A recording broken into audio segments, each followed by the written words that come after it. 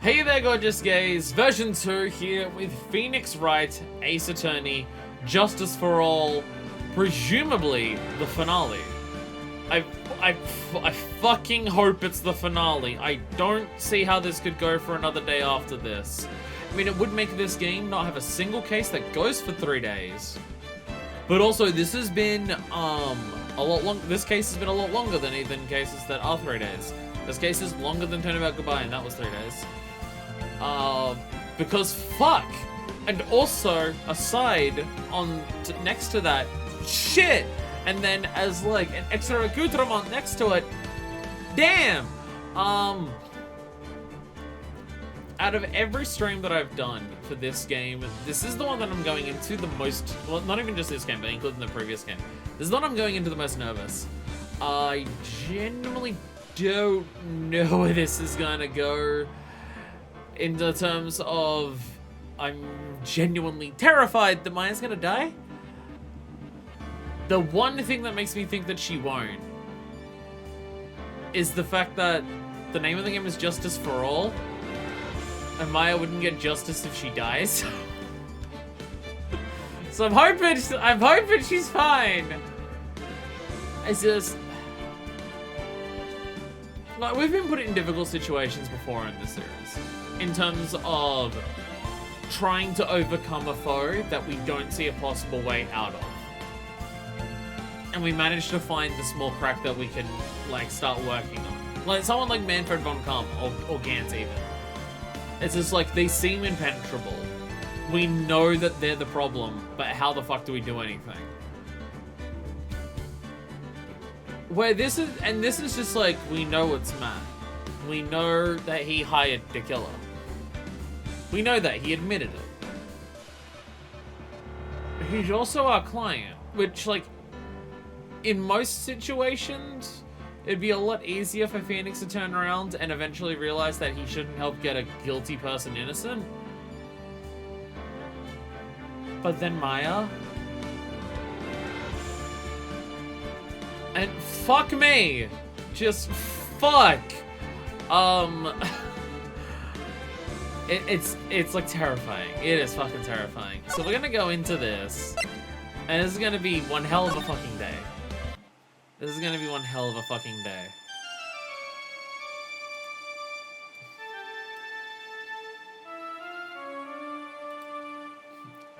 How'd I get into this mess? That's far enough! You can't run forever, Mr. Phoenix Wright! What is happening? Oh. What have I done wrong? I cannot allow you to go on like this. But I'm just a simple defense attorney. Silence! You are no longer worthy of your title.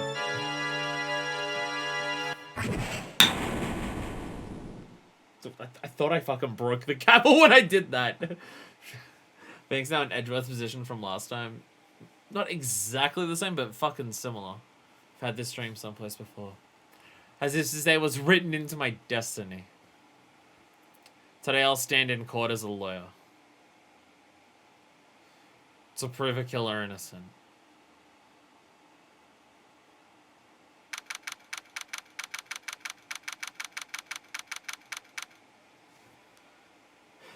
I mean, he's in Edgeworth's position in the sense that he has to decide what he needs to do.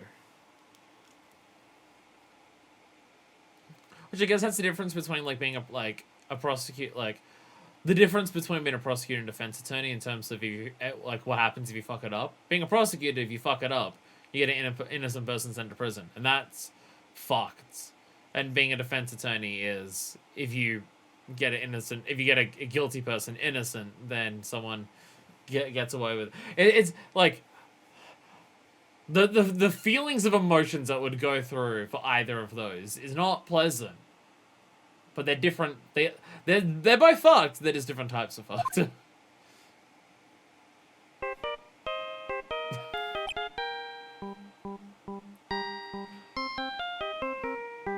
I feel like the game wants me to make this my ringtone in real life.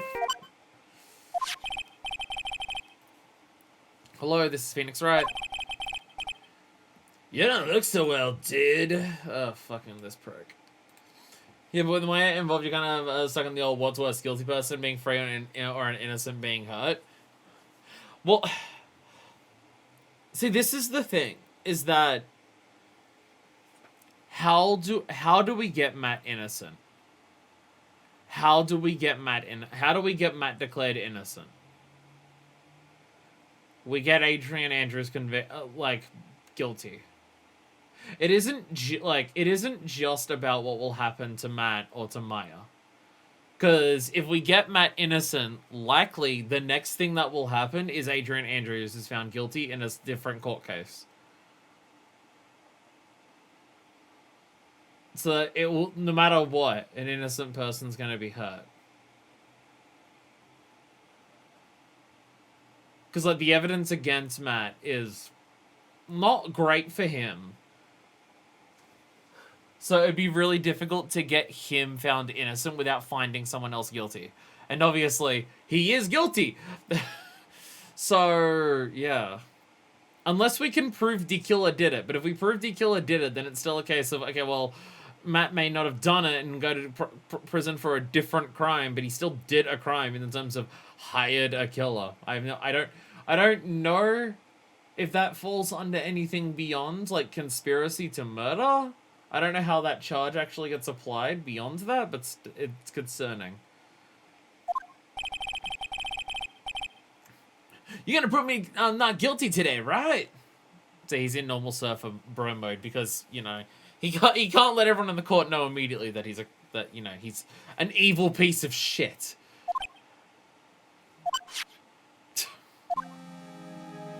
Now, again, never mind. He is letting people know that he's an evil piece of shit. I haven't said herself, and then they should never forgive Phoenix if he gets Matt the not guilty verdict. Yeah. Yeah. If you please, Mr. Lawyer. Remember, it's not just me. Your precious friend's life is riding on today's verdict, too.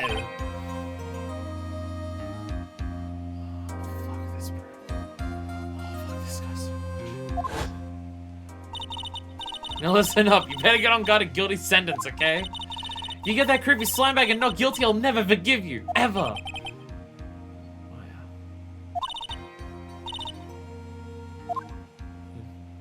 Ah, Mia! Hello! Welcome back, Mia. Hi, Mia. Maya! How's Maya? I don't know. You don't know? She hasn't tried to channel me since yesterday. What am I supposed to do? Well, like I said, for a lawyer, the worst of times are when you have to force your biggest smiles. But you can't give up. There's still some hope left. Stop it, please. There's nothing left. Not here. Not anywhere.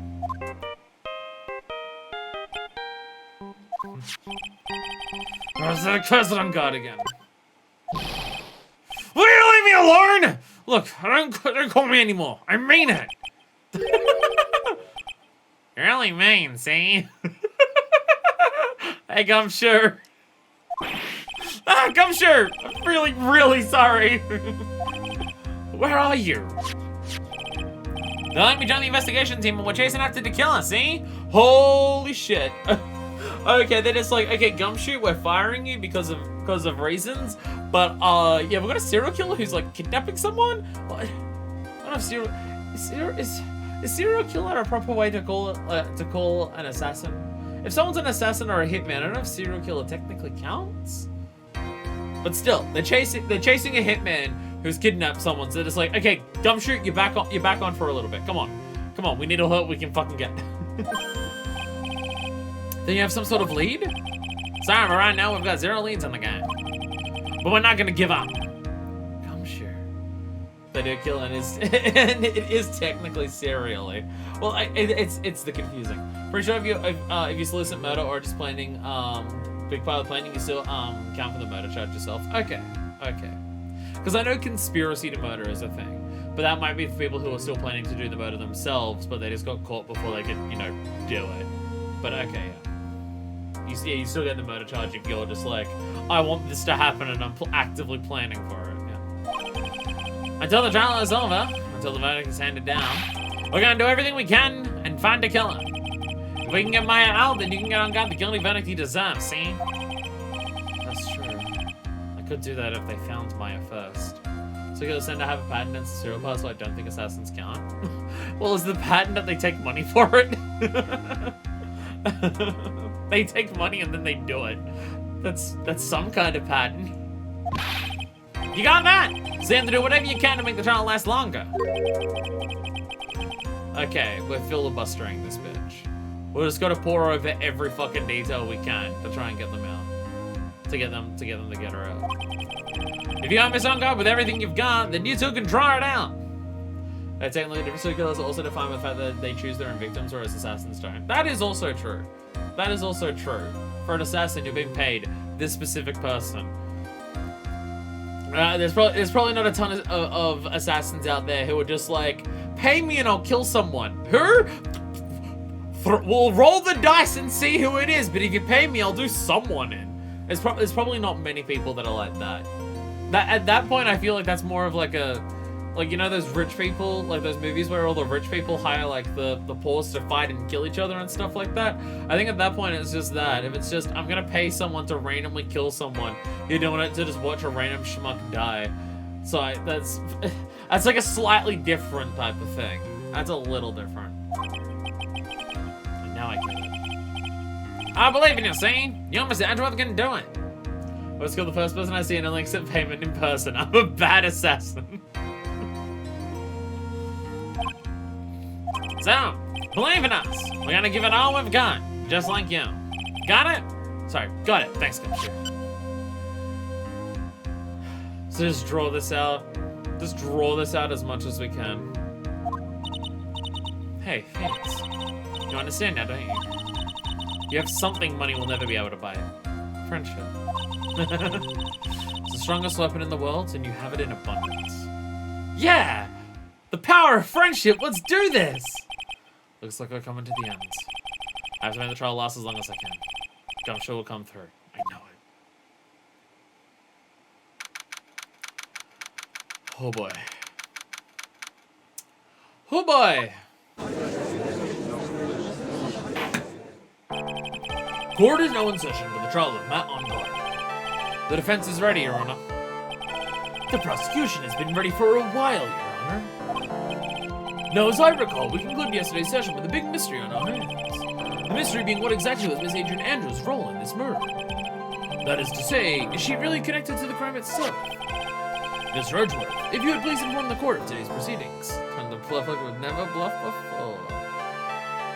Yeah, hopefully we can just have, like, Edgeworth and Wright just yell at each other about inconsequential details enough that the judge just doesn't call it early. Because I think that's our best bet. Adrian Andrews. She forged evidence that threw suspicion onto Mr. Guard, and then proceeded to escape the crime scene by wearing a nickel samurai costume. The guilt of these actions are from those which she cannot escape. Then you're saying that she is guilty after all?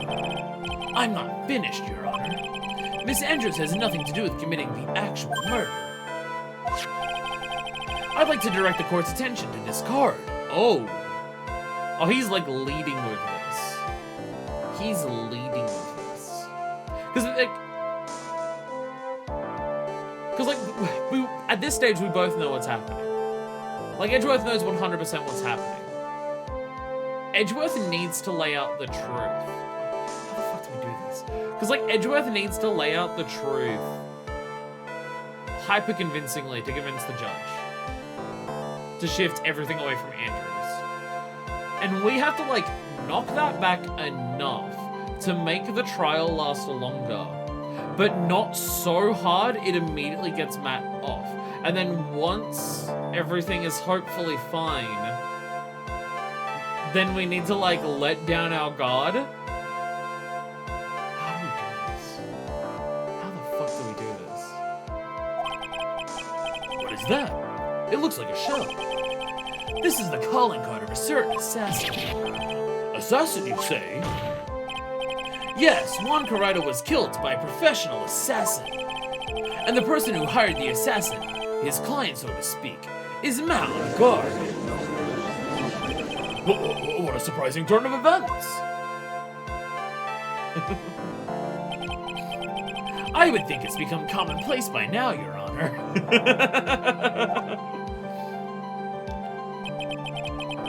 I know what's going on this time. So I know that everything Edgeworth has said is true. We still have to hold out as long as we can. At least until Maya's safe and sound. What how the trial will turn out today. Now then, please call your first witness, Mr. Edgeworth. The prosecution calls the defendant's mentor, Mr. Will Powers, to the stand. Oh shit! Oh shit, Will Powers. Nice. Oh yeah, that did come up last time. No, that did come up last time. Yeah. Sorry, it's been a hot minute. It's been a hot minute. So, yeah. Time for Doodles puts himself on a common list for string fun fact. There are many charges leading to murder without actually committing it. Conspiracy murder is defined as having proven intent to murder. Attempted murder, on the other hand, requires not only intent but action. Soliciting to murder is the intent to engage another in murder. You don't have to successfully convince them, interesting enough. Also, it only exists in the UK and Ireland, apparently. What, the soliciting part explicitly? So if you just go on to someone and say, hey, murder someone for me, and they say no, in other places, it's just like, oh, well, you failed, so it's not a crime. Now then, witness, your name and occupation, please. Okay, I'm Will Powers. I'm a poor, underpaid action star. And what is your relation to the defendant? Well, that's... I guess I'm sort of a lazy mentor to him in a way. Yeah. Mr. Powers, please. You don't need to put yourself down so much. Solicitation of murder is definitely a thing all over the place. Just all over, just fucking everywhere. It's in the gaps of the walls, it's fucking everywhere. So the murder is only a charge in those areas as far as I can tell. I think there are some charges in other areas, but at least not by that name. Sorry. Well, but I'm just kind of a nothing sort of guy. On the night of the murder, you visited the defendant's room. Is this correct? Yeah. I didn't know that. Why didn't Powers tell us that? I mean, I know he was still not to tell us shit, but before, like, on the first day. But, you know, I didn't actually get to see Matt when I went. All you need to do is answer what you're asked. Now then, I'd like you to please testify about when you went to Mr. Ungard's room. Okay, sure. Visit to Matt's room. After the award ceremony, I went by myself to Matt's room. Matt was standing there in front of his room, still in his nickel samurai costume.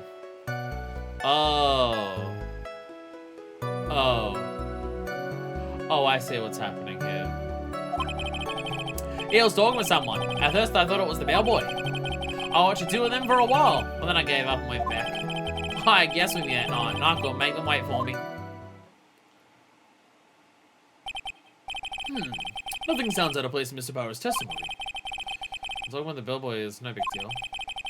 Everyone assumes that the person Mr. Ungard was speaking with was an ordinary bellboy. What are you implying? It's good to have Edgeworth back. It's good to have Edgeworth back. I like the shit that he does in the courtroom. It does mean that we only get Francisco for like 2 cases in this game, and one of them is fucking turnaround big top. So, you know, poor Francisco, but you know.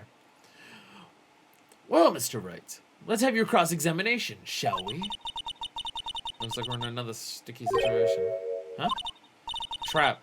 Can you smell it, Phoenix? But for us to find out more, we're just gonna have to charge an head first, right?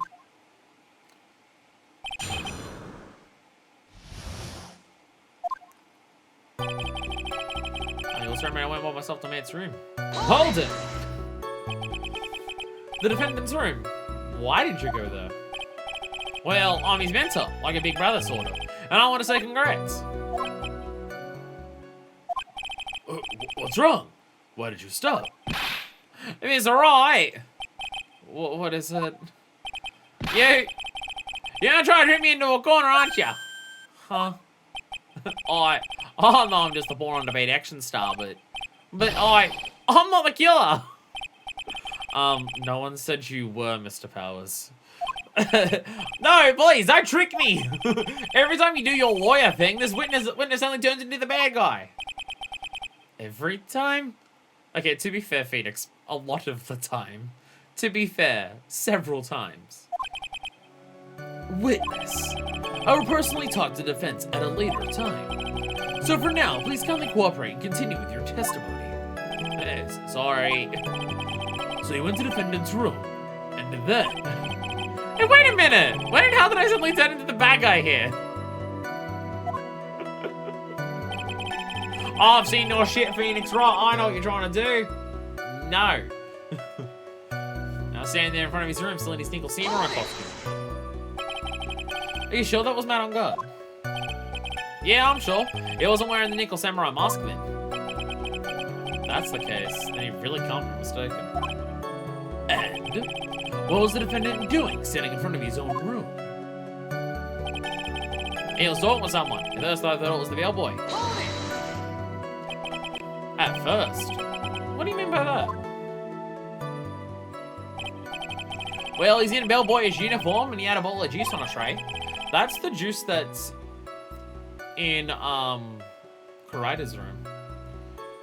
Though maybe just everyone here fucking loves tomato juice for some sick fuck perverted reason. Sounds like an ordinary bellboy to me. Yeah, but I didn't think he was a normal bellboy. And why was that? Why do I think that, Mr. Wright? How am I supposed to know? Sorry, but I can't remember right now. Sorry. Guess I'm gonna have to wait patiently on this one. Watched two of them for a while, but then I gave up and went back. In the UK Ireland, even if you plan to try and convince someone to commit murder, soliciting murder and punishable with up to a life sentence. Okay. Okay. You saw the two of them, the bellboy and the defendant, together, right? Yeah, the bellboy just wanted to say congrats. Now, while you were watching the two of them, did you notice anything strange? Oh. It really is. Just doing the voices makes me yawn for whatever reason. You know, I'd feel something weird. I think it was because, man, well, he gave the bellboy a tip. Hey, hello, Feeny. Welcome to the stream. I'm terrified and I'm gonna shit myself. Because today's a terrifying day in the Phoenix Wright land. Hello. We're at literally the end of the second game and I'm terrified. Oh, wait. Our defendant's guilty. Our defendant is super guilty. And I'm terrified. I'm terrified. Just He gave the bellboy a tip. Only man on guard is real fucking prick. He wouldn't give anyone a tip. It was weird. A tip? That's a perfectly normal thing to do. Yeah, but Matt's a douche. Why would he do that? So you know, I've never seen him give anyone anything in his life before. He's only too much of a prick for that. So how long did you watch the two of them? No more than a minute or two, I think. I guess with me that night, I'm gonna make them wait for me. Every time you say bellboy, I'm hearing bellboy. Does it also help that I'm accentuating the Australian accent for that? So it's like, meow boy, and just completely butchering the words. A tip. Well, it's technically America, so I guess tipping is normal.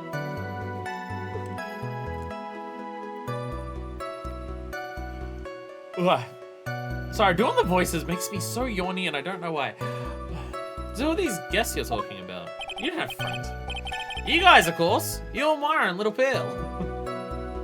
What are you talking about? This is Japan. It's Japan, America. It's both at the same time. Who are these guests? Could they have been involved in the murder? Well, it was you, Phoenix, so maybe. Traditional Japanese hamburgers. I want to try an onigiri rice ball burger. That's what I want to try. Just to bring the meme full circle. I thought it'd be really rude since I invited you guys. Vi disappeared on ya. So I'm back to me seat pretty soon after seeing Matt in the hallway. It's like squeezing water from a stone. It's probably pointless to press further. Do you remember this incident? Did Miss Powers leave his seat that night? I don't remember that happening at all. I was making such a racket in her hyper state. And then I'm focusing on her. Let's see. In any case, from his story, he probably wasn't gone for very long. Oh yeah, this is also happening. Yeah, Pearl's being meified. It's uncomfortable every time it happens. I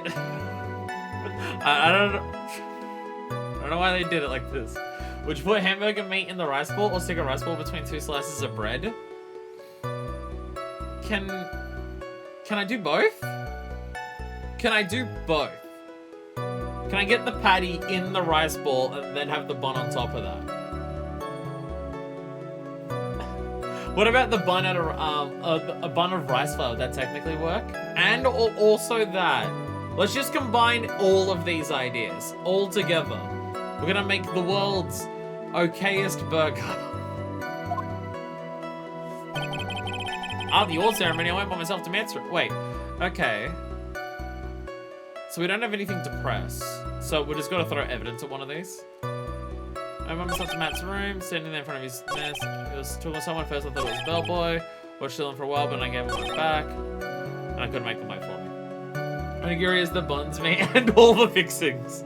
So we're just gonna put an onigiri ball in an onigiri ball with another onigiri ball on top of that. Flattened rice ball stuffed with burger mince, and that inside a burger, inside a rice flour bun.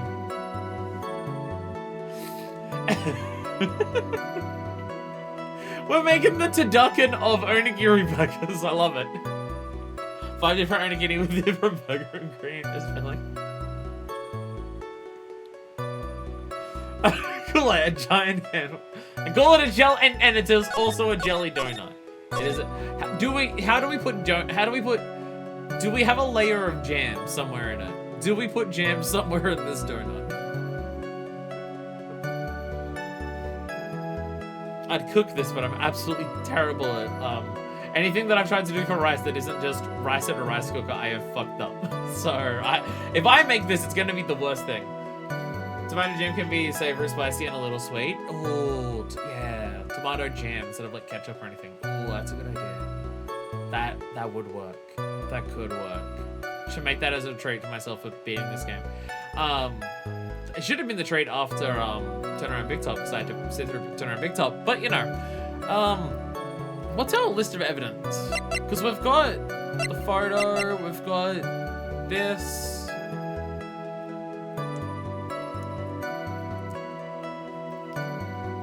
Just the rice and bread carved double up. I'm okay with that. I'm okay with that. The press conference ticket. Did he give us this? Bobby should make a jam and a Gary thing for several Fool's Day videos.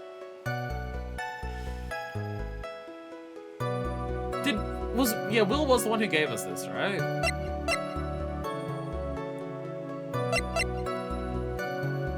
Article was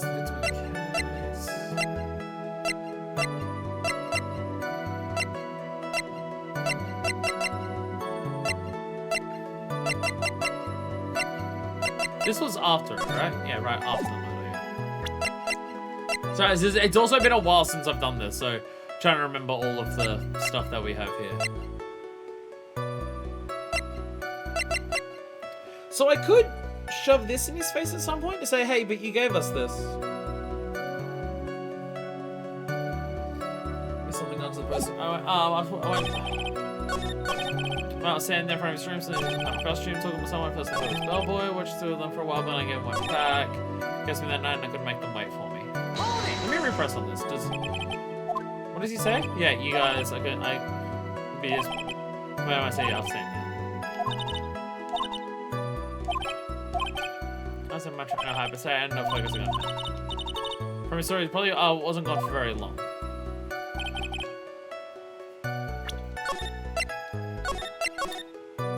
Already stuck on the first thing. I'm already stuck on the first thing of just, I'm just gonna have to throw shit at the wall and just see what happens.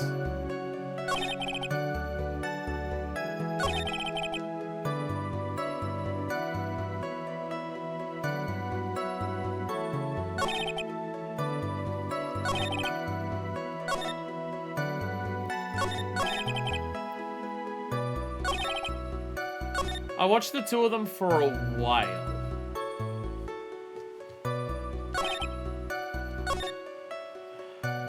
That's like the one thing. What does he say? What does he say when I press on this? Well, yeah, you just that you saw them together. While you're watching, did you notice anything strange? You gave the bellboy a tip. Okay, yeah.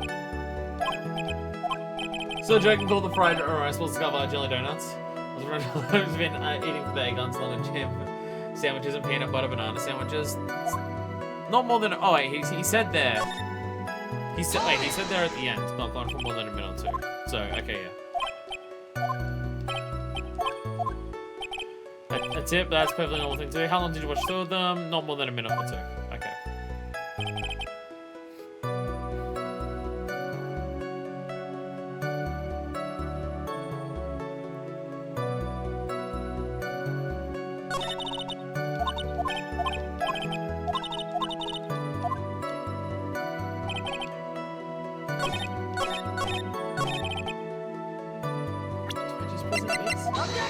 That's nothing.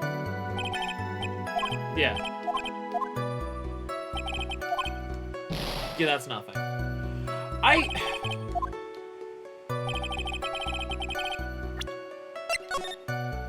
was gonna reload immediately. I'm already stuck.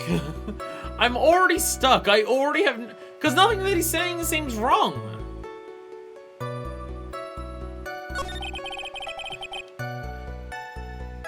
You could do it. I believe in you. I don't believe in me. I've been fucking atrociously bad at this game because I'm dumb. I've been very, very awful at this game. I've been able to work out most things in it. I just... What do I even... Like... Nothing he's saying is wrong? So I don't get what point I'm meant to make here. He's not saying anything incorrect. And pressing doesn't get us anywhere. So it's like I have to present evidence to just drag this... Like, I'm meant to just present evidence to drag this out for longer. How do I drag this out for longer with any of the evidence that I currently have? Myself, stand in front of his room. Someone says the bellboy. Time for a while when I gave up my back. I guess I'm gonna make them wait for me. What do I do?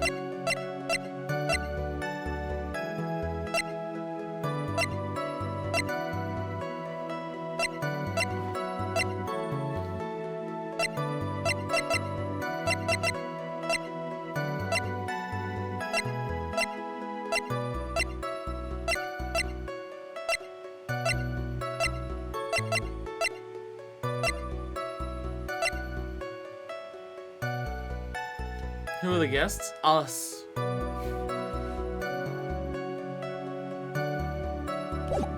He just says the guests are us. Yeah, the guests are just us three. Thought it'd be really rude since the mighty guys ever disappeared on you. So I'm back to my safe routine after seeing Matt in the hallway.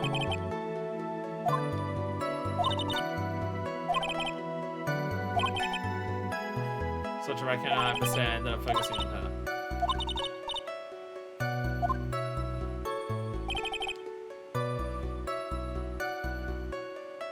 I mean, I'm dragging this out by just not going anywhere. Does this count as time passing for Gumshoe to find Maya?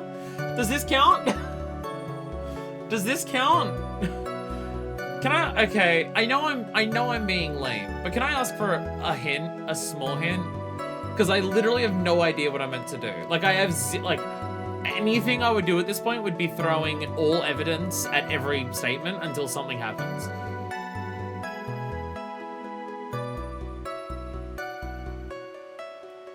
Oh, the press changes a different press? Oh! Oh, what? Okay. So now I just have to Oh, is that... Oh, because is that the thing where he said we were waiting? We'll wait. Okay, you just gotta press it again, and he tells us. Oh. That's really fucking stupid. That's fucking dumb. This game has been a lot worse. This game has been a lot worse at having moments of just what you have to do to progress just actually doesn't make sense. This game's been a lot worse at it than the previous game.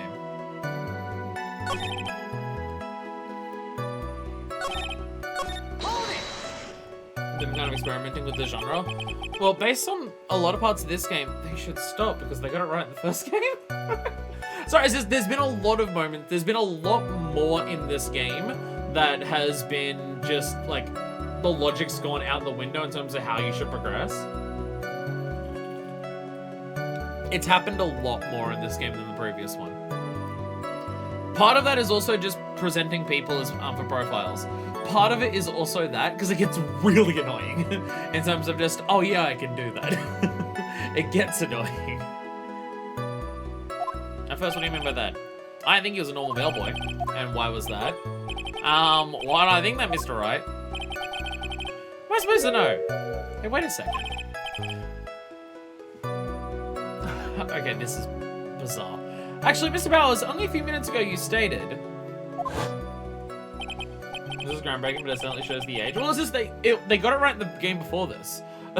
Like, most of it was right in, most of it was right in the previous game. And then it's just, this game has a lot more weirder moments. Like, this game has great moments, but it also has a lot more worse moments than the previous game. And I'm not just referring to the entirety of Turnaround Big Top, though I am mostly referring to the entirety of Turnaround Big Top.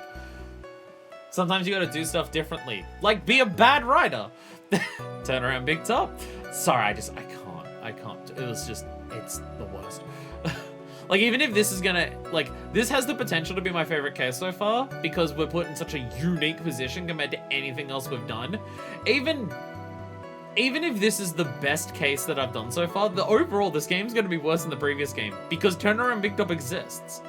Turnaround Big Top existing, does drag the entire game down. Because it's more than, it's like a third of the game that is just the absolute worst shit in the world. You know, I did feel something weird. I think it was, because Matt, well, he gave the bellboy a tip. Oh, so that's from a different press. So from a different press, you go back to this press. Okay. Name of this game because it means that Apologist knocks its solidity out of the park. I assume it's one of the future ones. Or is that one of the side ones? There's a lot of games in this franchise that aren't like the main ones, and I have no idea which is which. Well, I don't need to... Okay, whatever. Well, now I know... Okay, whatever. Could be that you felt something strange about the tip-giving incident itself. Ah, yeah, that's it. You really know your job. Mr. Edgeworth.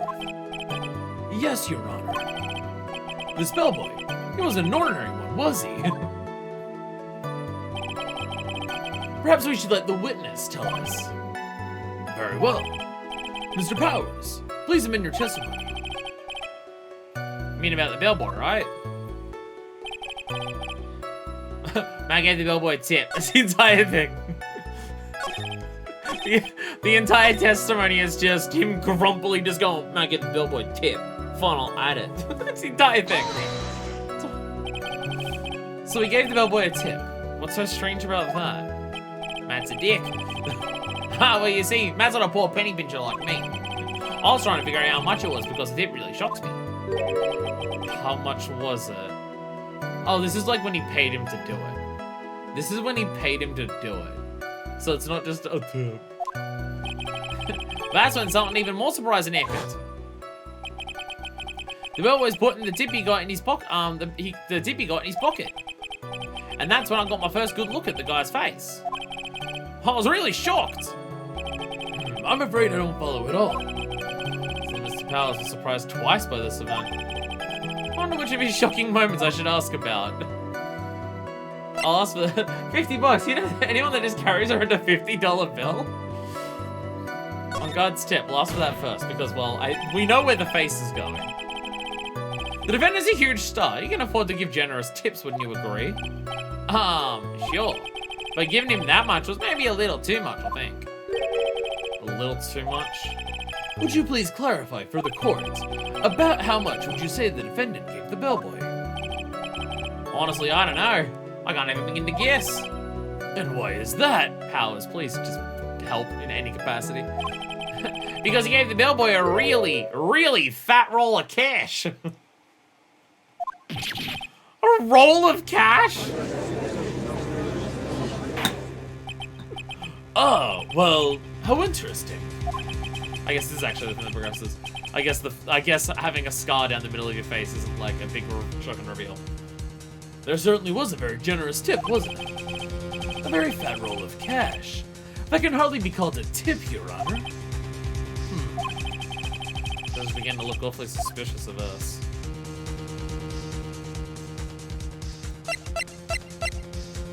Raise an objection. Objection! The defendant is a superstar! That kind of tip is typical fare for people like him. You know who else is... Are you saying that all superstars are super spenders? Oh, I've been on a vacation for a couple months. For this third time around. If I could receive large rolls of cash by simply bringing people things on trays, then why on earth would I be standing around here prosecuting? You've got a point. I don't even get paid, let alone rolls of cash for all my hard work. Thanks, how do you afford food? So supposing that roll of cash was not a tip, then what was it? Payment, Your Honor. Every time I bounce between the judge and Edgeworth, it really is like the voices get so similar between those two when I bounce back and forth between them.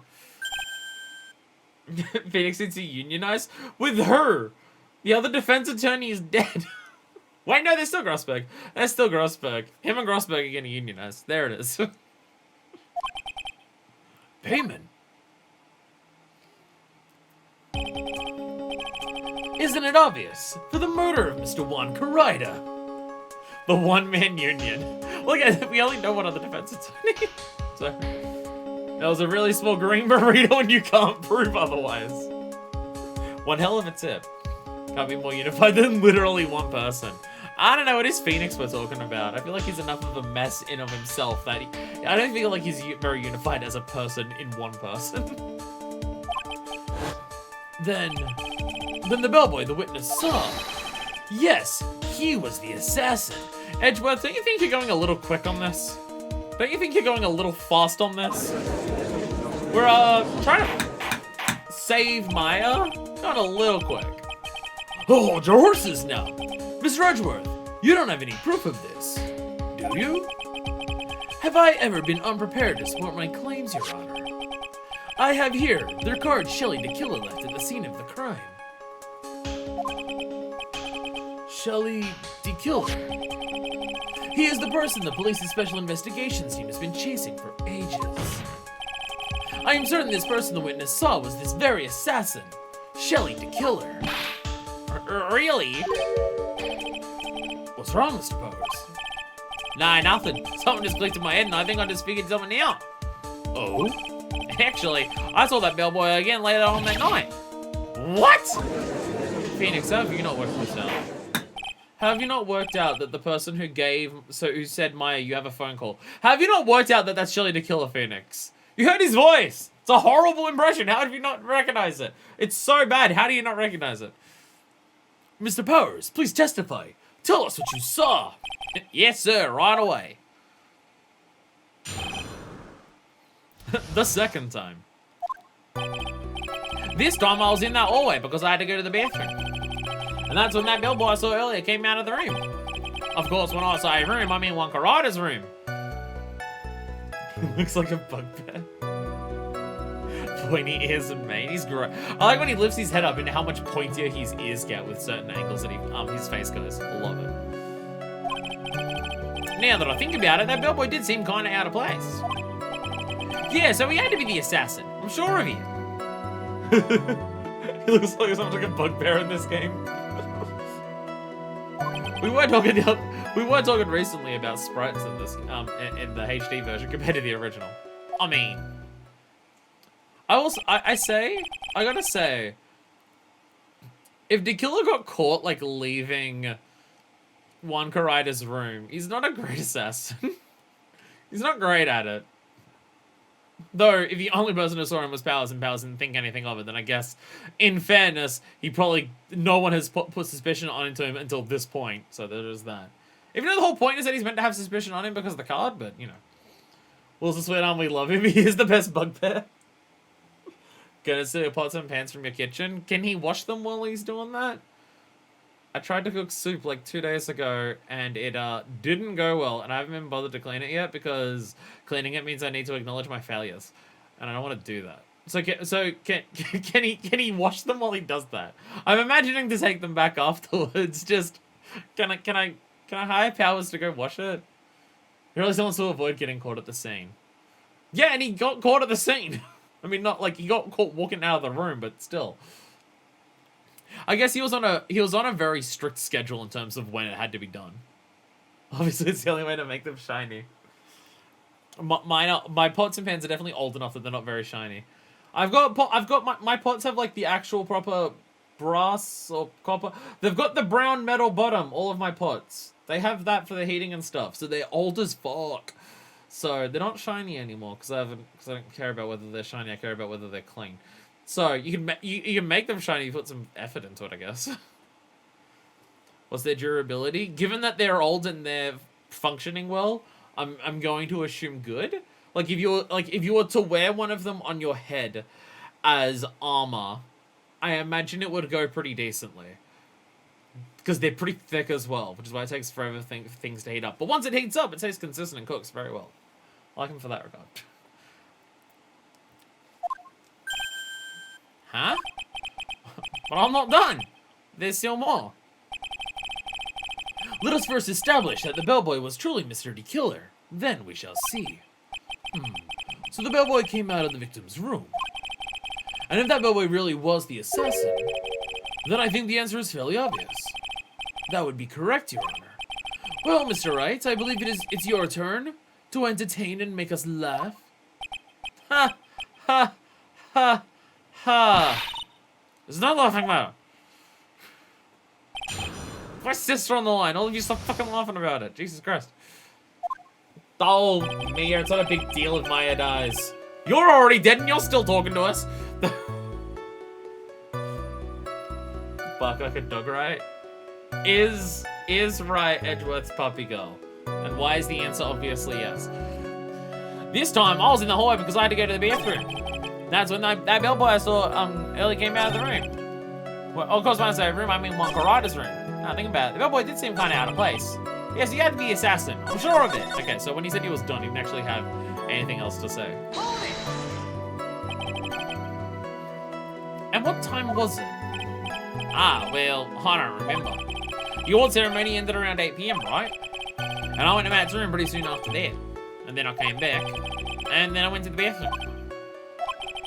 So I guess maybe it was around 8:10 by that time? You didn't just go to the bathroom while you're up there? You didn't, like, you were just like, oh, I'm next to the bathroom. No, I'll go back for 1 second and then come back again and then go to the bathroom. Could have gone at the same time. They're like literally right next to the rooms. You don't want the details, are you, Mr. Powers? Sorry. I thought I could maybe catch Matt and send my congrats. After not washing my hands. And that's when that bellboy still came out of the room. It's saying something that out of all of the voices that I do for this franchise, probably my worst one is the Australian accent. It's pretty impressive considering, you know, where I'm from. I sure it was the same bellboy. Yeah. And how could you tell? All the bellboys wear the same uniform after all. Phoenix, do you see all people who work in that position as just faceless creatures who give you food? Do you not recognize them by their faces, Phoenix? Phoenix is a bougie fuck, which is ironic considering how poor he is. But you see, well, he had those stitches in his face. Well, I just came in, I see that line. Hey, Angelo. Hey, Angelo. We're talking about how bougie Phoenix is. Well, yeah, those stitches in his face. Ugh. So I'm sure it's the same guy that was talking with me. So which room did the bellboy come out of? Of course, when I say room, I mean Wonka Rider's room. And how did you know it was Wonka Rider's room? Oh, is this actually going to be the point? The victim's room, huh? You can't tell the difference between them. It says their names on the front of both of the doors. Yeah, but you can't read that. No one can read. Phoenix? Yeah, one with all the really pretty flowers and teddy bears. It was Juan's room, alright. Well, it's going to describe how screwed I am. Let's continue with the testimony, shall we? Now that I think about it, but boy, it did seem kind of out of place. So what exactly was so out of place about him? Phoenix says, sweating profusely. Right.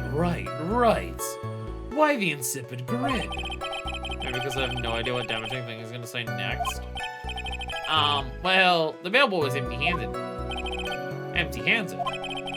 A bellboy was one of the room service people, right? But he wasn't pushing a cart and he wasn't holding a tray either. I was about to say, what if he set down the tray, but he may have brought it out with him. You'd call that a little strange too, wouldn't you? I agree that it is a bit strange, Mr. Powers. Is it really that unusual for a bellboy to be empty-handed? What should I do? Should I let Mr. Powers' testimony slide, or try to pull a fast one? Let's pull a fast one. There is nothing strange or unusual about an empty-handed bellboy. But there really is. It really isn't. If you two are done being school children, bellboys have a room service. There is no reason for them to be empty-handed. Ever. Juan wanted the tray too? Exactly! Just say that Juan wanted the tray. Because I can know how to get it on there. Mr. Wright, tell us what you want, what you really want. Judge, will we get penalized if we burst out into... Is that Spice Girls? My friend is saying Spice Girls. Phoenix is Baby Spice, I just know that. Phoenix is grasping me while Edgeworth is actually bougie. Why would someone who's helping people ever not be doing their job? What do you expect of a man wearing a fucking cravat? What do you expect? Is there a reason for them to be empty-handed? It was the most fucking entitled sentence I've ever heard. Your Honor, I asked that the witness' previous statement be supplanted with this new one. Edgeworth. Are you gonna do whatever you can to make the bellboy look suspicious? Time to clean, time to lean, time to clean. The thing is, I get that from customers more than my fucking boss. My boss openly says, if it's quiet and you need to sit down, just have a fucking seat. Like, if you're able to sit down because you're not serving customers, have a seat, it's fine. Like, you only need to do the work that you need to do in a day, and nothing beyond that. But the customers are the ones that are the arseholes if I walk in and I'm not actively doing something, or in their eyes I'm not actively doing something, then they're the ones who are dicks to me. So, someone who's lived under Manfred for over half of his life at this point, probably. But Manfred was a dick, and he knows that. He knows that Manfred killed his father. Gotta unlearn all of that shit. I see. Very well, this court recognizes and grants the prosecution's request. Mr. Powers, if you could amend your testimony, please. Yes, sir. I blame Montcalm, like he said, no opportunity to examine his privilege. He pretended to be dead for a year. Surely you can do a little more self-reflection in that year.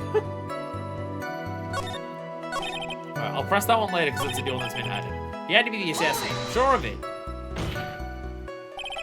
Please don't be so quick to judge. But it's kind of a Powers family thing. Think of every person as a thief. Well, I guess the thief and assassin are both sneaky and silent. That's not the point, Phoenix. Okay, so if Bellboy was the assassin, it'd be very bad for us. But he is the assassin, you know? Yes, but you can't give in yet. I'm gonna prolong this trial for as long as possible. You're gonna have to pull some cheap tricks on this one. Time to pull out the bullshit! Woo! Edgeworth is a complicated guy.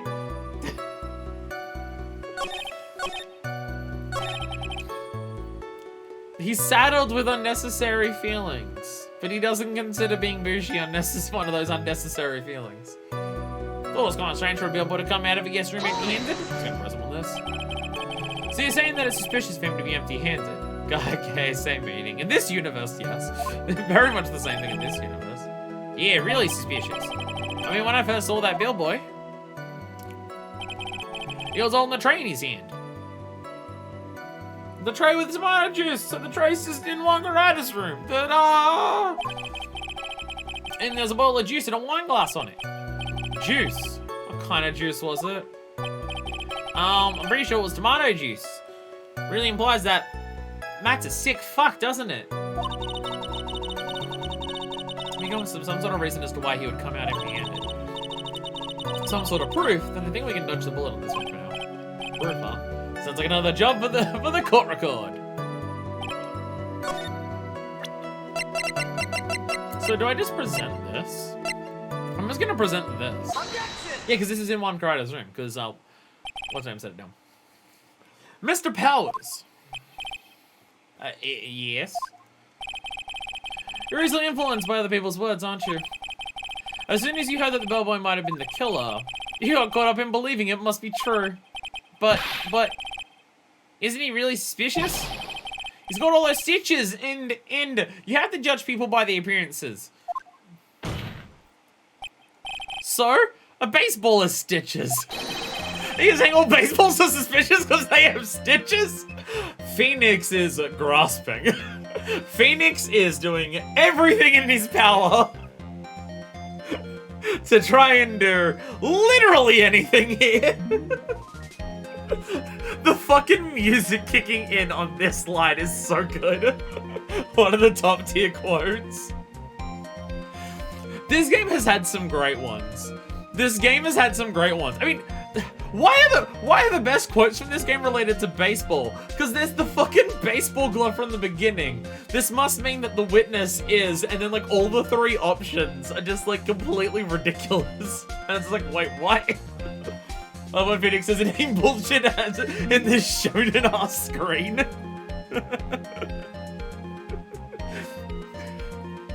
Like, we know that we're just bullshitting right now, but the game's still trying to be like, yeah, it's hype though, let's go! It's amazing. Oh yeah, the damage sound. I just said if I saw a baseball walking out of a bank, I'd be pretty suspicious. Game's a comedy first. Tell that to turn around picked up. The other cases, absolutely. Turn around picked up though. It's hard to ignore that. Funnily enough, the least funny case in the game is the one with the clown. Though I guess the whole point is that the clown isn't funny, so I guess that actually does make sense. The rest, everyone else is the circus. The clown isn't. They're gonna flip all the money though. After all, it'll be a home run. We have the puns in the Phoenix Wright game. We're doing well. Well, it's also, I mean, what about him being empty-handed? I'd like to ask the court to please take a look here. The tray's actually there.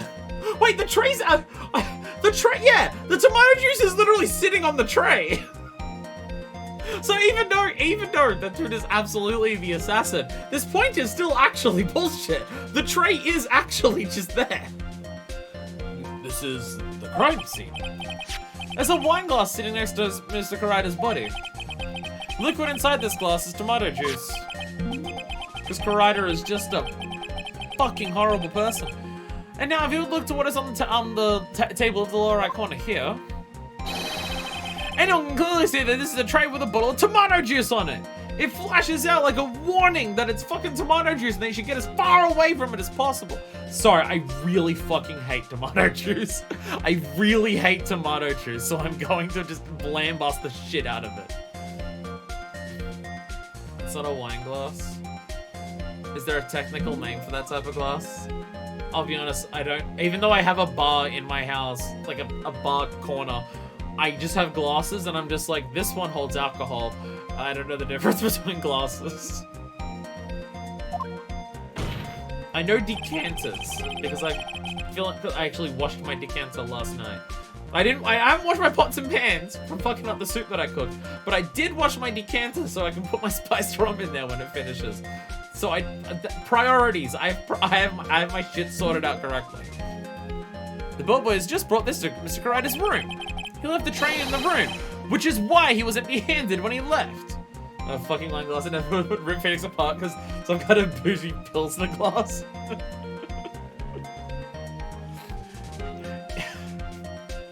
If the defense doesn't even know the difference between glasses, then how would he know what a bellboy does? Ah! But that would mean that bellboy had seen and left a dead body in the room. It could just... We don't know that the tray appeared after the dead body. An overly long sherry glass. Why would you... Do you have to serve sherry and wine in different glasses? I don't get it. I don't get it. Ah, but can you prove that Mr. Corona was already dead at the time? Mr. Edgeworth. Yes? I blame you for leading me down this road. I'm terribly sorry. You want to be bougie, yes. Sherry's in like half a shot glass. Okay, a shot glass is bigger in other countries because shot glasses in Australia are fucking tiny. Shot glasses here are like 30 mils. So half of that is a thimble. Half of a shot glass here would be a thimble of sherry. It's obvious that bellboys aren't paid enough to worry about a corpse. What is with him? Why is he laughing? Because he's enjoying the fact that he's actually going to beat you in a case for once. So even though he wants to help, he's also going to lavish the fact that he's actually going to beat you. Witness, isn't there one more thing you would like to share with us? Is there? The bellboy was empty-handed. Or should I say, empty-handed. It's a bit under a double shot, but it's still small, 50 ml for a sherry slash port generally. That's still tiny. If I'm drinking port, I want more than 50 mils of it. Perhaps a very triangular champagne glass. I don't know the difference between the glasses. I also don't drink wine. So I also don't know these. I drink spirits and mixers, and there's like the highball glass, the old-fashioned glass. It's a sling glass. There's too many. What I'm learning is that there's too many glasses. What I'm learning is that there's too many fucking glasses. I recall you had something interesting to say about his hands. Oh yeah, I almost forgot. Huh? Replacement for a Collins glass? Like a Tom Collins? Because I'd fucking hate a Tom Collins. Tom Collins is one of the posters of cocktails that I have up on above my bar. And I'm pretty sure Tom Collins has gin in it. Which is the one thing that's worse than fucking tomato juice. So, you know. Out of all the cocktails that I have up on my cocktail wall above my bar, there's about 4 or 5 of them that I just would not drink. Mostly the ones with gin. Bloody Mary has gin and tomato juice. Okay, I didn't know what a Bloody Mary was other than the thing with celery in it, which I'm also not a massive fan of celery. I don't dislike celery. I just don't care for it. But okay, I think a Bloody Mary would actually just fucking kill me. I didn't realize what a Bloody Mary properly was. If it's gin and tomato juice, that I would die. I cannot imagine something more foul than that. That sounds horrifying. Do people do that to themselves? Is that why it's called Bloody Mary? Because the last thing that you see before you is the haunted visage of the Virgin Mary with eyes drooling out of her face because of what it does to you. Because if so, then I totally now understand why it's called a Bloody Mary. What? It's vodka, not gin, my apologies. Oh! So it'll only, like, knock you out instead of killing you. Okay. And hot sauce? Okay, I like the idea of a cocktail with hot sauce in it. That bellboy! He was wearing gloves! Oh, we fucked up. Grandmother used gin? Did she want people to suffer by serving them gin and tomato juice? As evidenced by the availability of Tabasco brand Bloody Mary mix. Oh, like Tabasco in a cocktail. Okay, I like Tabasco. I quite like Tabasco, actually. I'm quite a big fan of it. Alcohol, you're evil. No, a lot of alcohol is good. Like, making a batch of spiced rum right now, I can't call alcohol evil because I'm very excited for it. Because it's the first time I'm doing it without orange peel. So maybe it won't just taste like citrus oil to me. Gloves. Hell yeah, spice rum. I'm spicing my own rum. Is that it is? Because I've seen recipes of just like how to spice your own rum, and I tried it before, but I put orange peel in there because that's what the recipe said. And then it turns out that I'm very sensitive to the taste of oil. Just incredible. It's why I fucked up. If you're wondering why I fucked up the soup that I made, it's also oil based because I was trying to make sesame oil soup, and following the recipe, it was way too oily. So yeah, I'm very sensitive to the taste of oil, it turns out. And that's what fucked up with my last batch of spiced rum. The orange peel just made it taste like nothing but citrus oil, which turns out I don't like. I can't even taste the spices. So I've got like peppercorns, allspice berries, vanilla bean, cinnamon, ginger, nutmeg, star anise, or anise, I don't know how to actually pronounce that. I've got like a bunch of stuff in there, and it's gonna be, oh, I'm so excited for it! It's gonna be like another 2 days for it's ready. Gotta make a funky pina colada. I'm gonna make any pina coladas. I always go to make pina coladas, and then I'm lazy and I just mix Malibu and pineapple juice. Anise. Okay, there we go. Perfect. I've never known how to pronounce it, and I just never looked it up because I don't know why. Anise. Okay, perfect. Awesome. Yeah, pitch black leather ones. Well, the other bellboys don't wear gloves like that, right? Black leather gloves. Why didn't you mention this earlier? Sorry, it slipped my mind. Ah, why does this make the bellboy look really suspicious? Alright, gotta focus. Can't lax it. So what if you had gloves? A lot of bellboys wear gloves. I learned from a bartender on YouTube, but I have focused on last year. Anyway, let's go. Which bartender YouTuber? Because this is also where I got the spice rum recipe that I used. A lot of bellboys wear gloves, except for the fact that you just said that bellboys don't wear gloves. Hey, it's the same person. Nice. Yeah, same person. Yeah, how to drink. Yeah, how to drink. Yeah. It was actually the Discord that introduced me to how to drink, because someone in the Discord linked me the episode where he drinks the spiced rum, and he didn't like most of them, and then he made one, and that's the recipe I've been going off of. So there it is, perfect. Come on, Mr. Wright. That bellboy was wearing black leather ones. So, a football is made of leather? Are you saying all footballs are suspicious because they're made of leather? Phoenix! Phoenix! He's grasping so hard right now. Jesus Christ. This man. This fucking guy.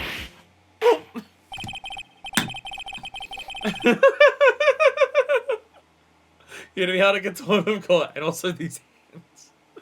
Bloody Mary with gin is generally called a red snapper. There's also Bloody Maria with tequila, Michelada with beer. Bloody Caesar replaces tomato juice with clamato. That one actually made me sick. The thought of clamato juice has actually made me sick. Oh my god.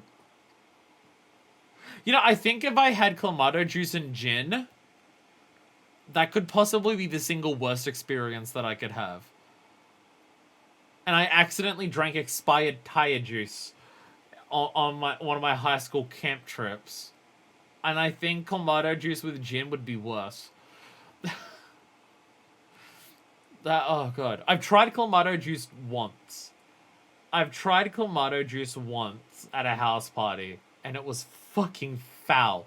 It feels like they've made it wrong deliberately as a prank to dickheads like me who will drink it at house parties. Single worst experience except for Big Top. I don't know. I think you're underestimating how much I dislike gin. I fucking hate gin. I fucking despise it. You can ask Hannibal. We had fucking pirate gin drinks last year, and just the pain it caused me to try and finish it was intense. I despise gin. And coffee is still worse. Actually, I'm not sure. It really depends on the type of coffee, whether it's worse than gin. That man, he received a large roll of cash from the defendant. And then he was seen leaving the crime scene wearing black leather gloves. I don't think that even someone like myself can believe he was just another bellboy. It seems that we have finally come to an understanding. Now then, witness, please continue with the rest of your testimony. The rest? Oh yes, please tell us more. Okay. The thing is, Edgeworth could have just asked the judge, I think you've heard enough, and the judge would have bought it, because that's what this judge is like. After leaving Juan's room, the bellboy went and knocked on Matt's door, just like that. He gave something to the person inside the room. Then the old guy just left, without even going into the room. After that, I went to the bathroom and then back to my seat. So the bellboy, after leaving the crime scene, next went to the defendant's room. Yeah, I kind of saw all that by accident.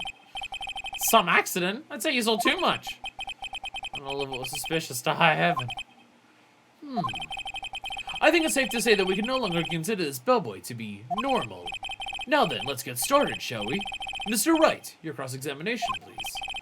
Yes, Your Honor. Uh-oh. Don't you think you're going a little too hard too fast, Edgeworth? Which is not the first time that Phoenix has said that. I believe once in the bellboy went knocked on Matt's door just like that. Hold it! Look up spice rum cocktails. Cable car, spice rum, orange, curacao. Don't know. There's a curacao that I don't like, and I can't remember which one it is. My brain is saying it's blue. Lemon juice, simple syrup, rum with cinnamon, sugar, and garnish with an orange twist. I'm concerned about orange twist just because of my experience with the spiced rum that I made with orange peel. But that also, the orange peel did sit in there for 3 days. So there's probably a difference between orange peel sitting there for 3 days and spritzing the orange peel and leaving it in there when it's served to you. There's probably a difference between that. It does sound delicious. Again, there's a curacao that I don't like, and I can't remember whether it's orange. I think it's blue. The twist is for aromatics that you can spritz on the top. Well, that's how you do the old-fashioned, right? The orange peel goes... Is that what you saw while you were busy spying? Excuse me? I may be poor underpaid action staff, but even I wouldn't stoop to spying. Well, I think the point is, where did you watch all this from, Mr. Powers? Oh, from the door of the bathroom in the left eye. And it's sort of sneaky, spy-like. Knew you were spying! Please, does it really matter if he was doing it over or underhandedly? What did the bellboy do next? That's all I care to know. He has someone to the person inside the room. Did you see who it was inside the room? I said hold it!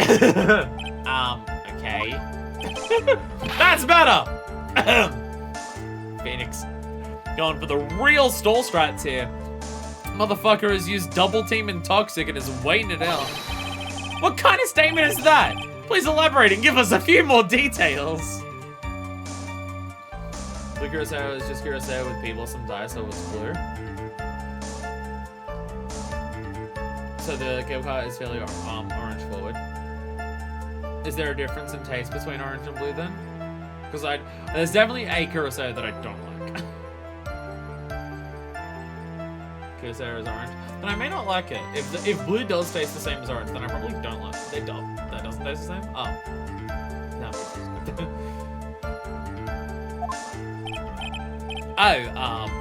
Okay. So I'll ask him one question at a time.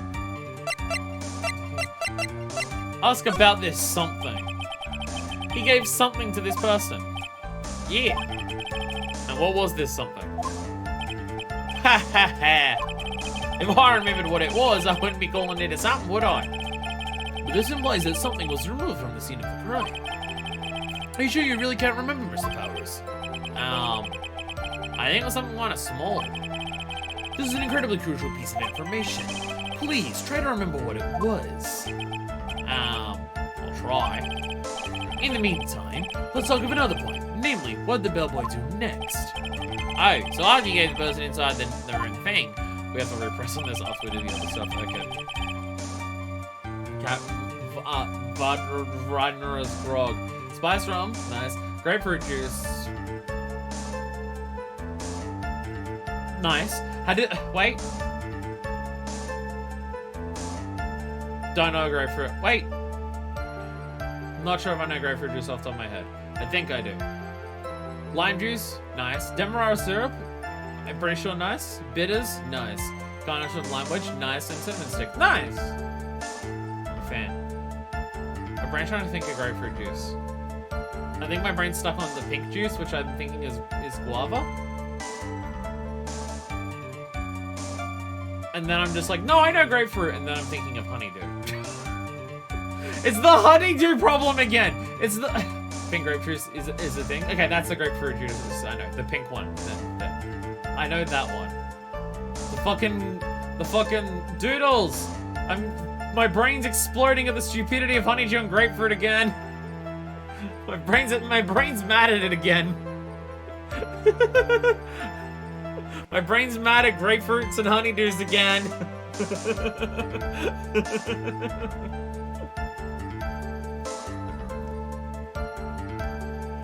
And the old guy just left without even going into the room. Wait, no. Wait, I'm not in the middle of pressing. Cantaloupes! I'm getting really confused then. I'm getting really confused. Sorry, honeydews and cantaloupes. What the fuck's a grapefruit then? What the fuck? Okay, now I have to look this up. Fuck. Yeah, what's a fucking grapefruit then? What the fuck's a grapefruit? Ah! Oh no, that's grapefruit! Oh no, I do like it. Oh no, this is yeah! No, the outside of the grapefruit is... Okay, well that one, some of them are green. The grapefruit kind of looks like a blood orange. Yeah, grapefruits look like blood orange. A grapefruit's a fruit that isn't a grape? I'm fucking... I'm mad. I'm mad at fruits again. Fire gets mad at fruits yet again. Oh, fuck. God damn it. Yeah. No, I do know grapefruit. I do like grapefruit. I quite like grapefruit. Where'd this bellboy go after you left this on God's room? Every stream is food, Brain. Every stream is food. I'm mad at fruits in the conservative party? Not like that. Not like that. No. No. I don't want a repeat of PAX 2017 where a bunch of people verbally harassed me, accusing me of being transphobic. I don't want a repeat of that. I'm not.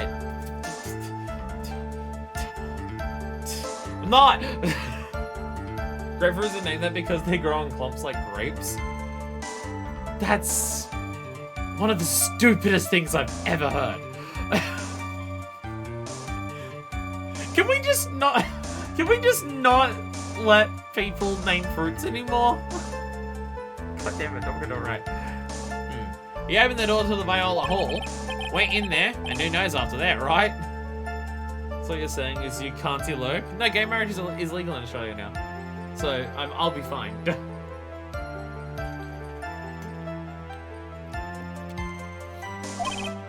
Yeah.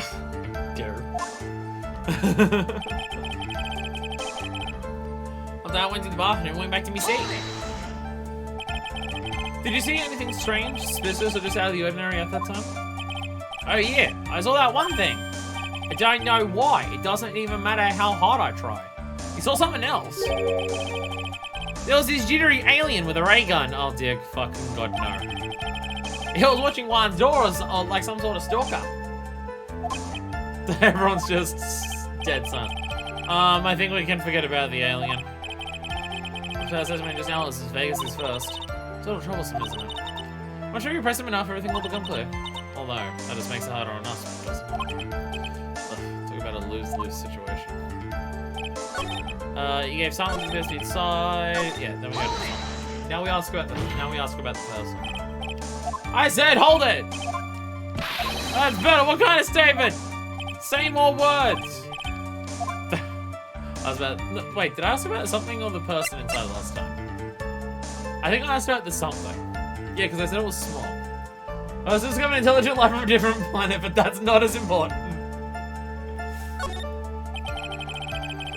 So who took this something the bellboy handed off? Yeah, it was something last time. Brain bad. And just everything. Actually, I don't know. What do you mean? Oh, I'm sorry, but I only saw the person's arm. Only an arm? Then you're saying you didn't see the person's face? Yeah. I would like to summarize the testimony up to this point, if you don't mind. When the bellboy left the crime scene, he immediately went to the defendant's room. There he handed a small item of some sort to the person inside. As for the person who received the item, all you could see was the person's arm. Yes. And it was just like that. I've turned into a Namazu. I could give Powers a Namazu voice, but then no one would watch this, including myself. Mr. Edgeworth, is all this really that important? Of course, Your Honor. I think it is of the utmost importance. This is when whatever was removed from the crime scene was handed over to the clients. Mr. Powers, please try to remember what it was the bellboy handed off. Well, let's see. I think it was... No. If you remember, please add it to your testimony. Yes, sir. If I saw it again, I can say for sure, but I think it was some sort of wooden statue. Wooden statue? A statue? Yeah. Yeah, I think it was the Thinker. No, it was a bust of Maximilian Galactica. Kinda looked like one, I guess. If I saw the actual thing again, I'd really remember, you know? So, for this show to proceed, I'm gonna have to come up with whatever this statue thing is and show it to them. I'm gonna have to trust your instinct on this one and take a chance, Phoenix. What would the bellboy do after that? A wooden statue? What would a wooden statue be? Could it be a bear? No, because that was back at the house. Why am I still doing this voice? A wooden statue, wooden statue, wooden statue. Alright, I gotta go through this. I think another statue is... I swear to God, if you tell me it's the fucking blue badger again, I swear to fuck. I swear to every single time that anyone has sworn throughout human history, if it's the blue badger again.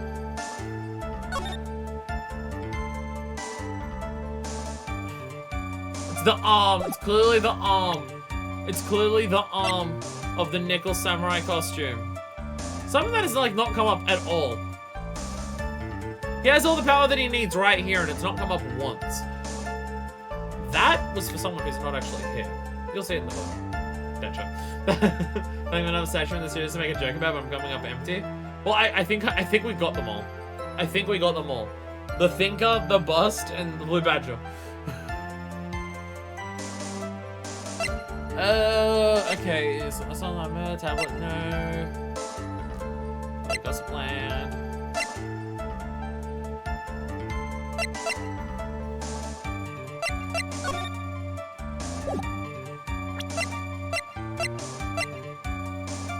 It could be the bear. One of the legs of Red White's table.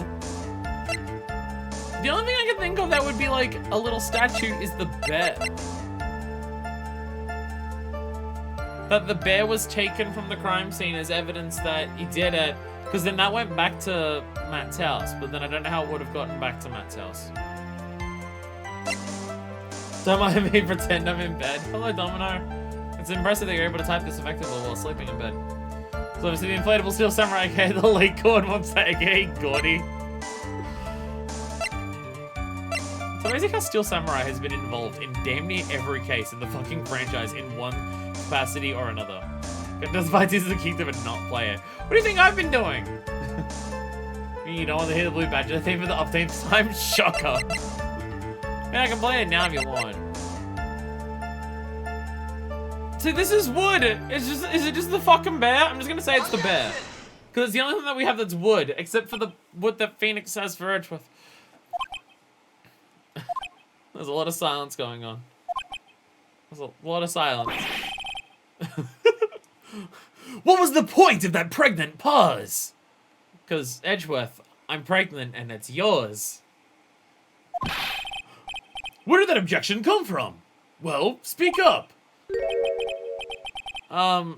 It was me, Your Honor. Pregnant pause. Is one of the bear statues pregnant? What is it, Phoenix? I have a feeling that something bad is going to happen once I show this. Mr. Wright, if you have something to say, please spit it out. Yes, Your Honor. Okay, Phoenix. Deep breath. Mr. Powers, the something you saw. Was it this item? Oh, hey, it's it. That's something. Well, Mr. Wright, you really figured it out. I recall we found this at Madame Guard's mansion. At the defendant's house.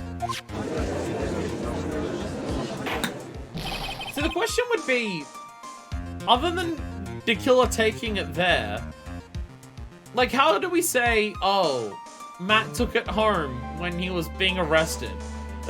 So, like, the killer took it, but, like, why? Why was any of this done? Why was any of this done with the bear? It's just been sitting there.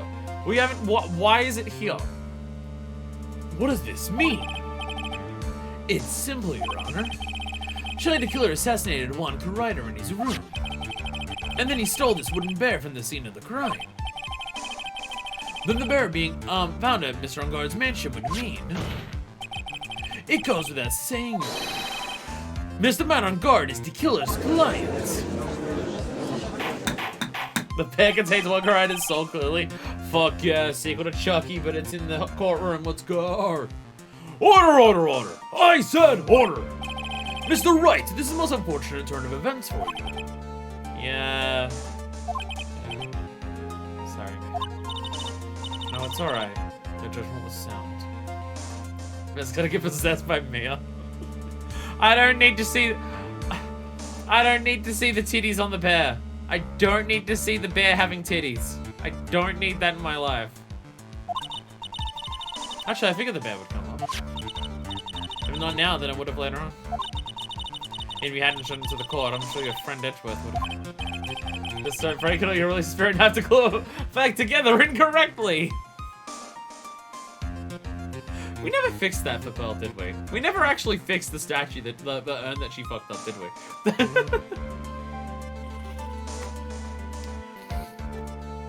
Well, fortunately, it's not like there's anyone left at Curine Village to get mad at Pearl for it, so there's at least that.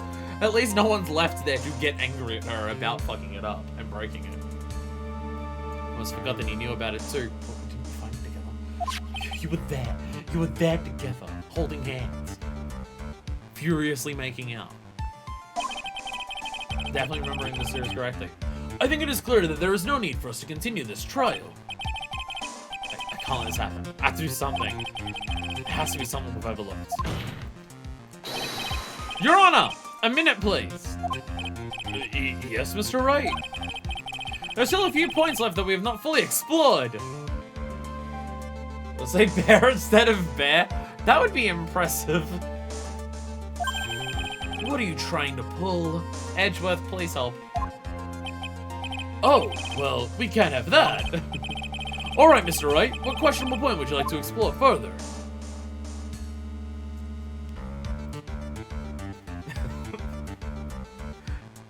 Mia flush position, bare-chested. I'm also totally not drinking Fireball and it's delicious. It's delicious that you're not drinking it. Wasn't there a thing about Fireball recently about how they can't get away with actually referring to Fireball as whiskey anymore? I mean, I don't care, it tastes nice, but wasn't there something about that with Fireball recently? A minute, please, stand still for a minute to continue stalling. Might need still slightly more effectively than that, Phoenix. When he twists his head, it announces the time! Particular, there's like, when I twist your head, it'll tell the time of your death! What questionable point? The person who received the bear or the bear itself? The person who received the bear! Because Matt was arrested! So if someone received the bear, how did it end up back at his mansion? Because he was like arrested, like right after, he didn't have time to go back. I'm point out that I'm pretty sure like they're really close to each other. They've already said that like the hotel and Matt's house are like really close to each other. So what's that? There was one thing in Miss Powell's testimony that was very unclear. And that is the identity of the person who receives the bear. He gave something to the person inside the room. Oh, I'm sorry, but I only saw the person's arm. As long as we don't know who it was that took the bear, we can't be sure of. Ah! Did you stub your toe? What's wrong, buddy? What is it, Mr. Powers? If you're gonna scream like that, at least give us a good reason why. Oh, yeah. Sorry. Actually, so, I remembered. I remembered who took the bear. This kind of sounds like you're making it up, I'm not gonna lie. What? Really? I mean, I only saw his arm. But, the arm. It is coming up! It is coming up! Him having all the power right here is indeed coming up. It was Nico Samurai's arm. Oh, I swear it. You've got to be kidding! How do you not remember that? Are you sure of that, Mr. Powers? Yeah, I'm sure it was Nico Samurai. We've already established that, like, multiple people were wearing the samurai costume. So that doesn't help. It doesn't help. Like, anyone in any capacity or any... How did Adrian do all of this around this? Unless, like, all of this happened and then Adrian did it, which would make sense. Order, order. It looks like you've dug your own grave yet again. How many times that today? Well, let's count. So the person who took in this little bear was the Nickel Samurai. And as we all know, Man on Guard is the Nickel Samurai. It definitely helps us buy time. Well, we can always say... We can always just say, but Adrian has already admitted to wearing the costume. How anyone wears the arm and moves the arm, we still don't know that, to be perfectly honest. Thanks to the defense, we've made that all the clearer. What am I supposed to do now? Need help! We don't have time to act this. We gotta find another angle to attack this from. Hurry. Now, I will bring this cross-examination to— Hold it! Your Honor! Again, Mr. Wright? We've already removed any and all questionable areas of this testimony. It's about time you removed from this court, Mr. Wright. Edgeworth, help us. I have to find something. Even one more little point will do. There are still questions left unanswered. What are you trying to pull? Oh, well, we can't have that. All right, Mr. Wright, where's the questionable point you'd like to explore further? Oh, what is back here? Oh, we're just back here again. As a variant that's not whiskey at all, it just removes the word whiskey on the bottle. I believe someone is suing them for confusing labeling. Doesn't look confusing to me. I have a bottle of Fireball on my bar right now. I have no idea whether it says whiskey or not. Good. Fireball is technically true whiskey, since whiskey has to be at least 40% ABV, and after adding flavoring, Fireball is 33% ABV. However, in the US, flavored whiskey is allowed to be as little as 30% ABV, so it counts. Think recent incident you were thinking of might have been a lawsuit with about Fireball Cinnamon, which does not contain alcohol, being too difficult to distinguish from actual Fireball. Oh.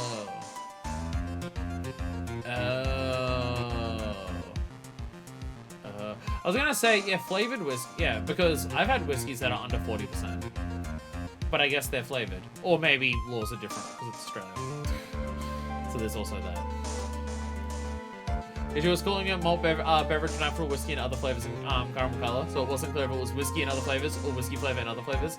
Just problems with them all around. All I know is that it tastes good. All I know is that Fireball tastes great. That's what I know.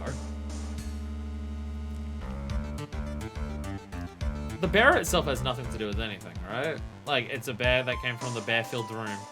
Powers testimony? Even though we've already cleared that up, I feel like this is gonna be wrong. This Powers testimony, of course! Huh? I know that my testimony was kind of shaky, but... My bottle labeled cinnamon whiskey liqueur. Oh yeah, it's called liqueur, and then he can get away with anything. Your inanity stupefies me, Mr. Wright. We've already clarified all questionable points during the cross-examination just now. Look, wasting time like this, calling the testimony questionable. I'd say it's your head that's questionable here. Ow! That's not even like a court penalty, that just hurt Phoenix's feelings. Yes, I agree. The cross-examination went smoothly and there was nothing wrong with the testimony. Hold it! Still. Please wait! You're being very persistent today. So can't let it end like this. I know my bitch just now was a little questionable. Questionable indeed. But there really are some questionable points left to discuss, Your Honor. What are you trying to pull? the bear itself! I think it's fairly obvious that the bear itself is very questionable. Are we just gonna go back to Hurutoka to just say, but Nickel Samurai doesn't mean Matt because Adrian Andrews was dressed as the Nickel Samurai? The bear, Mr. Wright. This was not Mr. Onguard's mansion. However, Mr. On Guard was arrested at the hotel that night. Yeah, we're finally getting to this point. Which means that since the murder occurred, he has not had a chance to go home. Oh. I think Your Honor has already figured out what I'm trying to say. It's not possible that it was Mr. On Guard who took the bear to his mansion. There, we're buying some time. Why, that's very true. We didn't consider that point, Mr. Wright. There was no way, time-wise, for the defendant to have taken this bear home. Phew. Damn it, Edgeworth! You haven't gotten the best of me yet, Mr. Wright. Huh? I remember it clear as day. I remember what you muttered to yourself at On Guard's mansion. We have the Sarah completely surrounded. There is no way for him to escape. Can't believe it. That butler. All this time, he was the killer. Your Honor, the defense literally said this, about this, when we went there. I heard it. Promise. The killer and On Guard were working together, so to speak. And the killer was hiding at On Guard mansion as its butler. What a bold move. The bear figurine was brought back to On Guard mansion by the killer himself. When it looked like he was about to be arrested, On Guard had him do so. Your Honor, the defense attorney's an idiot. I assume because it would have been bad if the police found it during their investigation. To be fair, the bear was also hidden. Like, the bear was in the locked room when we first got there, because that's where Maya saw it. Well, Mr. Wright, you've been quiet for a while now. It's too much. Isn't there anything I can attack at all? You kind of have to attack things that aren't real Phoenix, because what they're saying is the truth. I think we've heard enough. We know now why this bear figurine was at the defendant's mansion, as well as who it was that received the bear from the assassin in his room. Everything has become very clear. The client who hired the assassin to commit the murder was Mr. Matt On Guard. I see no reason for this trial to continue. Therefore, I will now hand down my verdicts. What do we do? What do we do? What do we do? What do we do? What do we do? What do we do? What do we do? What do we do? Thank you, Your Honor, for your understanding. You see, Mr. Wright, you cannot win against the truth, could you? I knew it would turn out this way. After all, what Edgeworth has stated is the truth. Any last objections, Mr. Wright? Time to become a true sleazy lawyer, I guess. How do we get past this? Well, do I? What should I do? We can't just hear the verdicts. We can't just hear the verdicts. But I will say, just in case, this is like an instant kill if you get it wrong. Because who knows, given the stakes. Raise an objection. I will now announce my objection! There's only one way for me to drag this trial out. And that's to being an annoying little shitbag. The only thing I have left is this one dirty trick. Your Honor, right now we have these two reasons why my client is the assassin's client. Reason number one, he accepted the bear figurine from the assassin. Reason number two, the very same figure was found at the On Guard mansion. However, it's possible that this is all the work of a certain other person. Oh, you're gonna try and pin it on Adrian Andrews again. Oh, you're gonna pin it on Adrian Andrews again. Oh. What are you saying? What I am saying is, it's possible a different person is the killer's real client. The real client? Yes. Is this all you have? Now then, Mr. Wright, let's hear your theory. Who do you say is the killer's real client, and therefore the real murderer? If we go down this, then we need to have something. We need to have a way of getting out of this. Because if we go down this route and what we show the badge, I'm the murderer! Oh, but we need to find a way to get out of this once we go down this route, because otherwise we're sending Adrian to prison. And that's not good either. Like, I don't want to do this. But if we want to try and save Maya, we're out of options. Take that! Adrian Andrews. Yes, we already know that she tried to frame Matt on guard for the crime by wearing a spare nickel samurai costume. Ah! Then the nickel samurai's arm that I saw. That could have very well been Miss Andrews. But what about Mr. On Guard? If you'd please recall yesterday's testimony. The defendant was taking a nap during the break period. That's right. Then, finding this figure on Mr. On Guard's mention, it was a well-laid trap set by Miss Andrews. Is anyone buying it? Mr. Edgeworth, what is your opinion on this? I can't even begin to count the flaws in the defense's logic. Besides which, there is no evidence to support it. However, I can't fully discount its possibility either. Okay. Okay, he understands where we're going with this.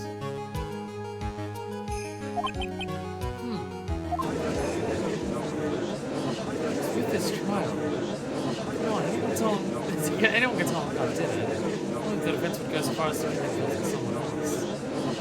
Yeah, unbelievable! It's not something petty, it's murder of all things. Is it a safe Maya? Is it a safe Maya? Is it a safe Maya? Is it a safe Maya? Fucking Christ! The whole world turns against me. This is one fight I can't do. Order, order, order! All disrupted parties will be forced to leave the courtroom. Your Honor. For the benefit of the defense, I'm willing to play along with his what-if game. His what-if game, Mr. Edgeworth. The prosecution is prepared to challenge the defense's theory. Mr. Wright, even you must have thought it strange and wondered. Why would the criminal want this little wooden bear? He's right. The killer did specially bring that bear to On Guard right away. Why do you ask? Is there something special about it? Absolutely. And I'm sure that once the court knows its significance, the true killer's identity will become crystal clear. Your Honor, the prosecution calls upon a witness who will clear all doubts against Miss Andrews. And who would that be? Who's left at this point? It's quite simple, Your Honor. Miss Adrian Andrews herself. Oh, we're bringing her back. Oh, we're bringing her back. I see. Well then, the court will take a short 10-minute recess. Prosecution will prepare its witness in that time. Yes, Your Honor. Oh, we're bringing her back. That's concerning, because we're bringing her back. Usually, like, the final witness is the person who we end up pinning it on. Great time to traumatize this poor woman again! Oh, so happy! Let's go! Oh, fucking Christ. Oh, I knew it was a good idea to hold her hostage. Don't you agree, Mr. Lawyer? You fucking piece of shit. You evil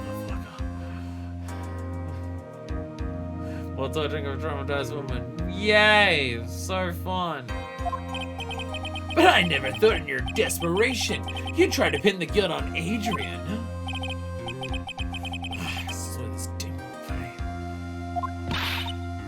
Mr. Nick!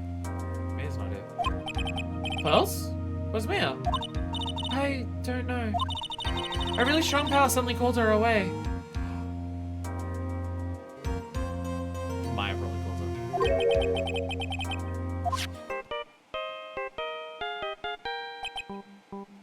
Please, Gumshoe, give me some good fucking news! Oh, Mr. Nick, your phone is... It's from Gumshoe. How's it going? Have you been hanging in there, see? Yeah, sort of. We just barely found something to latch onto. Yeah, how's it going, see? What about you? Anything yet? Have you figured out where to kill her, Myra? We still don't have any leads, but... What? We don't have any more time! We just had one. Even a single clue would be really helpful. I'm gonna come this far because I kept thinking to myself, gotta keep the trial going until mine's been rescued. I just ran out of luck this time. Is all I hope. A 10. Huh? A 10? I can see a circus tent. Oh! Oh! Oh, okay. Oh, okay. Oh. Okay, we have something. Mia! Looks like Maya was unconscious on just a few minutes ago. As soon as she woke up, she called for me. So it's Maya that called you. So it's in a dusty little room right now. But I can see a circus tent outside the window about 300 feet away. The big top is Mia. Also true! But it's the big top! We're going back to that fucking circus! That's a bit too small for us. Gumshoe! Is there a circus in town right now? Phoenix, you know there is. There's only one, see? The very big circus. Why are some within a 300-foot radius of the main tent? What? Okay, hold on a sec, see? Hey, draw a circle on that map. About a 300-foot radius on the main tent. Hurry! Feel subjecting her to a fate worse than death. Taking her back to the very big circus. Thank God we have magic. Thank God that we have this as an option. And I can see a mailbox under the window just outside. Gumshoe, there's also a mailbox. Okay, what else? Let's think of the circus, think some payoff. What else, man? I'm sorry. It's a very small window. I couldn't see anything else. I feel like I was in an old office building. The 3rd floor or so. Ah, an old office building. Good stuff, see? I solved the natural projection and psychic mind reading, Your Honor. That's right, we've already had to present that spirit channeling's a thing to the courtroom, so the cops are now on board with it, I guess. Or at least Gumshoe. Or at the very least, Gumshoe is. Who's not a cop at this stage, so... Is he? I don't even know. Okay, just hang in there. There's a little longer, see? Wish us luck. Good luck. Okay, later. So don't let your battery die, okay? Mia, why is that her, right? She's in a pretty bad state, Phoenix. She's being starved. Gumshoe, please hurry. Looks like we're out of time. Are you alright, Phoenix? It's only a matter of time before Maya's rescued. Magic only keeps happening as the series goes on. I mean, like, the spirit channeling was, like, the second case in the game, so it's just, okay, that's just part of how, like, this world works. So, okay, I'm on board now. I'm sure there's no idea how this is happening. It's just like, that lady says office building, I guess it's office building. I'm sure there's some logic to how she knows. He's known us for long enough. He's known us for long enough. So, no time before Maya's rescued. We do this. Just have to make this trial last a little longer. We hope that's enough. We hope that's enough. It may not be. It may not be. We're pinning a lot of bets on just she'll be found. Court will now reconvene. The killer, the man who murdered the victim, handed this to his client. Look, I'm sure in general, Edgeworth is basic magic as far as he knows. I mean, I'm pretty sure he was also considering how Franciscan knew where he was magic. From this, one obvious question arises. Why this particular item? I believe the answer to that question will provide us with the name of the real culprit. Now then, the prosecution calls the defendant's manager, Adrian Andrews, to the stand. Hi again. Currently, the witness is accused of tampering and obstruction of justice. Everyone's unveiling magic. Edgeworth's unique mechanic is called logic. However, you've been called to the witness stand today to ascertain who exactly is guilty of murder. I understand.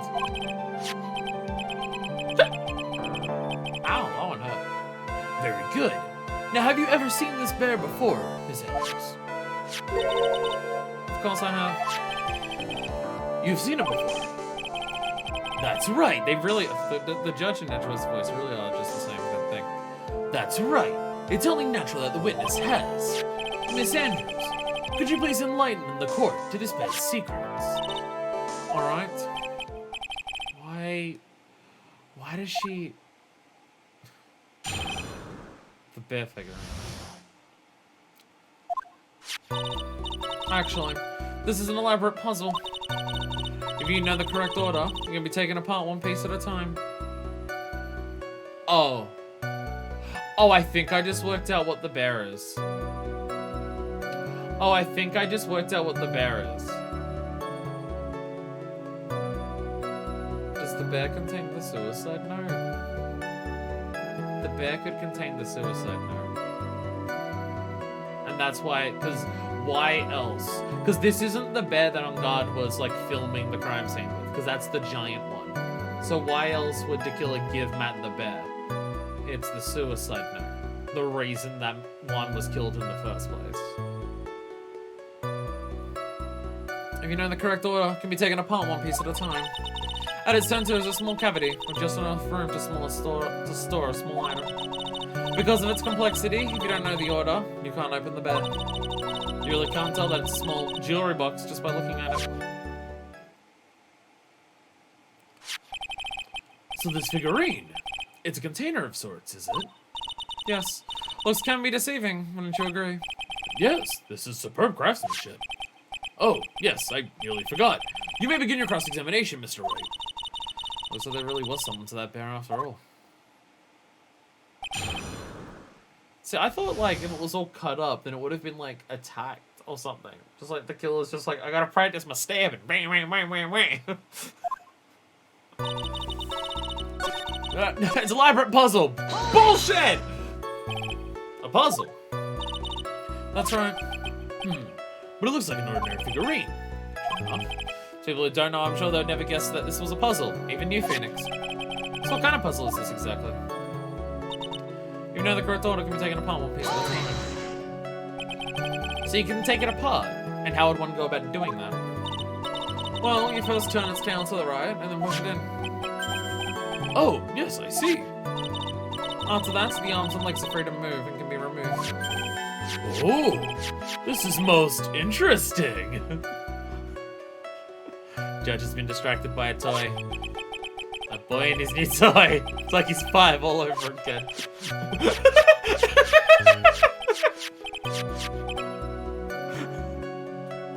Judge, please.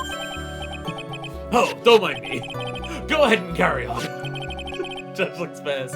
I think he's lost it. He's not paying attention to what is happening in the court case anymore. So what do you find after you take the puzzle apart? Most brave how the judges used the last 10 years or so trying to move this bear around. At its center is a small cavity, which does enough room to store to small up. I'm gonna give up on that sentence. A sentence doesn't deserve to be said. And how do you know about this? I know because I was the one who bought it. Huh? Now I'm actually confused. It was a souvenir from when a friend and I went to Switzerland. Then this was a present from you. That's right. It was a puzzle in the shape of a bear, so I thought it'd be perfect for one. It was a present from Miss Andrews. Witness, let's continue your testimony. If you don't know the order, you can't. So exactly knew how to solve this puzzle. Only the two of us, Juan and myself. It was a souvenir from Switzerland, so I doubt there are many people with the same bear in the country. But this looks like it can be easily broken, especially if someone wanted to get what's inside. Well, it's a toy, but it can never be the same again once it's been broken. If it works now, it's not been broken.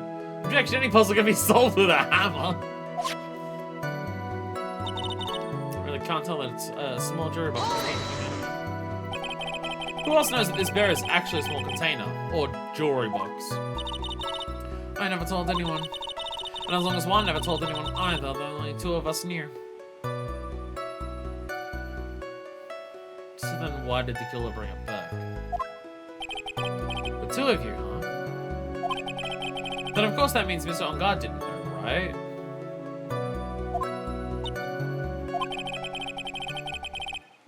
That's what I'm gonna get for now.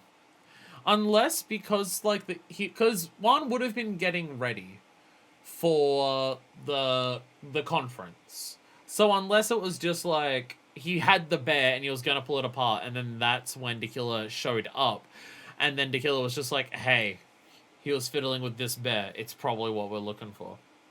Crime could only have been committed by Professor Layton. Start the crossover. I think we're a few games away from that. I think we're a few games away from the crossover. You know, Edgeworth, this reminds me of a puzzle. Every puzzle has an answer. Brandish's industrial vice. Alright, wooden puzzle with a hollow inside. Only Wright and Adrian know how to open it. Well, Mr. Wright, I think even you come to realize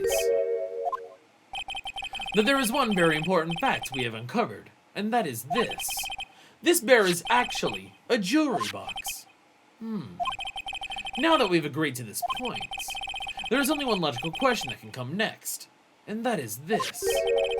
What is inside this box? What's in that box? What's inside? What's in the box? What's in the box? I think I have the two sides of the spectrum of what that reference can be. Even though the other one may be an Australian exclusive one? I'm not sure. I'm not sure. What's inside? That's right. That's what we're gonna find out next. Witness. Yes? You are the only one who can open this. Please.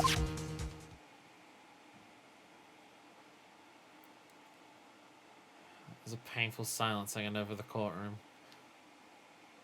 All eyes are on Miss Andrews now as she solves the puzzle and takes the bear apart. Judge couldn't work it out. I've opened it. Is this what you wanted? Two-tone blue outfit with the gold heels. Serving absolute con. She looks like Samus. So yeah, I would agree. I may have been referring to her as Samus before I remembered what her name was. Samus, but with glasses.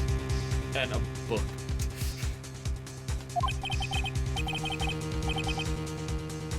Are the heels rocket powered? Because then it's truly Samus. What is that?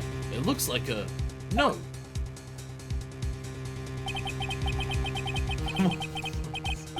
I need to get back to playing the Metroid games. A Samus but a nerd, as opposed to just, fuck you, you're dying. I need to get back to playing those games. You know, assuming Metroid Prime 4 ever actually comes out. Or maybe I should finish the other Metroid Prime games. So the real thing is that I've teased Deku by starting Prime Pinball and I haven't gotten back to it since. So that's the real thing here. Don't worry, I still have the footage of the first part. It's gonna go all just up as one YouTube video whenever we eventually beat the hardest game to beat on the planet. I don't think we need to guess at what that is, do we, Mr. Wright? So did Andrews give this to Juan to just be like, to trick Juan into hiding what she was looking for inside of it?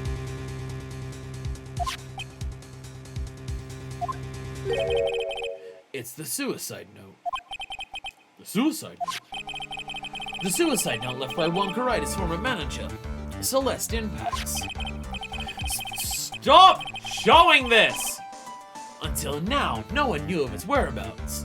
But just as we suspected, it was hidden. Hidden by the victim, Juan Wright himself. They love showing it. They love showing it. Just fucking constantly. It seems Celeste Impacts had very beautiful handwriting. And she just as beautifully signed her own name on this document. This is most definitely the note she left right before she committed suicide. Yeah, no, it's ridiculous how fucking frequently they show it. It's ridiculous. I didn't realize they're gonna show it again. I do apologize. They keep fucking doing it. They keep fucking doing it, and it's infuriating.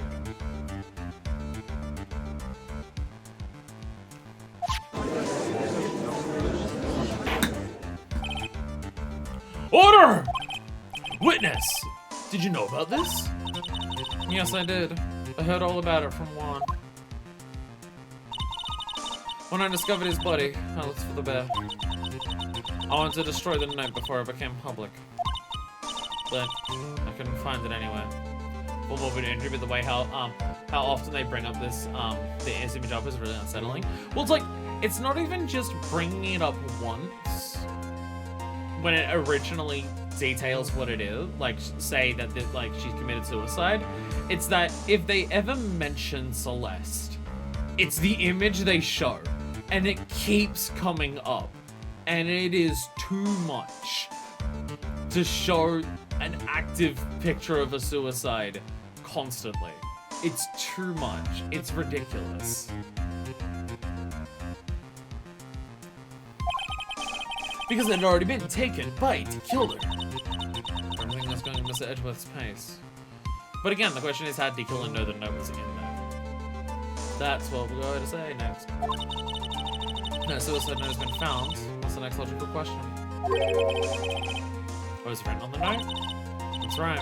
At least, that's what I would think. Now then, I believe it is only appropriate the contents of this note be made known. I can't stop you, can I?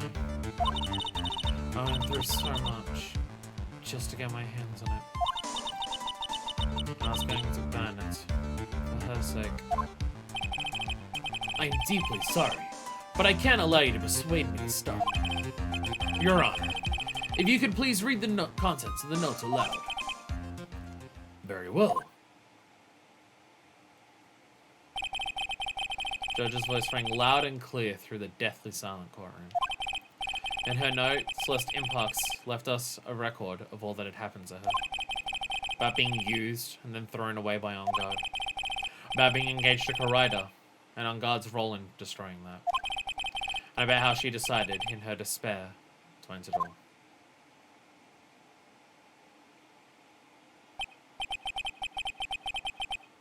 And that's all Miss Impacts had to say. Let's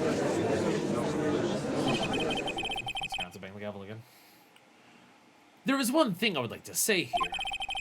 The prosecution has no interest in slandering Mr. On Guard. Then what? Our intention, Your Honor, is to establish a motive for murder.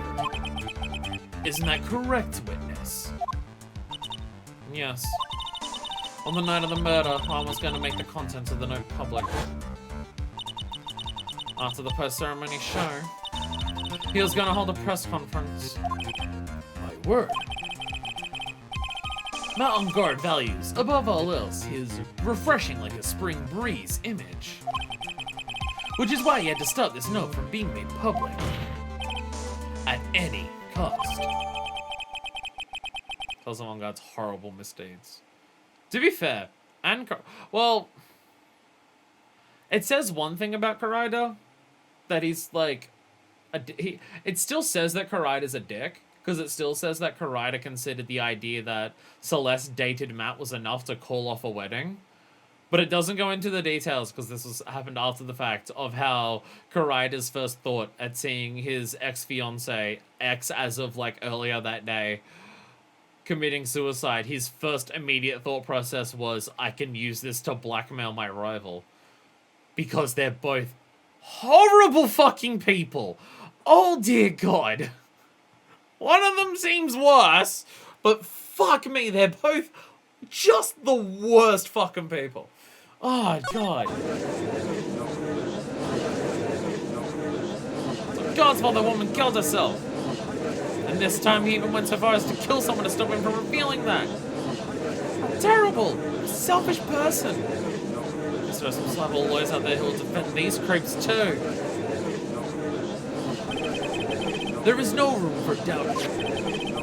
Mr. Nikiller's client's goal was to obtain this suicide. And the only person who needed this note that badly is the defendant.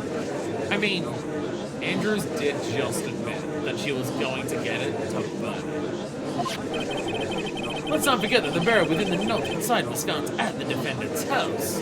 Phoenix understands being obsessed with your rival, but not like one. not to that extent. It seems that we have come to the truth at last. The defendant's motives were entirely selfish. He deserves no sympathy from anyone. Oh, how am I supposed to escape from this one? Why the hesitation, Phoenix? Gumshoe hasn't called yet, so you know what you must do. Sorry, I forgot to push my mute button. So So the problem is that the further we go with this, the further we go with delaying all of this, the more we have to backtrack to undo any guilt that we're pushing on Andrews. The longer this goes on, the harder it becomes to then rewind it later. Let's carry on and buy him. Okay. There are two deadly pieces of evidence, the figurine and the suicide. Maybe somehow I can find a way out of the situation through one of those. The gavel's already in the judge's hands. Phoenix, hurry! Suicide note of the figurine. Which one they should have to shoot? Figurine. The figurine first. Because the idea is that only people who knew that it was a suicide note were Andrews and Corrida. So why would D-Killer know to grab it, like the bear, and then give it to Matt? We go for this one first. Objection! The figurine because the judge really likes it. Please wait, Your Honor. Man, look at that lawyer. He's still going at it. It's like he doesn't care that he's trying to get the killer off the hook. God, they just let the audience ride. Just the entire time. Everything you're doing, every awful thing that you're doing here, you hear the people judging you the entire time that you're doing it. Oh, it's fucking awful. The assassin took this with him from the crime scene after murdering Mr. Corrida. At the request of his clients, of course. So what's your point, Mr. Wright? Also, I hope that picture doesn't come up. I'm sorry. I don't think it's possible that Mr. The Killer's client was Matt on guard. In fact, I think there's a contradiction here. You can't tell just by looking at it that this bear is really a jewelry box. The chance that Matt on guard thought the note was inside of this bear are 0 to none. Oh, I didn't think of it that way.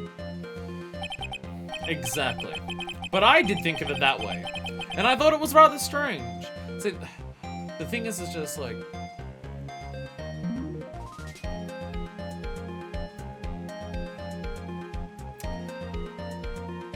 I'm now realizing the camera.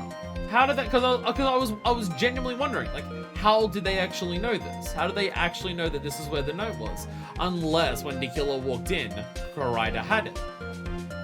They have the camera. They have the camera. They probably saw it earlier. Like, how do they actually know? What's the actual truth? They have the camera set up. Yeah. Yeah. I don't know how long that bear's been there for, but it's a giant ass fucking bear. So there is that. After all, there is no reason why Mr. On Guard would ever want a jewelry box like this. Order, order, order! You make a valid point, Mr. Wright. Mr. Edgeworth, what is your opinion? It's just a flash, but I think I did rather well on this one. Unfortunately. I think he believes differently. I believe a show of appreciation is in order. Huh? Why'd you ask a lawyer for his opinion? The defense seems to be in love with wishing more despair upon himself. More like despair. They're trying to say it without the P sound, but a B sound. Despair. Despair. Despair. Upon itself. Okay, yeah. Okay, Edgeworth is literally going with this point as well. Hey, the camera. Can we bring in Monokuma? No, because if we bring in Monokuma, Decker will leave. I mean, it's kind of its pronouns. You think that it's just like Edgeworth the entire time is just referring to the defense as an entity. No, Edgeworth is just the only one who actually respects Phoenix pronouns. That's just the actual truth here. What is that? It is a very small video camera, Your Honor. This type of camera is commonly used as a means of spying. Spying? What the? I thought the spy camera was in my possession.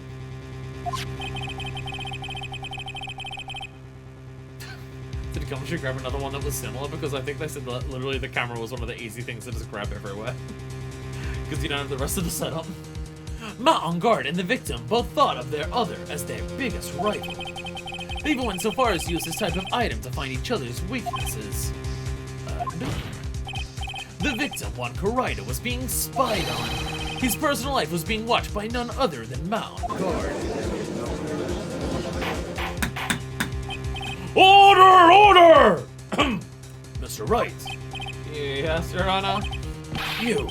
Don't tell me you knew about your client's spying activities. Well, sort of? Sort of is not an acceptable answer, Mr. Wright. I see you're confused, Mr. Wright. You're probably thinking, but I have the camera that was in the stuffed bear's eye. But this camera I have is not that same one. Last night, I searched the victim's house on a hunch. Using this. Oh, the bug swipe is back. So then, but I'm gonna stick around until we hit credits, baby! I'm concerned that's gonna be another several hours. I'm concerned that might be another several hours. I'm a very slow streamer. Most of the streams for this trial, for this case so far, have gone like 4 to 5 hours. I'm sorry. I ruin everyone's sleep life. Woo! By the way, Mr. Wright, the defendant's fingerprints were found on this camera. Marangard's fingerprints were on there. So those cameras were hidden all over the place, huh? What's to say to add? I think this is the end. It's fairly obvious that Mr. Ungard learned of the suicide note through this. He was watching the victim all along. Good this time. I don't have anything to count that. We keep using the police device, despite the police specifically having professional versions. Look, we're gonna use his DIY project that he made in shop class in high school. I don't know why it takes so long. So let's talk about more Bloody Mary time. Don't worry about it. Hey, how's our lawyer thinking? Oh, is that man the bad killer guy? Shush, stop, don't look at him. You'll catch his lawyerness.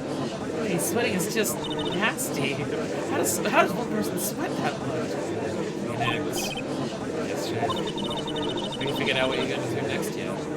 Well, my one thought process is, this part. Because, is this set to anything specific? But we were in our sleep lives and volitional streams help us next time we're awake while entertaining us all, so don't feel guilty. I feel incredibly guilty! Why is there a child in the court besides the petted 9-year-olds?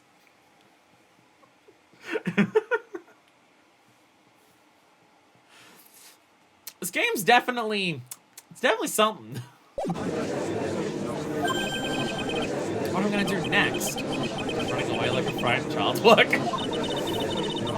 Edgeworth is very close to putting a lid on this case.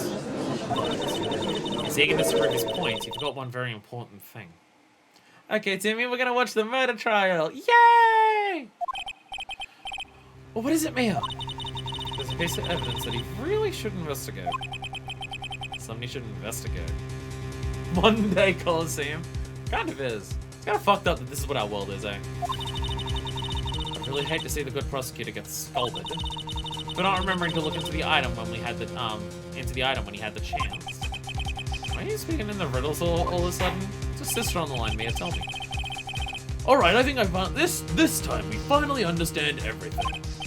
Well, Mr. Wright, you don't have any further objections, do you? This piece of evidence that Mia's talking about. I figure out what it is that still needs to be looked at, or should I let it go? I'm fairly confident I know what it is. But, just in case I'm dumb. So just in case. I have an objection, Your Honor. What? That was about the weakest objection I've ever heard, Mr. Wright. Objection!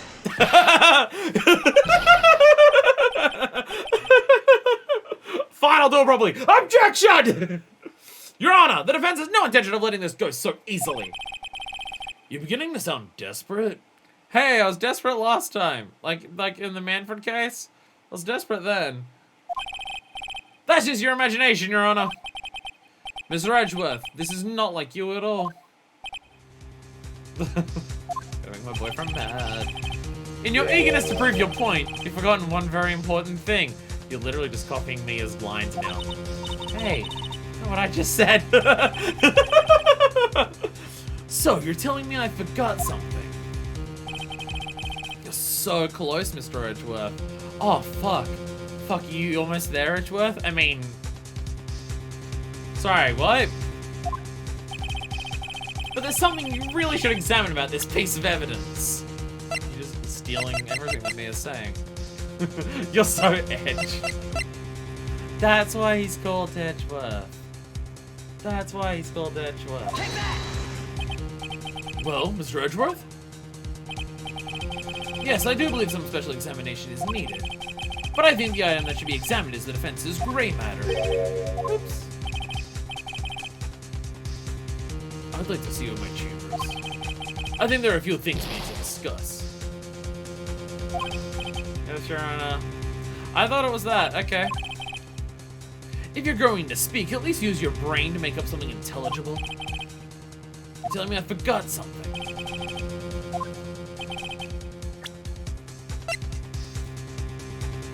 The secret he loves edge. He finds edging worth it.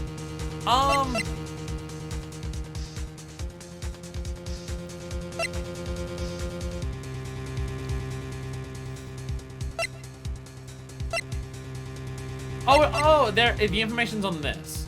Okay, the information's on this. I thought the whole recording for 1 hour thing was on the transmitter. It's on the camera itself. No?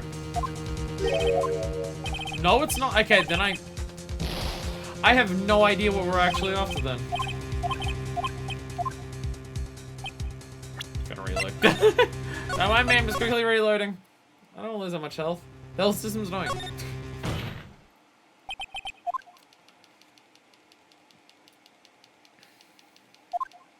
Objection! And also objectifying. I mean objecting.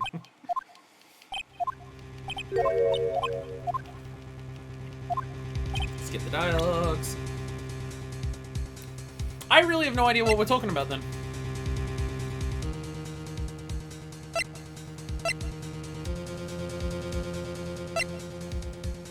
Show badge. It's always the badge. You forgot I'm a defense attorney.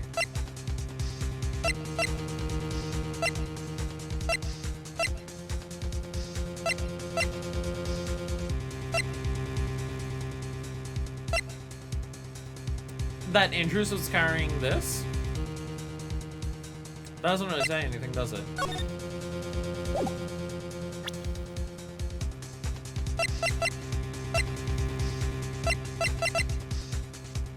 Damn it, Mia, why can't you clue me in slightly more as to what on earth you're going on about? Damn it, Mia. I feel like we've possibly had more dialogue with Mia in this game than Maya. Because we've had one case where Maya is co-counsel in this game. What'd she say again? She just said that Edgeworth overlooked a piece of evidence and that it was unlike him. Which I was thinking it would be this. Because the camera only films for an hour at the time of the murder. So if it was only going for that long and it transmits back to the house, then how would they have seen the bear with the thing and if it was only going at the time of the murder? So I thought it was this.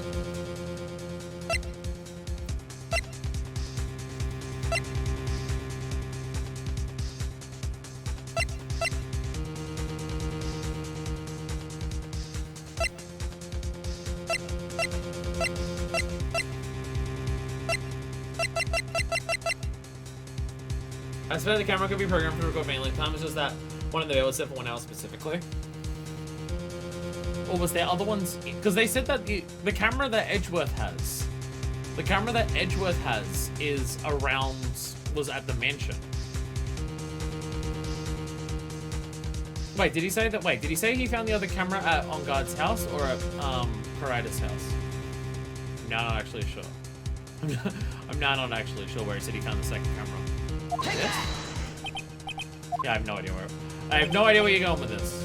The victim's house. Okay, so then, yeah. don't know where we're going with this thing. I'll listen to dialogue this time.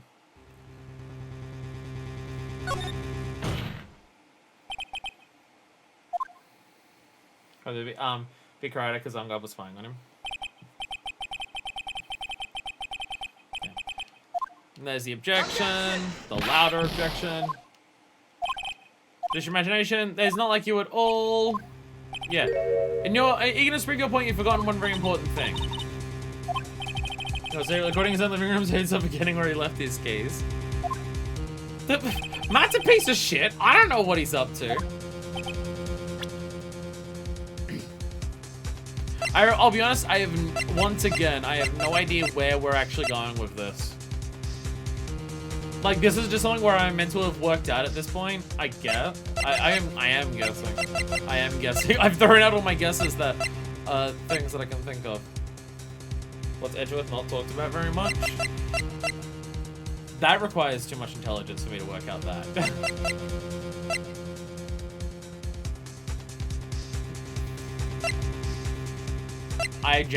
What hasn't he talked about a lot? I genuinely don't know. My memory's not that good. The suicide note! Take that! Okay. To say that Andrews has motive? Is that where we're going with this? Is this just to make the point that Andrews has motive? I thought we were kind of like trying to pin the blame on, like he's pinning the blame on Matt, saying this is how Matt knew. So I guess we're just redirecting it, which I guess is stalling for time. That is Miss Impact's suicide note, right? Who knows? I mean, sure, this suicide note was found inside this bear, but this bear was in my possession until only a few moments ago. Which means the handwriting on this suicide note has yet to be analyzed. Oh, you're going for something even more bullshitty than I thought.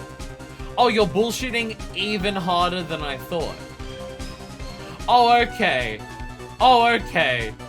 You're just pulling every ribbon outside of your ass. Okay. When magic fails, go for the cops' magic.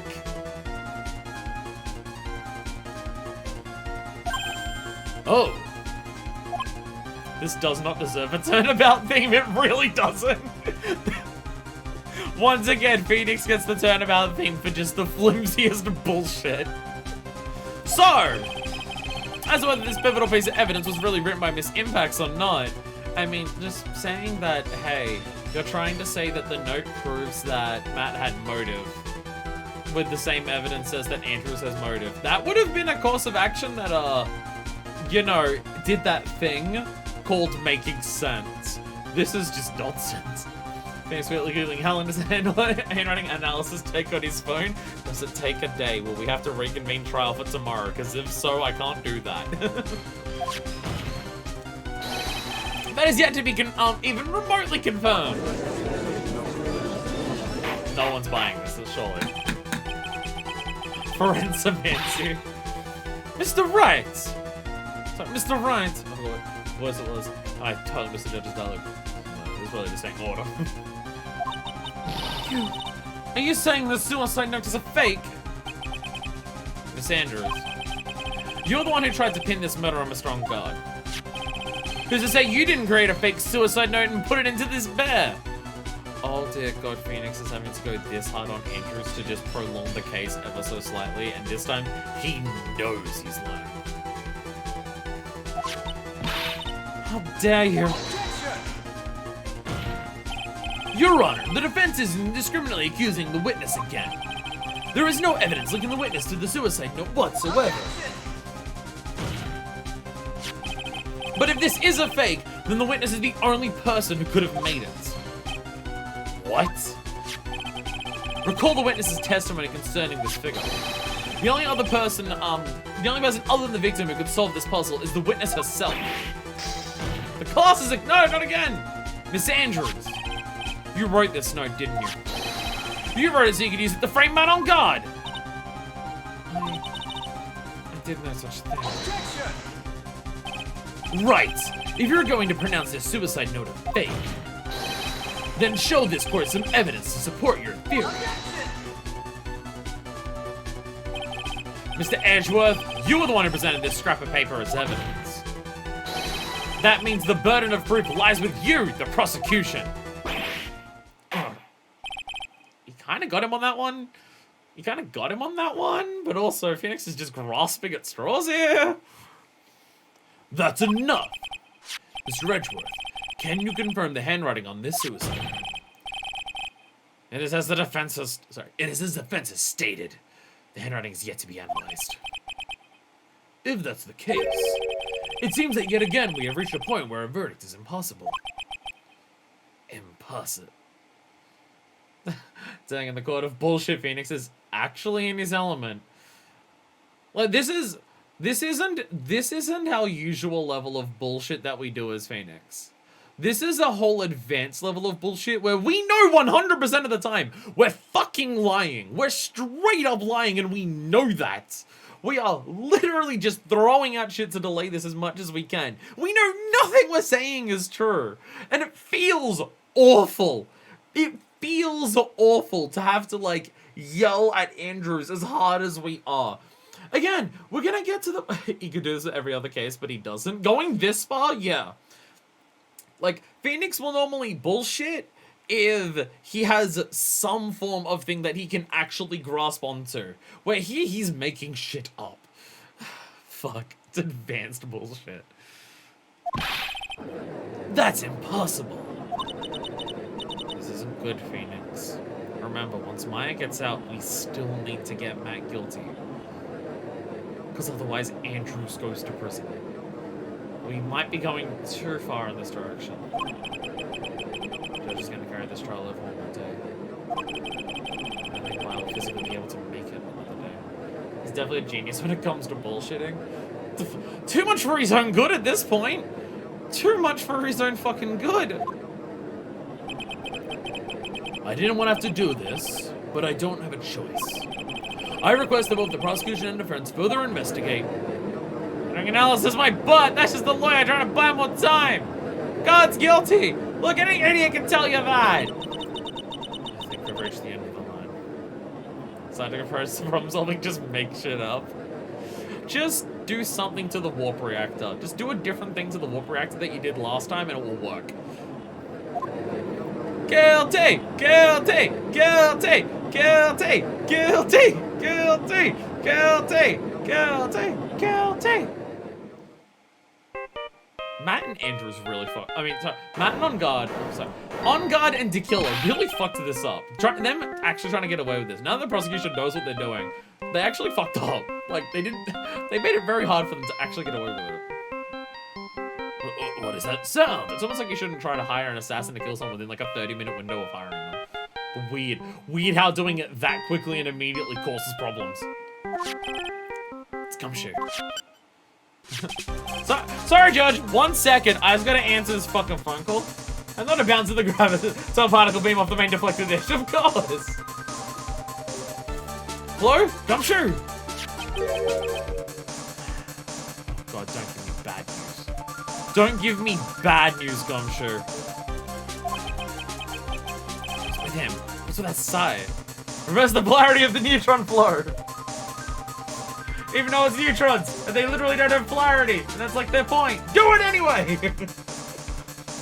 Not an original joke, there's a song about it. Fuck yes, yeah. Fuck yes, Star Trek. Fuck yes, Star Trek. I have USS make shit up. All of my Star Trek knowledge has come from, like, I've never gone out of my way to watch Star Trek, like, a bunch. It's just both of my parents in 2 different households loved the ever-loving fuck out of Star Trek, so I saw so much of it growing up. Not to say that, like, oh, I was forced on it. I like Star Trek. It's just for someone who never went out of their way to watch it. I know, I've seen a lot of it. Where's Maya? What happened to the killer? He, got away. What? Sorry, see? I really am. I want to say besides I'm sorry. I wish there was some way to make it up to you. I really do. Anyway, what's going on? We found his hideout, see? But the two of them were already gone. This is terrible. Gonna keep looking for him, see? Don't you worry. I just need a little more time. You've got it. Done. Don't tell me. We don't have any more. Guilty! Guilty! Guilty! Guilty! To the random people in the audience are shouting guilty. They're an impromptu jury. That means guilty. Do you hear that? They're calling for his head. That's right. I can't. For us to come this far. Oh! What? What is it, Gumshoe? Let me talk to Mr. Edgeworth. I can't do that! Mr. Wright, would you please get a hold of yourself? Yes, Your Honor. I'm about to end today's proceedings. You may take your phone calls after. Hold on, Your Honor. Edgeworth, catch!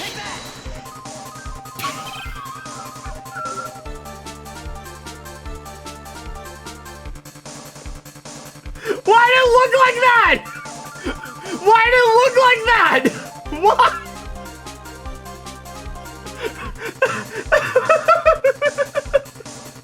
Why did it look like that? What the fuck?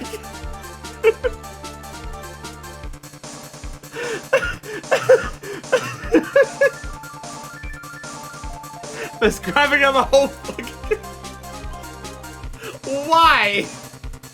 Why did it look like that? It was literally just a gray square with a phone in it just spinning and tricking. Big boss cravat boy. Edgeworth, why does your cravat have a singular? What the fuck? They didn't even need to do an animation for that. They could have just said, take that. And then it just comes to this. They didn't need to have an animation for that. But they did, and they went for the funniest one. They could have improved that for the HD release. Could have. I'm glad they didn't. I'm glad they didn't, because what the fuck? Jesus Christ. Mr. Edgeworth! Please, you gotta buy some more time. Courtroom session.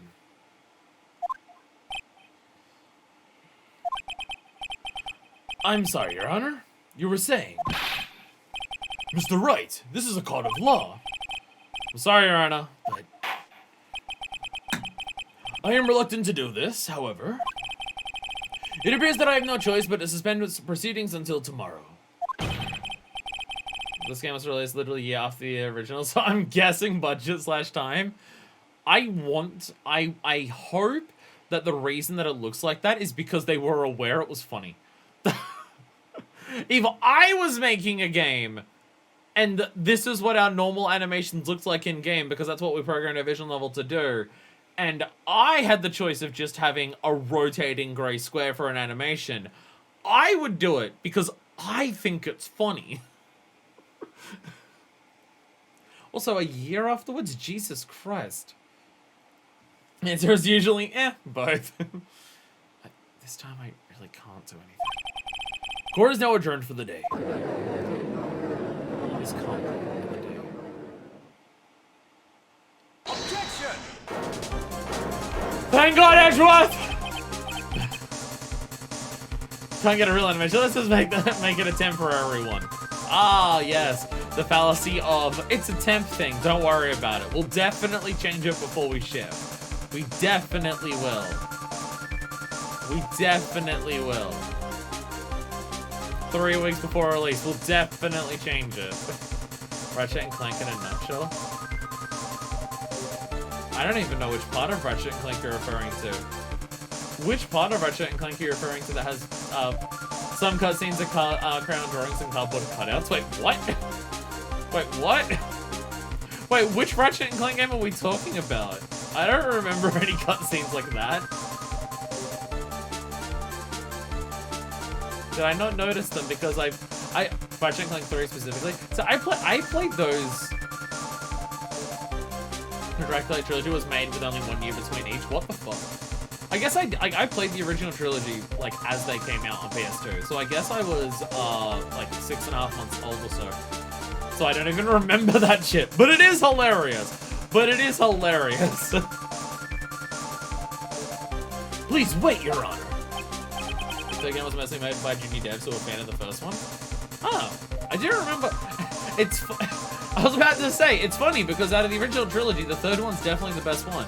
Also, the third one is the one that introduces the villain that becomes the main villain of the entire franchise, which is pretty fucking funny.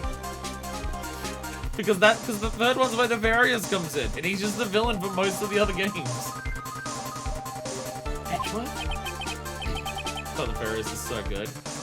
I haven't played like all the Ratchet and Clank games because I've not played like the Tools of Destruction trilogy, but I've played like Quest for Booty and like the Nexus one and like the originals, and then like Size Matters. My play history of Ratchet and Clank is weird, so I've missed a lot of them. Alright, it's definitely the best in the game. Couple of level design and gameplay variety is fairly dumbed down, so a really good game. Wait, no, my favorite's Gladiator. No, sorry. No, sorry. My favorite is Gladiator, or Deadlocked, or whatever the fuck you want to call it. That was my favorite one growing up. That was my favorite. Because it was all combat, and I was done with exploration. It was a Kraken Time. Kraken Time is exemplary. Gladiator is underrated, and you're right. It's really good. But I'm also a Jack X defender, so there's that. I defend Jack X. I was played Deadlocked on emulator, and man, it's still so much fun. Right! Deadlocked is good! Deadlocked is good. But again, I also defend Jack X, so I'm the weird one. What is it, this is? This is the freaking bag. I want to be able to shove a million mods on my fucking Leviathan player. How do I remember that name? I only request another 30 minutes of Your Honor's time. For what purpose? I have a pizza after this to eat. Do you want to play Rift Apart? I should get that. I should buy a game that I play by myself off stream instead of streaming everything I play. That's more nefarious. Yeah. I mean, also that and the person who turns everyone into fairies. That too. PS2 emulators. I'm terrified of playing directly though. With the PS2 emulator shit. We can perform the necessary tests on this piece of evidence in that time. But can you really obtain your results in 30 minutes? I believe we can, Your Honor. That is the same place. Wouldn't it be better if we adjourn for today and then reconvene tomorrow? 30 minutes. Please, Your Honor. That's all I am asking for. Please, Your Honor. Very well. That was easy. That was easy. At the prosecution's request, the court will now take a 30-minute recess. But be advised that I will not allow another recess today. Not sure if this is helping or hurting us. The court will now take its final recess of the day. This is our second recess. This is our second recess in a single day. Also, thank God Edgeworth saying 30 minutes, because fuck, that gives us quite a bit. Well, actually, it doesn't give us that much time. Court's already been going for 4 hours, but you know. And the stream nearly has too. Right. Well, what's going on with my situation? The killer. Looks like going. 10 minutes? We can't find her in that time.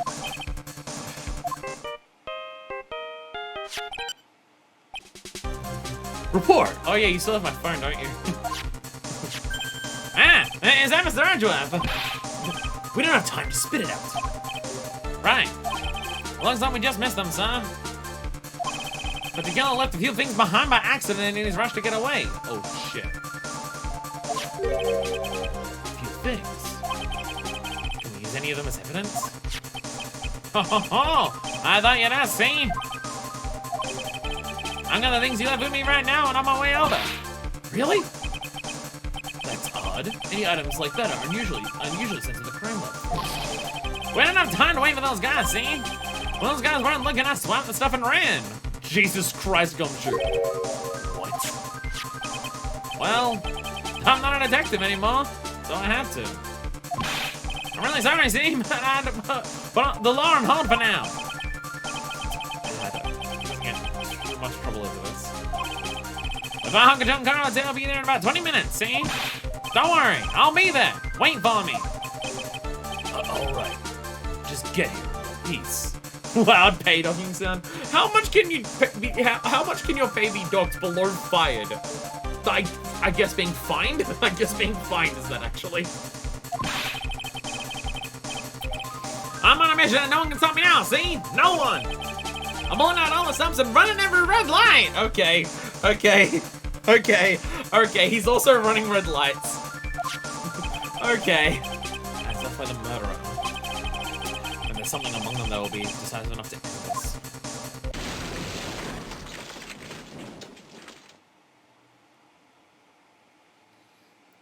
The fuck was that? Average police officer. Hey, what's wrong? Detective Gumshoe, answer me. No one can stop. Oh, no.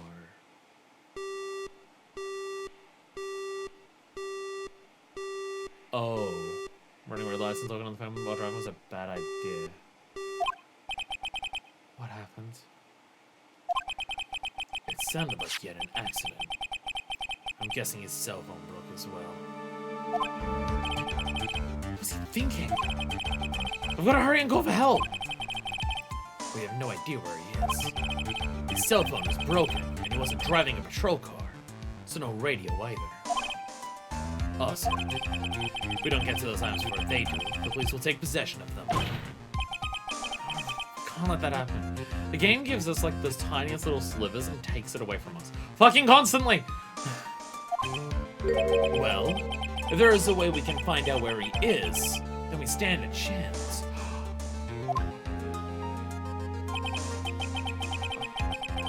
Why did Gumshoe have to get into an accident now? Anyway, if we can find out exactly where he is at this moment. Getting edged for all your work. There's a way. That's right, there is a way. What? How? So we can find out where Detective Gumshoe is through this. Where is it?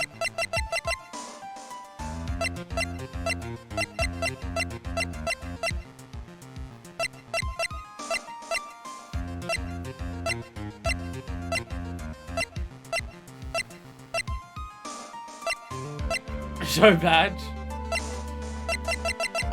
Do I just present Francisca? Do I just present Francisca?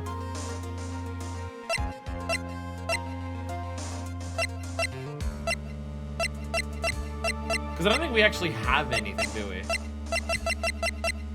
I think I just present Francisca. Take that!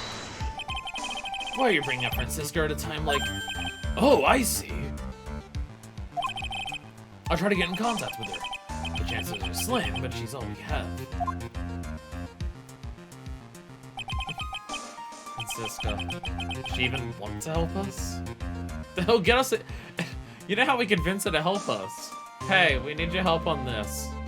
It'll get Edgeworth a guilty verdict over Phoenix. Edgeworth. What is it? I don't have any right to judge anyone ever again. I know my client is guilty. But what I'm doing now, I'm pinning the guilt on someone totally innocent, and using evidence to do so. It might be my turn to say, defense attorney, Phoenix Wright chooses death. Right. It doesn't suit someone like you to cry useless tears. Whether you did your job well or not, that can only be seen after the verdict has been decided. The verdict. Is Prosecutor Edgeworth here? Yes, bailiff. There's a phone call for you, sir. They said it was extremely urgent. They're probably finished with the handwriting analysis. Edge counseling is weird these days. I have to go take this call. In the meantime, think hard about what it is you must do.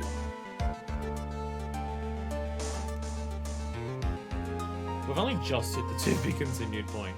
We're gonna be here for a while, everyone. I'm sorry. We're gonna be here for a while.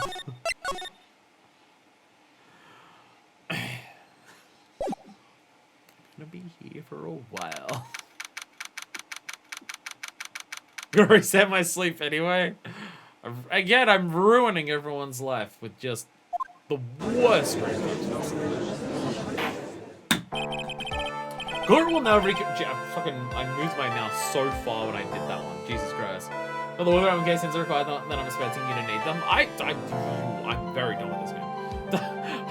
I basically needed doodles to get me through an entire stream of this case earlier. My sleep was fucked anyway. Everyone says that. Everyone says that their sleep is fucked when everyone watches my streams. Which, to the point where I have to ask, I think the sleep's always fucked because people always watch my streams. And I stream at the worst time possible. No, I could stream at a worse time. I could stream at night for me, which is worse for basically everyone. You are Australian, unfortunately. Court will now reconvene. I assume both sides are ready. Yes, Your Honor. My sleep isn't fucked. I'm just too invested in the business. See, I'm ruining people's lives. 6 a.m. my time. Again, I'm ruining people's lives. My impact on the world is overall a net negative. But that's fine. Yes, Your Honor. Jesus Christ, Edgeworth is pissed. My sleep's gonna go fucked when I started watching a stream. I streamed after your streams. But back when you streamed 2 hours early because of daylight savings time. That's what we just need. We need to wait for... Oh, never mind. I was about to say we just need to wait for daylight savings to kick back in for me and for it to go off for the Northern Hemisphere. I may not be able to stream them if I have to move, so oopsies. Oopsies. Ace Australian new spin-off game? Not quite within the realm of Ace. Not quite. So like anyway, then I was like, oh, if I stream that's better than wanting to commit dead in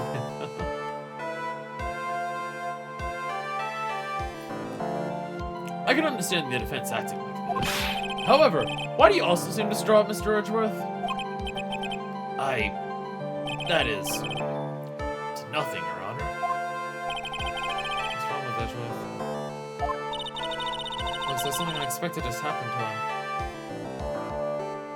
Don't tell me the suicide note's actually a fake. If the suicide note turns out to actually be fake,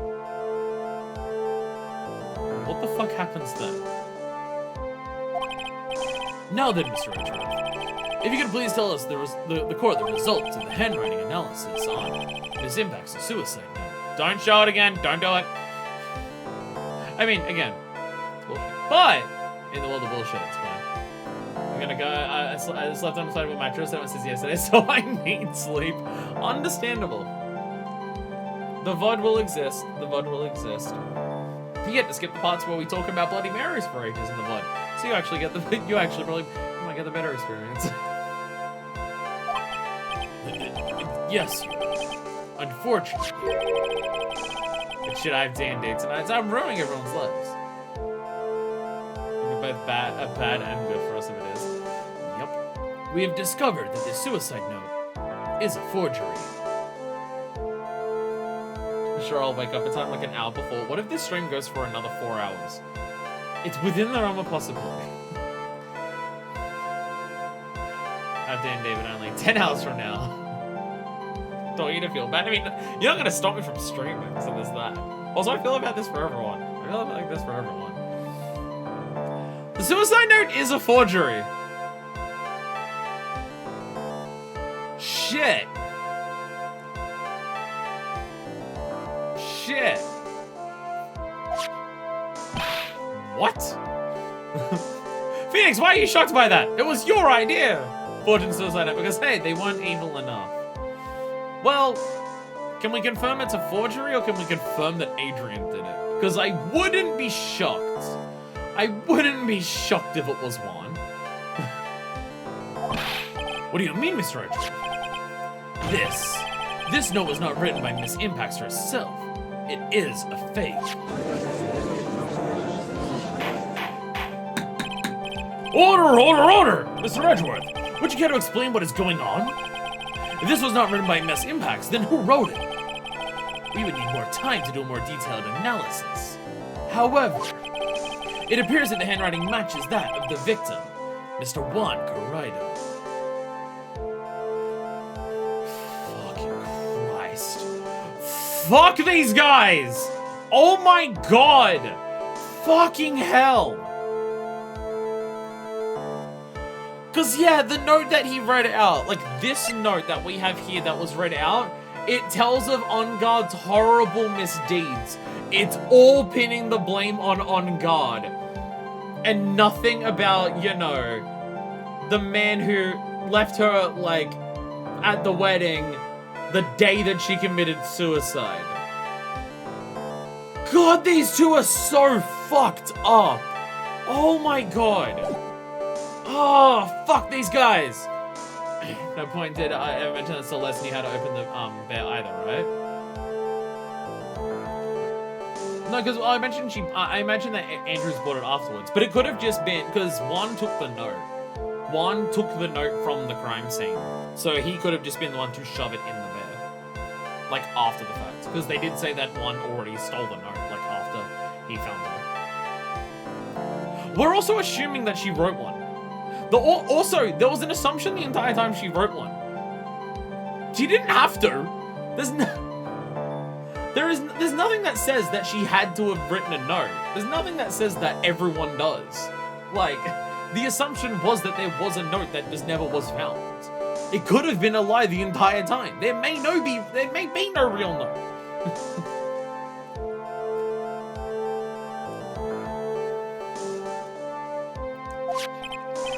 Mr. Wright. Well. Looks like Miss Impox never left a suicide note after all. She never wrote anything about Ungar. However, Your Honor, even though the suicide note is indeed a fake, Mr. Ungar could not have known that, and so that fact remains unchanged. Fair point. Fair point. Acting under the assumption that it was real, he had plotted to possess it. That does sound very plausible. So I had no idea the suicide note was a fake. Something's a little wrong with it.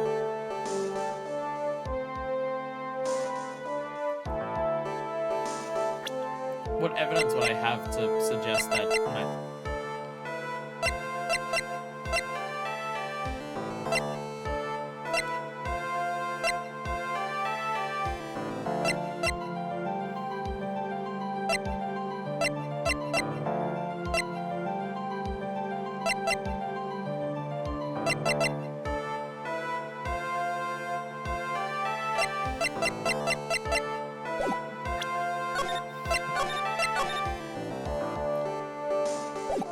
Because we could say the camera suggests that, like, he would have seen that it was a fake, but there's nothing to say that one wrote it just then. I'm gonna go for it. The defense believes that the theory that the prosecution has stated contradicts testimony. If everything the prosecution has proven up to this point is true, then it's impossible for Mr. Ongar to not have known it was a fake.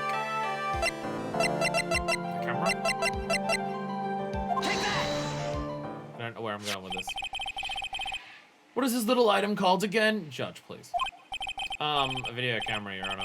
Well, a very small one, but... Oh, that's right, a camera! Ah, you kids and your fancy toys nowadays. Mr. Edgeworth, earlier you claimed that Mr. Ongard knew of the existence of this note because he was spying on the victim. Wasn't that right? I mean, we're buying time here. It's a flimsy argument, but we're buying time, and that's the main thing we need. If that were true, then this means that Mr. Ungar would have known that the victim had forged the note. Ugh. Oh, I guess if there's cameras in Ungar's house too. Oh, sorry, in Karida's house too. Then, unless the dude's hidden this note for like years. So then, the defendant knew the suicide note was a fake. And if that's true, then the situation had suddenly changed in a very dramatic way. Exactly, Your Honor. The prosecution's theory as to what Mr. Ungar's motive for murder was, it has suddenly disappeared into thin air. I mean, just because Matt knows that it's fake, doesn't mean that a scandal of it coming out, of Karida saying, look at this note, wouldn't tarnish his reputation.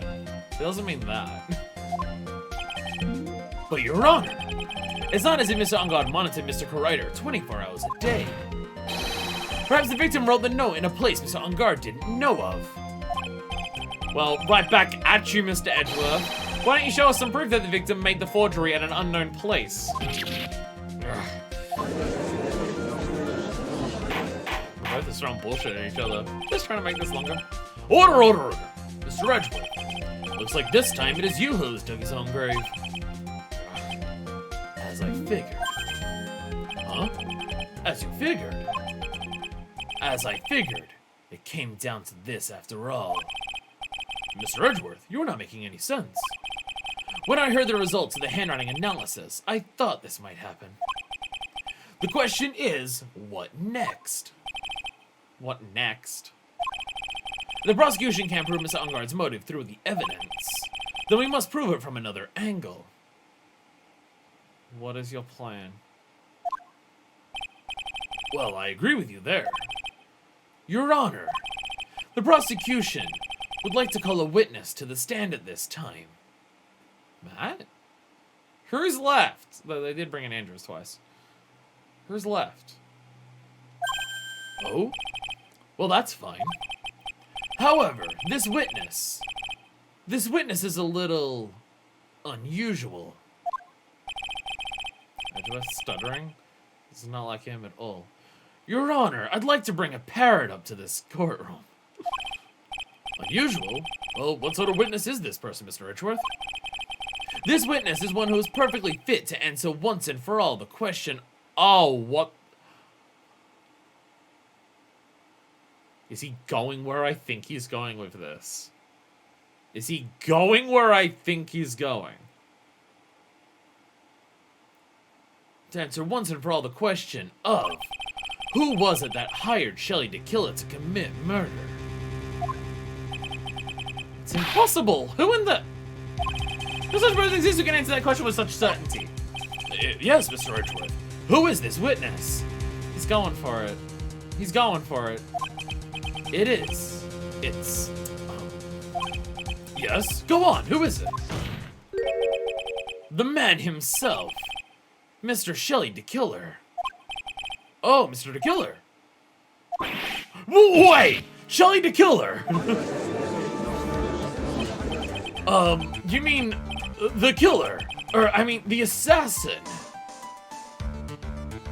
Are we just gonna put the fucking transceiver on the witness stand? Because what else are we gonna do? It's not like we're gonna bring the guy in!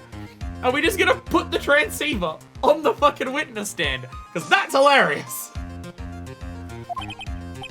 Yes, Your Honor. He's coming here, to the witness stand. Well, yes, in a manner of speaking. Edgeworth is realizing how fucking ridiculous this is. I recognize that this is a very unusual circumstance, so I ask for your permission. Well, Mr. Wright? Yes? Is this alright with you? I have a choice here? Can't really do much to drag this trial out. The defense has no objections, Your Honor. I wonder if it really is alright to do this. Very well, then. The prosecution calls its witness to the stand. Edgeworth, no other way left to us? Now then, witness. Your name and your, occupation, please? And there it is! And there it is! The radio is on the witness stand!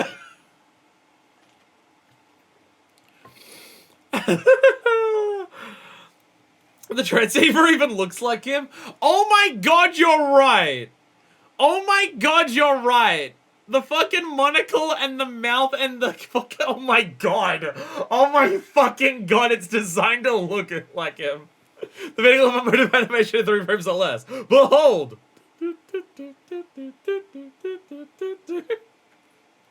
Because I'm a parrot, this is nothing compared to that? I don't know! We've literally put a radio to an assassin on there. Is this gonna help us? Is this gonna help anyone? What, do we think the killer's just gonna turn around and say, yeah, Matt hired me? Is that what we think is gonna happen? My name is Shelley the Killer, and I am a professional assassin. I say, what is going on here? Your Honor? How can you remain so calm? And what is the meaning of this two-way radio? Actually, Your Honor, it was delivered to me just now, and it came with a condition. As long as we do not trace its source, Mr. Tequila will testify to this court. The phone call he got earlier was something. Wait, this came from Tequila himself? Then this is definitely not going to help us. I thought like we gave owls over. If this is Tequila's idea, this isn't going to help us. Why would it? I mean, it drags it out longer, but it has nothing else. Oh, no, this will not do. I cannot allow this in my court. First of all, we can't even be sure this is really Mr. Tequila himself. Witness, please present some sort of proof that you are, in fact, Shelly the Killer. I understand. Please wait a second.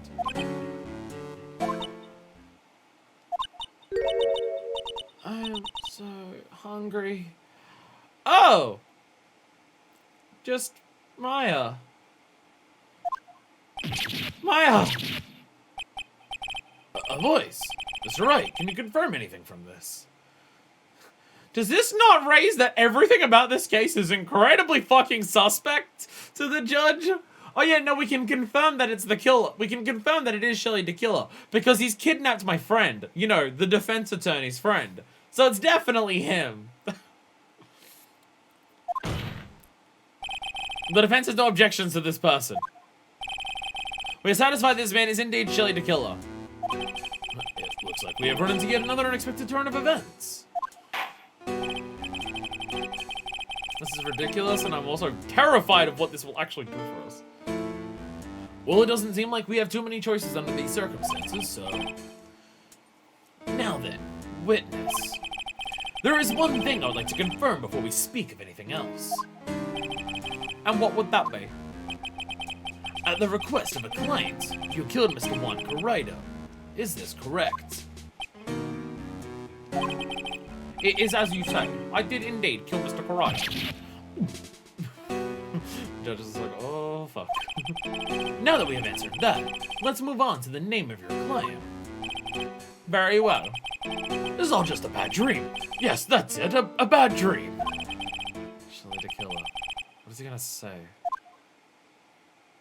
I'm worried I already know what he's gonna say. There is something I must first state. To an assassin, nothing is more important than the trust between a client and himself. And that is the reason I am here today on this witness stand. It is my wish that you grasp this concept before I give the name of my client. Mr. Tequila seems to be a very clever man. I'd almost say he seems to be mocking us. While he may appear to be our enemy, Your Honor, Mr. Tequila is only stating the truth. He is no hypocrite. He has always stood by this one belief. You mean about this trust between his clients and himself, then? It seems to be a level of trust beyond what people like me can comprehend. It's funny, because Matt does not have the same trust backwards. He does not have the same trust back. Well, Mr. Wright, are you ready to cross-examine the witness? Yes, Your Honor. There's no way to know what's coming next, so stay cool and collected, Phoenix.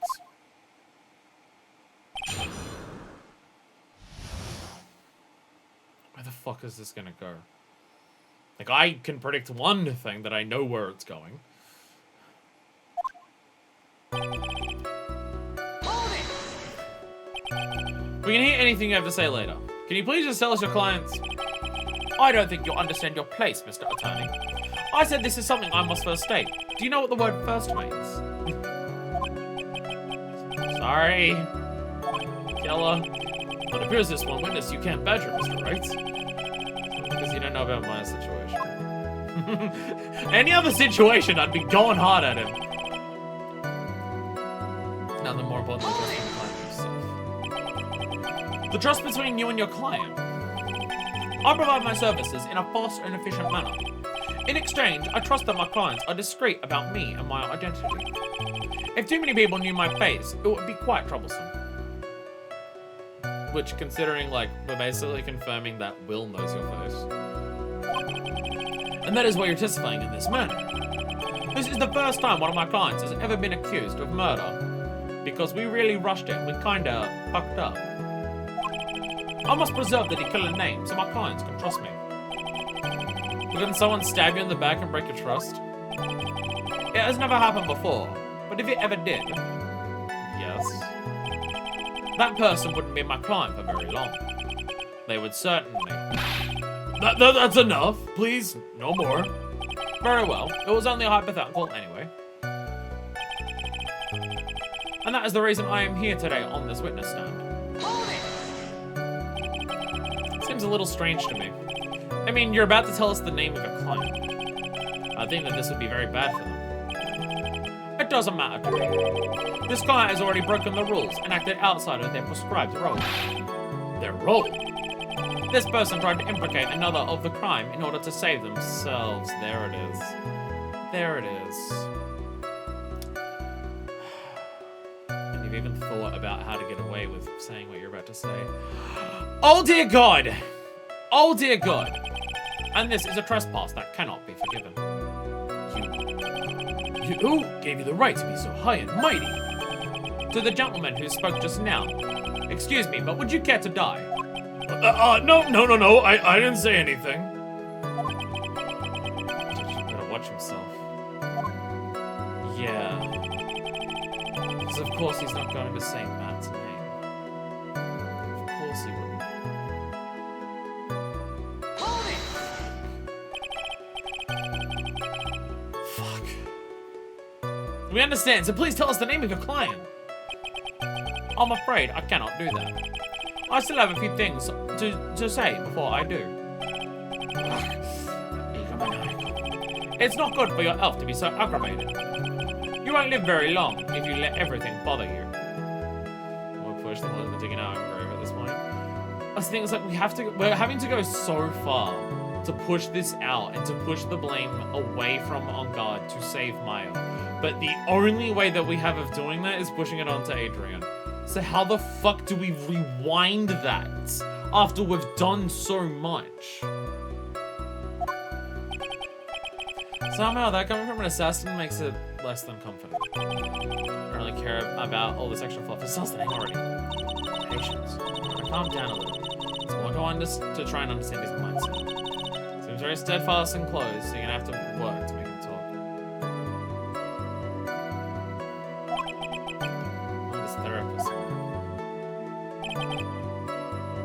Oh, I'll be honest, I really thought this was just going to be a case of press everything and then we go through.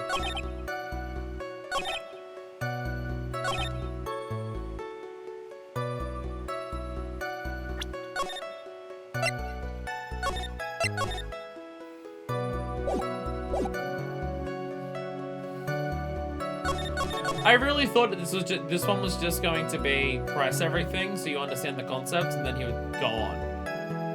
What evidence am I meant to present? The more important than trust between a client and yourself. That's the reason why I am here today on this witness stand. I wish that you. Hold it! Yeah, and then you say this. It'd be very bad for them. Doesn't matter to me. Client has already broken the rules and acted outside their prescribed role. There's a trespass that can't all be forgiven.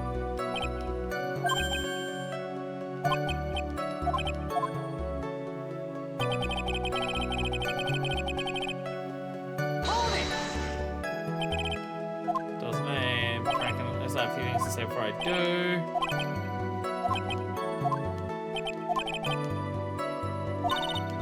Patients, try to calm down a little. It's important to try and understand his mindset. Seems to be very steadfast and closed, so you have to work to get him to talk.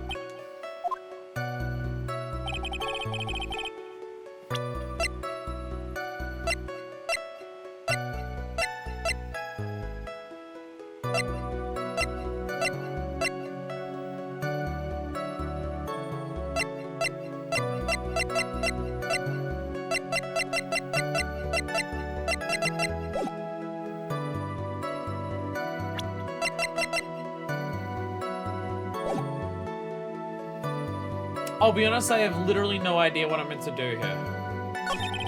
Can I get a hint? Because I don't understand what the game's actually asking of me here. Because he's just saying, let me talk and I'll say it. But him talking's not doing anything. And I have no idea what I'm meant to press on to get him to do anything. Other than just say... It's another backtracker. Press on assignments again, and then you know another thing.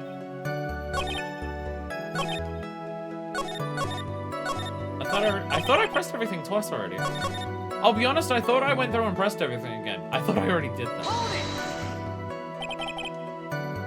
Tell us your clients. Night. First. Gone. I'll be honest, I thought I pressed everything again. Have I not done that? Trust procedure in your client. Fast fashion manner. No, this is... Oh, okay. Okay. I'll be honest, I really thought I pressed that again. I didn't even know... What difference did the dialogue have there? What different dialogue was there? I'll be honest, I don't even know. I thought I pressed that already. I really thought I did. Because I pressed the thing about trust in the client, like twice. Because he threatened the judge twice. I really thought I did that. This is a new dialogue? Okay. I really thought I pressed this already, so I think I pressed this 3 times now.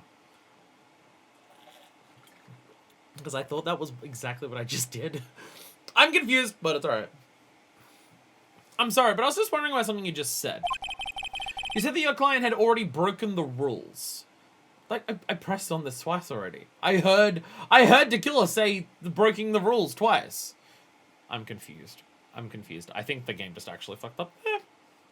Because I definitely heard about Tequila saying that the client broke their rules and acted outside the prescribed role twice. I definitely heard that twice. A person who frames another is the worst kind of human. And that's why you feel you can betray this person? I have no trust relation with a client who can't understand their assigned role. Just my luck. An assassin with a conscience. Who would have figured? Now then, everyone, do you think you can understand my logic? So this keeps getting better and better! If you can't, then I'm afraid we can't proceed. Everyone understands your point, I think. Really? In that case, I believe I'm prepared to disclose the information you seek. You've made it crystal clear that you value trust over all else. I believe we are ready. Excellent. And that is the reason I'm here today on this witness stand. I do believe it's about time I revealed the name of my client. Don't you agree?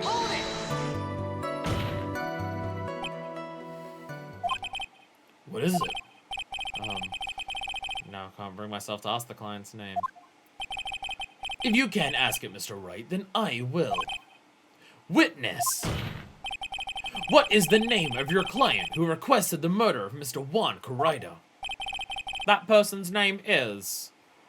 Drumroll, please, for the worst thing I want to hear.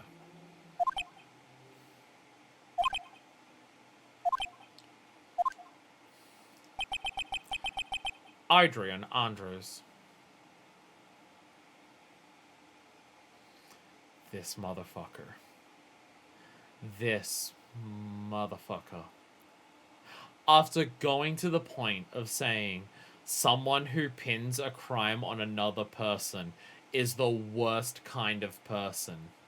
No, he doesn't actually care about that part. The only thing that matters is trust between him and Matt on guard. He doesn't care about the other shit. He doesn't. He just goes out and says, I have all of this trust, and that's why pinning it on someone else would be unforgivable. So people believe him when he turns around and pins it on someone else. This motherfucker.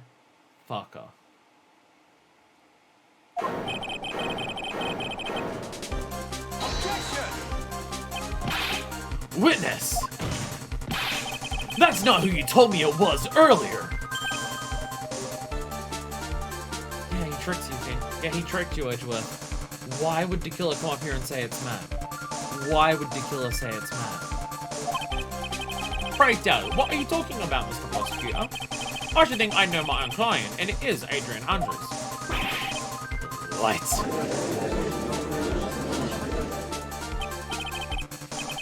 Fuck! This can't be! On the phone earlier! What's going on here? I guess that Mr. D. Killer just stabbed Mr. Edgeworth in the back.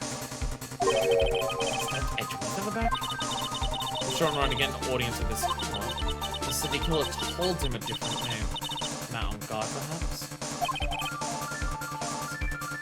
Yeah. Yeah, but shock horror! The person who's kidnapped someone to get the actual guilty person innocent isn't gonna come up on stage and just fucking implicate them. Why would we trust a killer? This is outrageous! I was deceived! This witness is telling a very serious lie. But you're the one who summoned this witness. Ah. Shelly the killer. My testimony is the proof. The defendant at the moment is not on guard. Am I correct? All I wish to do is help procure his acquittal. Ah.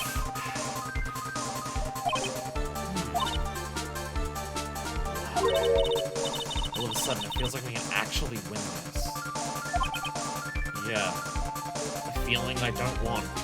The feeling I very much do not want. The prosecution has failed to provide a motive and has instead provided the suicide note, which is a forgery created by the victim. Furthermore, there is a possibility the defendant himself knew it was a fake. But most definitive of all, we have heard from the assassin himself the name of his client. This case is doing a lot to show how much evidence is just purely open for subjectivity. Like, prove everything in court with evidence, and everything that we're giving out here as hard concrete evidence to show a point is like complete and utter bullshit. It's complete and utter bullshit. It really is. Like, we're able to lay out these massive fabricated, completely false things with the evidence that we have. Like, fucking Christ. Considering the evidence has been the focus of us, getting our clients off beforehand. Like, fuck. Mr. D. Killer's client who requested the murder was not the defendant at all. No. With all this evidence, it is obvious to me that this means that Mr. Madame Guard is innocent. I seem to have caused you all a bit of confusion. Please, continue your discussion, and call me when you have reached a verdict. Bailiff, please bring Miss Adrian Andrews in immediately. Now, the way this is going, Edgeworth will be found, and God will be found innocent. This may be our last chance to save my life. Yeah, but Edgeworth is right. The killer is lying. And on God, client, I know he's guilty. With myself if I win this? Holy fucking Christ. Oh, Jesus Christ. Who would have believed that the prosecution's own witness would absolve the defendant? Your Honor, the prosecution requests permission to further question the witness. Oh, fucking Christ. Like, considering what Turnabout Big Top was, the fact that this case is doing what it's doing is... fucking Christ. Oh, oh boy. Like, I feel awful. I feel horrible. Like, this entire stream, I have felt awful. I have felt horrible. And it's just, oh, fuck, man. Oh, God. Because, like, it even just goes back to everything that you've done up to this point, which is part of Edgeworth's point of just, like, the people that we've had before were actually innocent. And it's just... everything that we're doing to get the people who were innocent before, doing those same things is getting an innocent person, like a guilty person found innocent. It's just like, fuck. It just turns everything on its head and fuck. They're experimenting with both technique, new ways to use mechanics and further exploring the narrative elements. I mean, this feels like a fantastic continuation of why this game is a sequel to the previous game. This like, turn around Big Top is filler, whatever. You learn more about Maya and what's happening with like Maya's like family and stuff in the other one, which was still a very good case. So like, there's that. But like, what this does, what this case is doing for Edgeworth, and especially Phoenix, is agonizing, but fuck. I genuinely don't know how this case is going to end. I'm really worried this case is just actually going to end with Phoenix has to live with himself with one of these outcomes, and that's just how it's going to be. There's your ending to your game. Fuck, I still don't know. After giving me work, I'm running Big Top. He saw the deadlines of the ending 12 hours finished. Well, I was like, shit, time to turn my full brain power on. This really elevates things, which lets me feel extremely tough to follow after it wasn't Christmas. No, Turnabout Goodbye is fantastic. Turnabout Goodbye is fantastic for how it feels to overcome such a monumental villain. Manfred von Karma is such a villain, and it feels fantastic to beat him. But this is another level. This is another level of, because it's like, Matt is a villain. Yeah, Matt's a horrible person. You want to defeat him, but like, it's about how you feel while doing that, and how you feel while you're going there, and it's just like, oh fuck, fuck. I don't even know if we're going to defeat Matt by the end of this.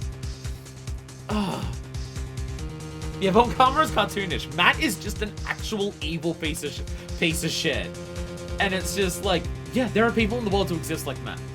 There absolutely are, and it's fuck. Like this so much of this case, I have felt like tense and on edge, and just like my arms are tucking into my body because I'm just like, like the tension is almost unbearable for this case, and it's just getting worse. Fuck. The prosecution requests permission to further question the witness. Surely the girl is certainly lying under oath. Wasn't me. Listen, everyone, please. A testimony just now, it was all one big lie. Miss Andrews. So no man has been a fake. But that man, Matt, he's the reason Celeste died. And Juan's death, it was all because he got pulled into Matt's twisted world. Her testimony just now. You have to believe me. It was a horrible, horrible lie. Fuck, I feel horrible. I feel awful. I feel awful. But Mr. Killer himself has testified. He has named you as his client. No, that's not true. Also, there is quite a bit of evidence that points to you. The knife and the button, donning the nickel samurai costume. But that's Adrian's. I mean, Andrews did kind of put herself in a horrible situation. I mean, gameplay being a courtroom constantly, having new testimony and lies really helps make you hate Ace Attorney villains on top of all the story. Yeah, Matt's another level. Oh fuck, he's oh fuck. You even have a motive. We know that Miss Celeste Impacts was a large part of your life. Stop it! You want to follow her and you want revenge against her. Thank you. I just skipped it, sorry. I would say that you have plenty of reasons to want them both dead. No. Mr. Wright. You know the truth. Tell them. Tell them the real story. Who the real killer is. Tell them. Please, help me.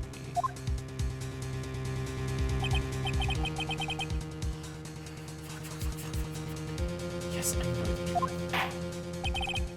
Mr. Wright. Yes, Your Honor. I believe we have reached the end of this trial. Therefore, I ask the defense for any final words or opinions.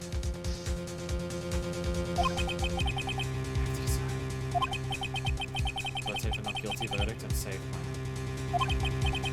Or do I throw this chance away and wait for Gumshoe's new evidence? What am I supposed to do? I know what I'm choosing. I know what I'm choosing. But just in case. Just in case.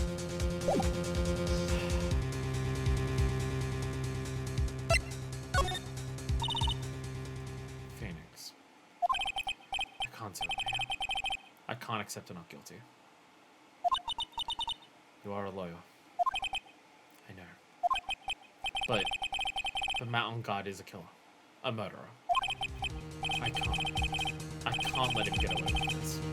I can't let someone else take the fall. Violet's Miss Andrews be convicted. But I'm no better than on guard. Even though I don't want to admit it, I have to face the facts. That is because of Edgeworth that I now know the truth. He could have gotten on guard convicted so many times, but he never took a single one of those chances. If I take this verdict right now, I'd be betraying his trust. His trust. I never thought about it until now. Matt doesn't trust a killer back. He doesn't. We know that. I trust him. Yes, you do. Mr. Wright, your opinion, please. The defense requests that we be allowed to further question Mr. the Killer. Shit me, I'm gay. I'm saddled with these unnecessary feelings. Am I hearing you correctly, Mr. Wright? Right. But... that witness has cleared the client through his testimony. Your job here is done. Not done yet. To say through the witness's lies and find the truth, that is my job, Your Honor.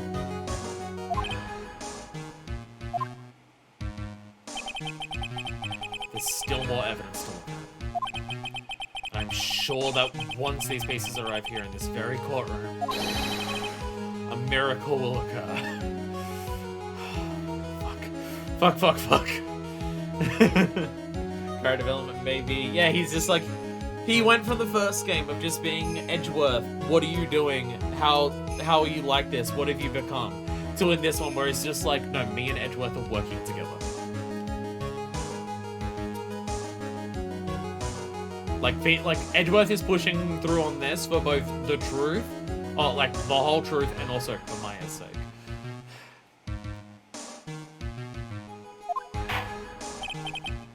Very well. The trial will continue. Mr. Edgeworth, please re-establish connection with Mr. the Killer. Right away, Your Honor.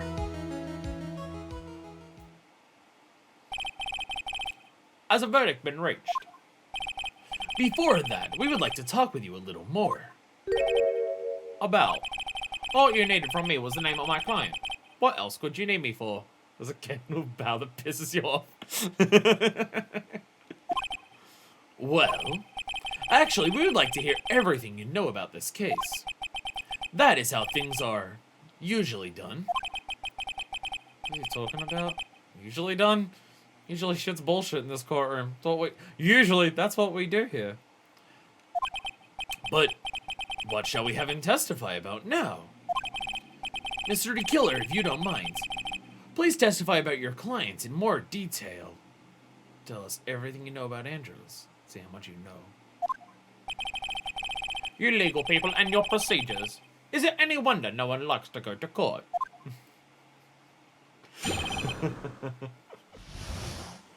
About my client, part 2. As I have already stated quite a few times, Adrian Andrews is my client. However, one thing I simply cannot overlook is tampering with the scene of the crime. My client did it to frame another for the crime. While pretending to be the first person to discover the body and enter the scene, Adrian Andrews already knew from the very beginning that one co-writer was dead. But even more appalling is the creation and planting of the knife and button. That act is what I was referring to when I said my client had broken the rules.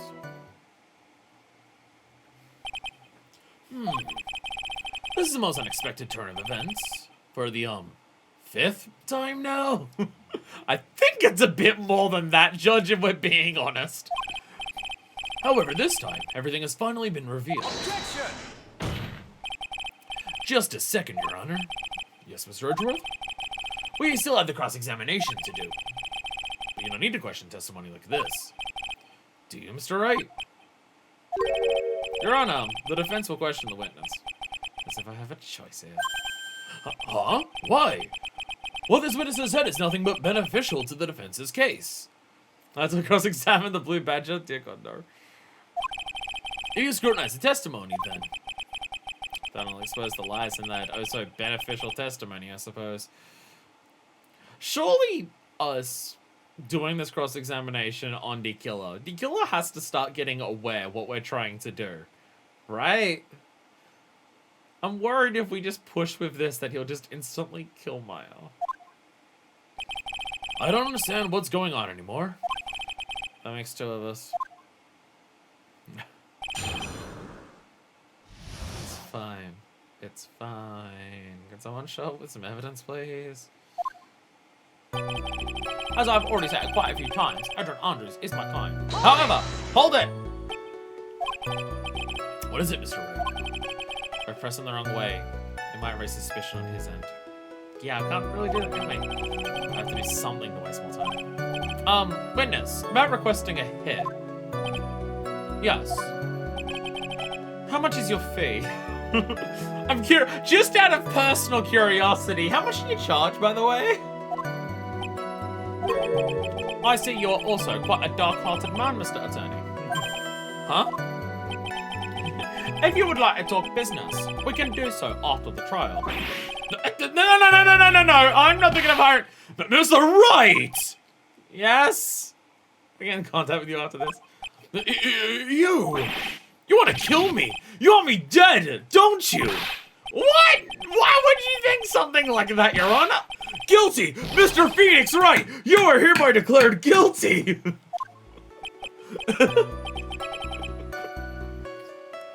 Witness, let's continue.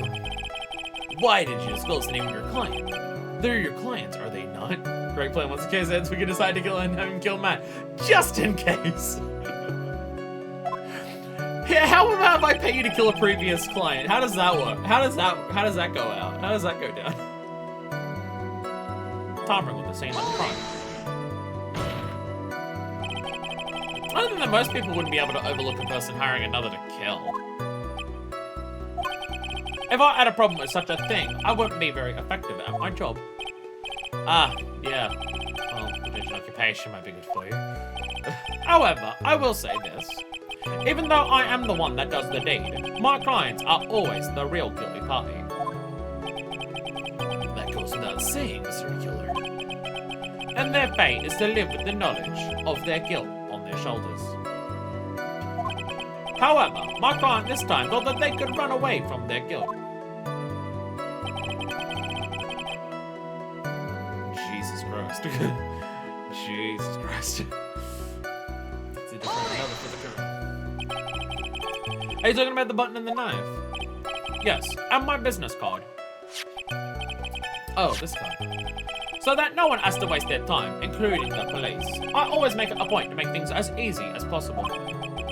You try to make things easy? My business card makes it very easy to identify who carried out the service. Very devoted to his work. But I disregard everything to go and stab the deceased with a knife, and even hide my card from sight. That is something I cannot overlook. It's really hard to tell if he's being truthful or not without him being here. I mean, I imagine if a client actually did, like, if an actual client did the things that he's talking about, yeah, he would hate that. I imagine he would, based on the way he's talking. Because, like, again, he leaves a card everywhere, because he always wants, like, he makes it obvious to the police, oh, by the way, I'm the one who killed them. So that puts the suspect on him, and it's just like, who hired him? Well, it's hard to tell, because he was the one who did it and stuff like that.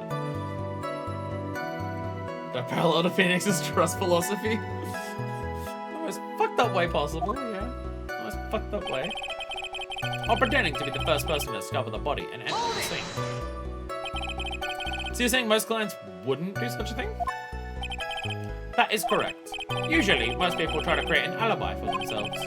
If you should use my services, Mr. Attorney, I would suggest you plan for your alibi too. No, I already told you. I have no intention of using your services ever. The judge is staring at me. Why does he keep looking at me like I'm the one on trial here? Adrian Andrews already knew from the very beginning that Juan Carrida was dead. From the very beginning? That is correct. From before my client visited the room. All of my clients know precisely what the situation is at all times. If that's really true. That's odd.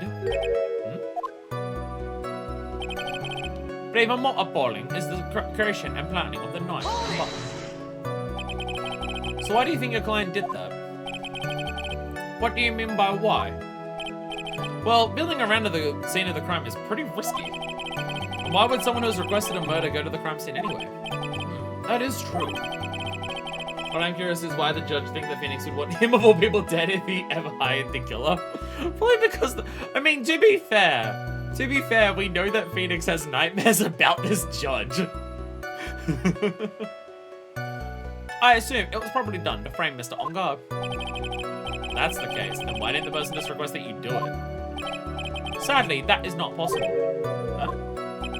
My job is to kill, that is all. And I leave my business card behind, naturally. The business card is so my clients may escape blame. To protect them is my duty. Even if they say it's for revenge, setting someone else up to take your fall. That act is what I was referring to when I said my client had broken the rules. Again, this scumbag, because he's literally pinning the blame on someone else to help his client. Scumbag. And that's all you have to testify. Yes, and I pray that I will never be called to the stand again. Again? Is any plan to continue? I must, as I have yet to find a person to take my place and become the fourth successor. Actually, how would you like a new life, Mr. Attorney? I'm not becoming the killer! See if anyone Phoenix knows is getting guilty parties, it would probably be the judge, the very big circus as a whole, but I don't think the killer does bulk discounts.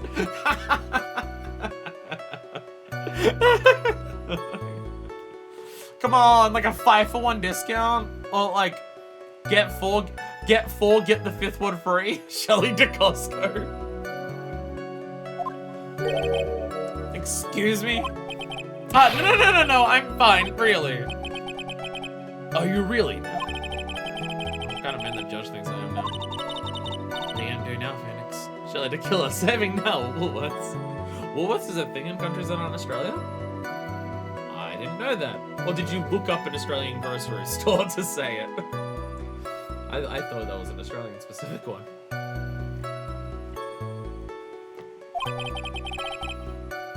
I just know about things. All I can do now is expose the lies. That's true. Oh, but you realize that would be very bad for our client, right? I'm so confused. The one thing I know for sure is I can't let this trial end yet.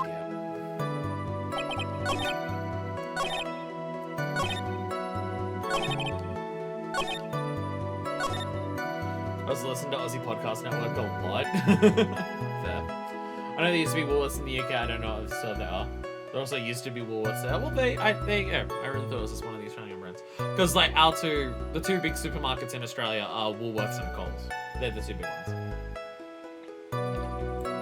And given how much Australiana, back in Australia, cunt. Given how much that is like a part of their marketing, I kind of figured they would be like exclusive to Australia. Shout out to Woolworths Fresh in Our Memories campaign. It's fucked up. Fucked up, Jesus Christ.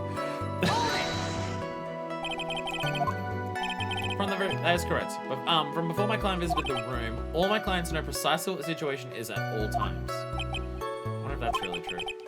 That's odd. Just got a Yu-Gi-Oh tournament at a local Woolworths. See, when I did my Yu-Gi-Oh tournaments when I was a kid, it was at Toys R Us. And and they always set it up like in the middle of one of the aisles, and it was really annoying for other shoppers, and I don't know why they didn't just put it in a more open section, but that's what they did. Okay, Adrian Andrews already knew from the very beginning that one co-writer was dead.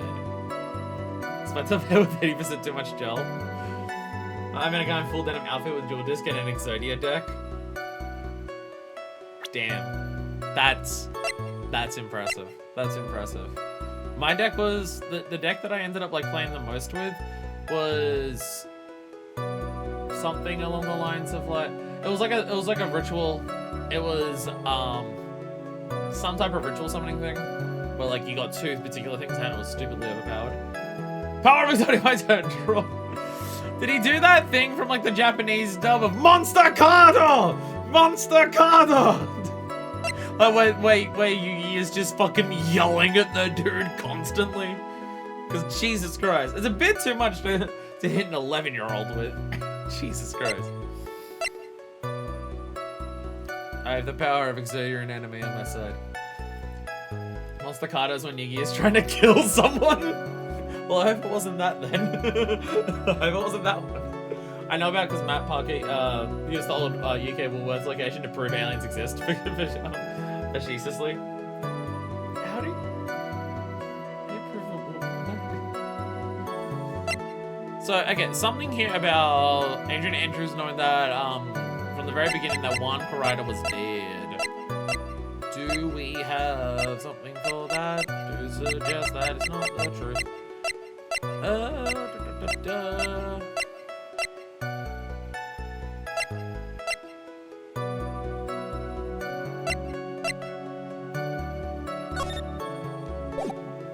You can manipulate fate and chance, but only under circumstances of games. Was that like actually Yami Yugi's fucking powers? I missed a lot of Yu-Gi-Oh! Past like the tournament island thing with Maximilian or whatever his name was. I didn't like watch much past that. That's his powers? Jesus Christ. The guy allows his monster to attack the guy again if he draws a monster, then repeat the draw. Just murder the guy. Just murder the guy. I love it. Adrian Andrews already knew from the very beginning that one creator was dead. So the thing is, we had to prove this point before of did Adrian know that there was dead immediately? We kind of used the guitar case because of the water splashing it everywhere. Besides his American company, they eventually died and turned into Foot Locker. Foot Locker is a different shop here. Foot Locker is a different thing here. That's an actual shoe shop. What? Well, the European branch survived. The Oceania Wars is actually completely unrelated. What the fuck? What the fuck? Okay, here's the question. Does Big W exist in other countries? Because Woolworths is like the supermarket version, and then Big W is like the department store version. I'm probably using the wrong term for that. But basically like a Target. And or Kmart, which is also still a thing here, and I think that, yeah. As a completely separate store that happens to also be called Woolworths. Well, it's called Big W, but it's like, it's owned by it's the same company. There's a separate company that is called Big W, like a separate shop that's called Big W and then Woolworths, and they're the things here. And they're just apparently not connected to the other things in the world that are called Woolworths, which is confusing. Which is just brain hurties. Brain hurties and confusing. Brain hurties and confusing. Anyway, I kind of just want to throw the guitar case out to suggest that... No, okay. No. Because this is the one that we're pushing something on there. We're doing something with this. We're pushing something on this because if you press on it, from the very beginning, like from before, I'm visiting the room, all my clients emphasize what the situation is at all times. I wonder if that's really true. And then Edgeworth says that. Well, it's definitely this.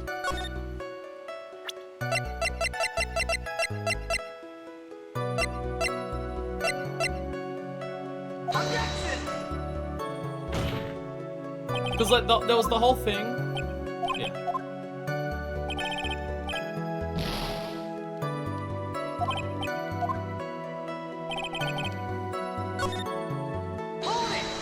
Is this another repress one, or do I actually have evidence? Can I at least tell me? Do I just have to repress something and it's another one of these in this case, like the fourth time or so? Or is it just actually evidence there? Because this is the thing that we had to come up with before of just like, because Adrian knocked over the vase onto the guitar case, and there's that. You have evidence to present this time? Okay.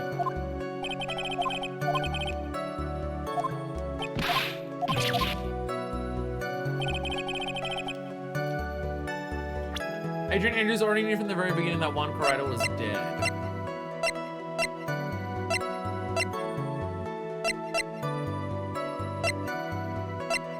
The tomato juice? Objection! Okay, yeah. Because she poured this. Yeah. So, and okay, I was on the right thought process. I was on the right thought process of there's several things that suggest that Adrian didn't know that he was dead from the beginning. Thank you so much for taking the time to testify, Mr. DeKiller. What is the meaning of that attitude? When Adrian Andrews entered the victim's room, your client had no idea that one co-writer had been murdered. But how? How do you know that? From this wine glass, Your Honor. The glass. Mr. DeKiller's supposed client, Mr. DeKiller's supposed client thought Mr. Crowder had only fainted. A background request in this case, so it should be clear for that. Thank God. Which is why the glass of tomato juice was poured for the victim. Isn't that just part of Adrian Andrews' calculated plan? That is not possible, Your Honor. This glass bears the fingerprints of that person. Had this been planned, they would never have left their fingerprints behind. I see your point. Ms. Edgeworth, what's your opinion? Strangely enough, I had this same exact thought just now. Witness, how do you explain this strange phenomenon? But what if they're stupid? Isn't it a waste of time to ask about such a minor detail? This is how courtrooms work, DeKiller. It is not a very important point anyway, correct? That's not how court works, I'm sorry. Alright, I'm afraid you are mistaken. If Adrian Andrews really is your client, as you claim, then your client should have had knowledge of Mr. Karaita's death. If not, then that can only mean that Adrian Andrews was never your client at all. How strange. Yes? Why is it that the attorney has yet to raise an objection at this absurd situation? Phoenix. Together figures out what we're up to, we're in real trouble. Yeah, I know. Objection! Mr. Edgeworth, I'm surprised. You know you can't say things like that without any evidence. Ignoring that Phoenix was the one who brought this up. Sorry. Well, that was an awfully weak objection for the two of you. Anyway, I am positive there was a contradiction in that testimony. The prosecution requests further testimony concerning when the request was taken. Very well. Right now I have to buy some time. That's all we're doing. All we're doing is buying time. That's all we've been doing most of this time. While we wait for the items to kill left behind to get here. Just know that the very outcome of this trial lies with those items. Request taken. This request came to me. Oh, about a week ago. Wow, really? That's all from you two? Okay. Normally you go way harder than this. It was a request for my services on the night of the award ceremony. We met at a certain bar to discuss and finalize a few matters. That is what occurred. I trust my memory, and I believe I have made no mistakes. So you physically met your client, huh? That is correct. Meeting one's client is the first step to building trust, in my opinion. So it's annoying that, like, Edgeworth can't... Like, if Edgeworth could cross-examine DeKiller, it would make our lives a lot easier. But unfortunately, we can't do that. I see. Well, Mr. Wright, your cross-examination, please. Don't know where this is going. This request came to me about a week ago. 1 week ago? Are you sure? Yes, I am quite sure. I, of course, have my own preparations, and I was barely able to finish. When you request my services, Mr. Attorney, I hope you'll keep that in mind. Please stop. In any case, my client this time had a very specific date and time in mind. Specific date and time. Which worked out really well for him. Request for my services on the night of the award ceremony. Did you ask why on that specific night? No. I try to fulfill all the conditions of my client's request. But as for why, I only have my suspicions. Your suspicions, huh? Let's further. So what are these suspicions you had? Why did your client request that night? I'm sure it was all for the bear. The bear? My client spoke of it. I'm sure there will be a bear-shaped figurine in one Ryder's room. I'd like you to retrieve that item for me. We're talking about this bear puzzle. Inside that figurine was a suicide note. Naturally, the victim brought it with him to his hotel room. He was planning to publicly disclose its contents at the press conference, after all. That is correct. And if I had not done the job that night, I would not have known where the bear figurine was. I see. Well, Mr. Wright, was that testimony just now of any importance? No, for something. Phyllis, that sounds plausible, but in the end, it's just his conjecture. No, Your Honor, I don't think it's very important. Well then, witness, please continue. Press and everything else was important. Hey, Demon. Met a certain bar to discuss a few matters. But, like, what bar? You physically met Adrian Andrews, right? Of course I did. What was that? What was that brief pause? What's that? Witness, I'd like you to give us a few more details. I always meet my clients as a matter of principle. I have never taken a request by telephone or mail. And why is that? That's because I value the trust between a client and myself above all else. And the only way to establish that is to speak to the client while looking them in the eye. Well, Mr. Wright, does money just not have any importance? Again, not important, but... Why he meets his client is not important, and that wasn't the point. Witness, please stop sidestepping my questions. What do you mean by that? My question was, did you really meet Adrian Andrews in person? I have already told you, Mr. Wright. I did. It was only through talking with him face that I began to trust him.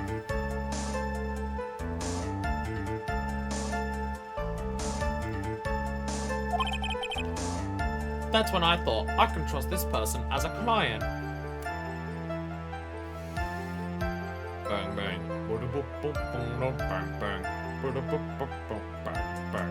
Sorry, I'm just getting distracted by thoughts of Splatoon. Sure what they say about talking face to face. Well, Mr. Wright, was testimony just now of any importance? Gotta go re-listen. Bang, bang, bang. Bang, bang, bang.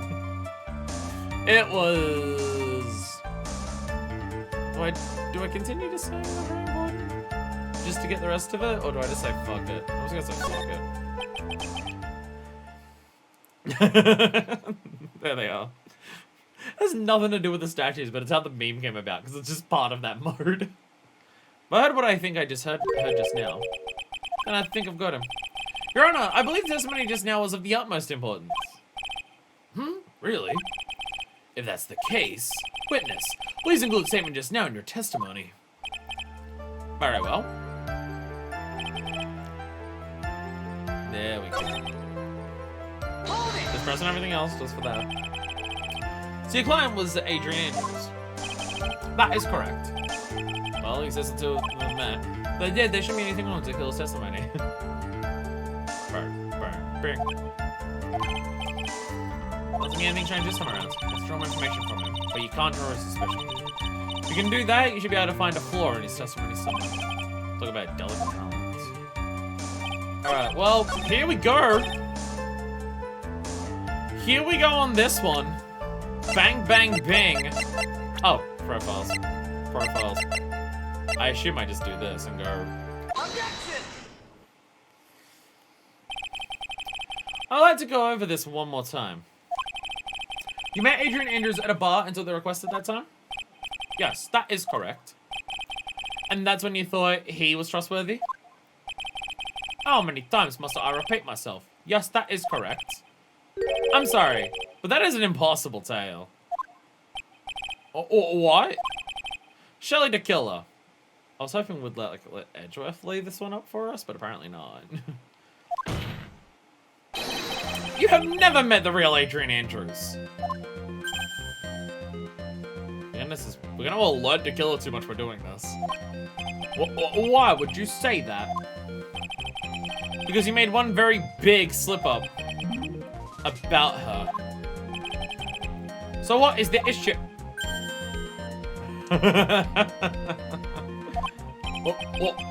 What did you say just now about her? If you had ever met Adrian Andrews in person, one look would have told you that she is a woman. Well, I mean,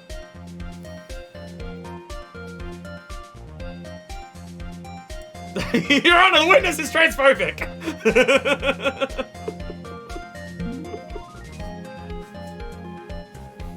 She dresses like Zero Suit Samus. I did the bare minimum cosplayer.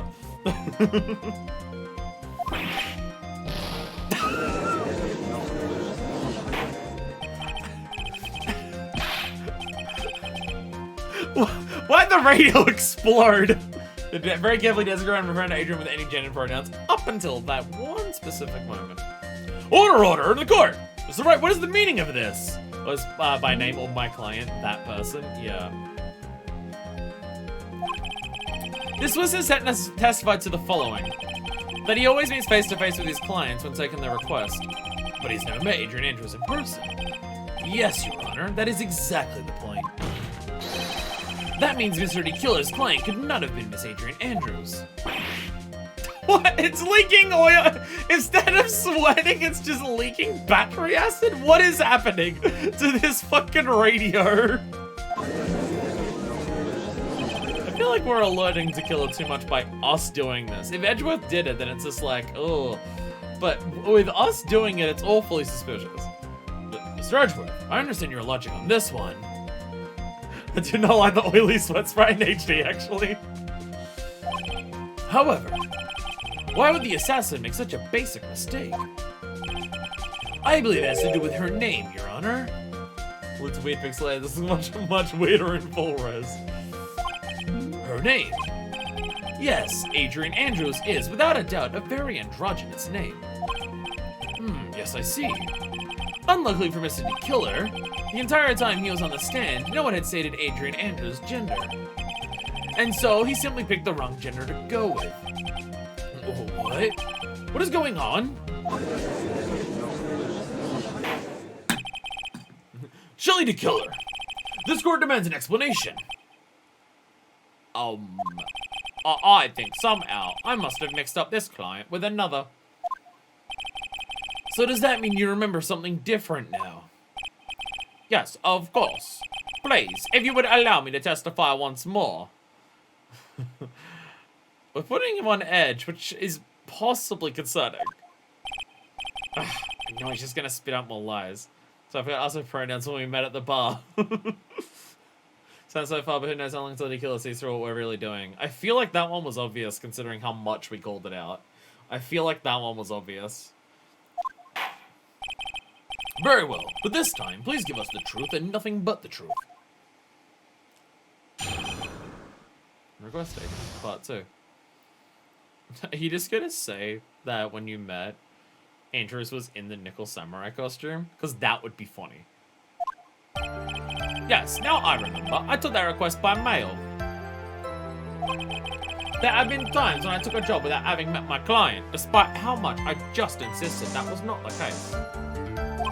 The request was for the murder of one Karido, and 2 or 3 other small things. When I saw the name at the end of the letter, I thought my client to be a man. Very flimsy discussion. Very, very flimsy testimony, though. So you took this job through a letter. He didn't mention anything about a letter in his earlier testimony. Which means he is definitely lying. Be careful, Phoenix. If you break the assassin's testimony completely, it's over for us. I can't make him suspicious, but I feel like he would already be. I think we're okay. Like, we can do this. As long as he's standing there across from me. No matter how strong of a punch I throw, he'll counter it. Now then, let's begin the cross-examination.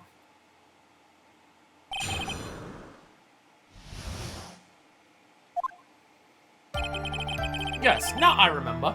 I took that request by mail. Hold it! But didn't you just say that you always meet your clients? Yes, I suppose I did say that. However, there are some clients for whom a meeting is simply not possible. But didn't you meet your client this time? No, I did not. Oh, come now. Let's start with this game of cat and mouse.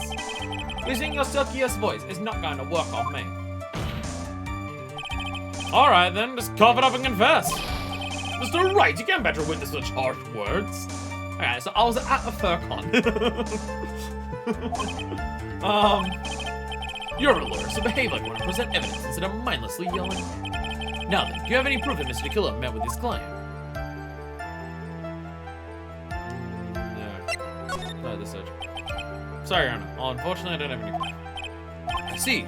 The line question was just another waste of time. Sadly for us, Your Honor, there is the nature of right and wrong. Hey! Man, I took a job without having. And why could you not meet certain clients? Recently, I have been receiving more requests. If I meet each and every client, I would lose some nice business opportunities. Nice business opportunities? On top of which, the times have changed. It is now the age of information and computers, correct? Well, I have joined the times and now take requests via electronic mail. Electronic mail? Do you have to mail that in a special insulated envelope? Judge, please. Ah, I'm very sorry. I despise the shortening of words. What I meant by electronic mail is what you commonly refer to as email. Email? In a contest of mimicry, the judge would beat a parrot, hands down. Anyway, so you took this job without having met your client. And? For the murder of one writer and 2 or 3 other small things. 2 or 3 other things? Yes. And what were these other things? A few other things that have nothing to do with this case. What should I do? Let them slide with that? Real bad if I push these buttons the wrong way and got mad. Again, let it go for the time being. We're gonna go through everything first and then the killer sounds like one shot man. Should try to find a better way to do that. Do this without making him suspicious. Let's continue with the testimony. Witness, if you please. I'm inclined to be a man. So you're saying that you never saw your client's face? Not even once? I did, once. It was when I went to give my client the figurine. Yes, I see. But Miss Andrews was wearing a mask at the time. A mask? The nickel samurai mask, I'm guessing. Mr. Wright, what do you have to say about this? Do you have any problems with this piece of testimony? Not at this stage. I think I pulled something out of what he said. It'd be real bad if I did something and made him mad over something trivial.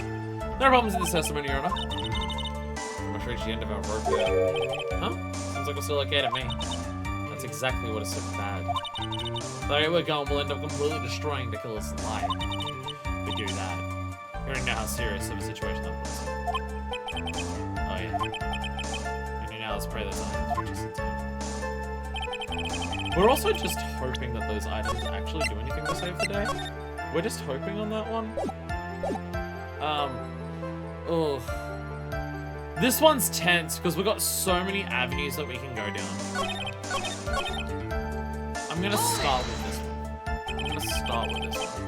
I saw your client's face over once. Saw once when I went to give the client the figurine.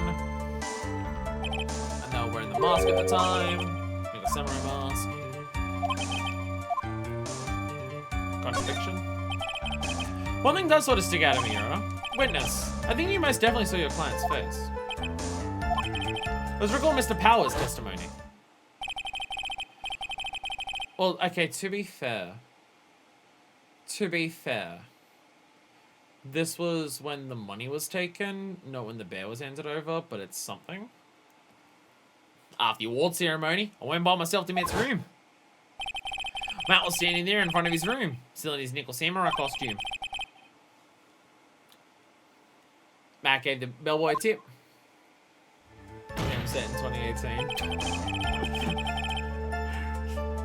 Look, give the judge a break. He was distracted by a bear earlier. Judge doesn't know anything.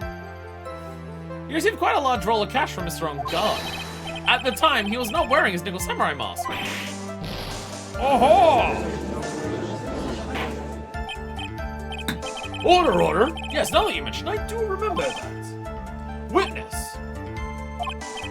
Yes, that night I did wander the floor as a bellboy. I received plenty of tips that night for carrying juice to the various rooms. Is that so wrong? Huh? The man who gave me that tip was not my client. He was probably just a very generous person. I'm sorry, but sadly we're not nearly so generous here. Things that have not yet engaged do not have high expectations for the future of technology. If I could receive large rolls of cash simply by bringing people things on trays, then why on earth would I stand around here prosecuting? Edgeworth is saying again. Oh, the deja vu. Isn't his salary more than enough for one man? I like the idea that Edgeworth is just butthurt about how much money he's getting, and it's just like, why can't I get paid that much to be a bellboy? And where's your evidence that the large roll of cash was not in fact a tip? Come, Mr. Edgeworth, show me the money. What? Mr. Attorney? Yes? You know, I think your line of questioning has been a little strange. In fact, I would say you don't seem to believe Miss Andrews is my client. Not like that at all. I just think lies aren't a good thing, you know. Oh, I know and agree. Lies are not a good thing at all. I think we are on the same page now. Aren't we, Mr. Attorney? Remember, if I feel threatened in any way, I am free to cut contact at any time. I'm sorry, please forgive my foolishness. If only you were this apologetic all the time. Anyway, I do not see a huge contradiction here. Therefore, you may continue with this.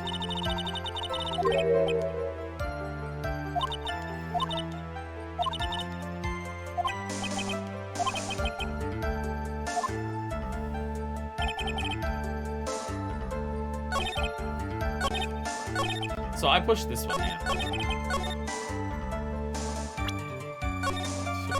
Just gonna keep saving it. In case you go down 2 of these and then that's when like the problems start showing up. 2 or 3 other things. What are the other things? Nothing to do with the case. I'll press further on this one, which is probably a bad idea. Whether or not they're related to this case is for the court to decide. Mr. Attorney. Yes. Everything I have said from the beginning has been nothing but beneficial to your client. Which is why I wonder what is pushing you to continue with this cross-examination. Could it be that you are planning to betray your own client? The radio's mad at us. That's... I smell the stench of a backstabber. And should you turn out to be one... Wait! Uh-oh. It's looking real bad. Should have pressed my luck. Is this worth pursuing? Let it go. Still sounds like one shot, man. Yeah. Let's not go down that one. Hold it! Was this another one that we could push? Or it's not possible? No, usually it's not gonna work on me. Alright, then just cough it up and confess. Do you have any proof that Mr. Tequila met with his client?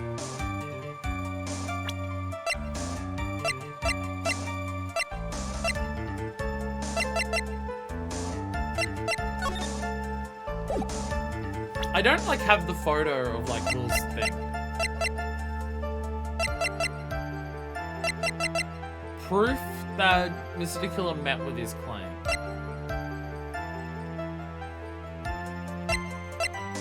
The figurine, yeah. I just present the figurine. I'll show you proof. Sure about this, Phoenix? Here's the proof that witness met with his client who wished Mr. Karaita dead. Take that! Bam. So, what do you think? You may say, what do you think? However, I'm, for all intents and purposes, a transceiver radio. Oh, that's right. You can't actually see the evidence. Well, I don't think this was one I needed to see. Hey! I'm gonna need a pure silence in the air there. Okay. Not that. I fit the wrong piece at a time like this.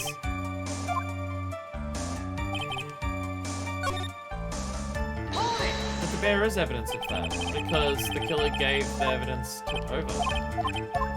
Okay?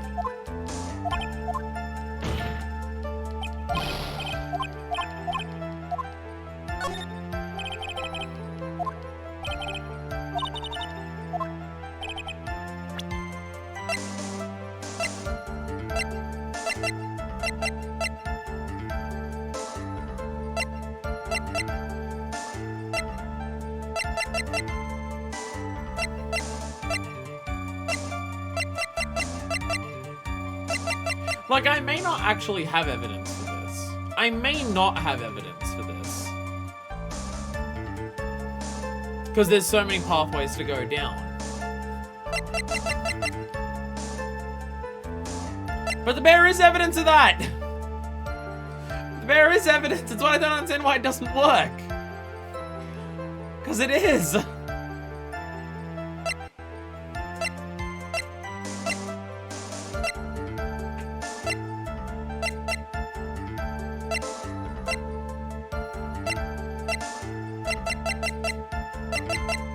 I'll be honest, I don't know what to do here because this is, it just is. This actually just is evidence.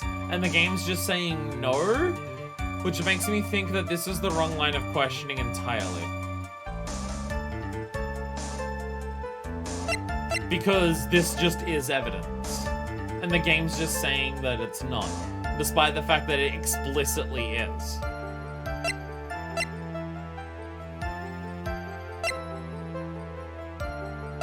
But I don't have anything else I can think of that would be that.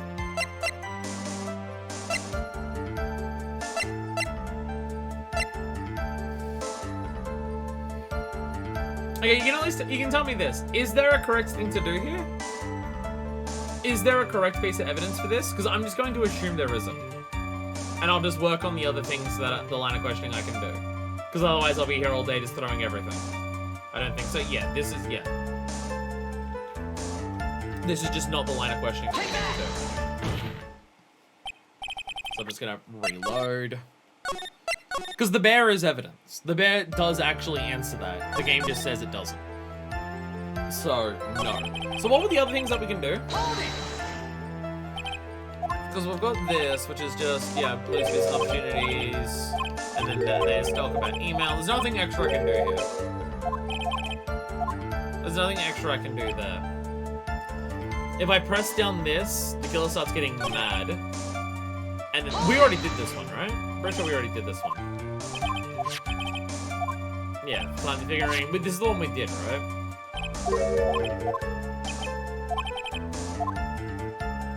And this, yeah. Wait, is that the risk it? I can't see, because I already tried that one. So I just gotta push it on the one thing that's left, because the others aren't, yeah. Because we haven't been told what the other 2 or 3 things are. So we're just gonna push it. We're just gonna push it. Press further. Go into the court, and then he starts getting mad at us.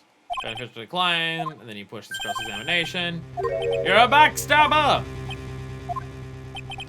Stench of a backstabber! This is looking real bad. Press further.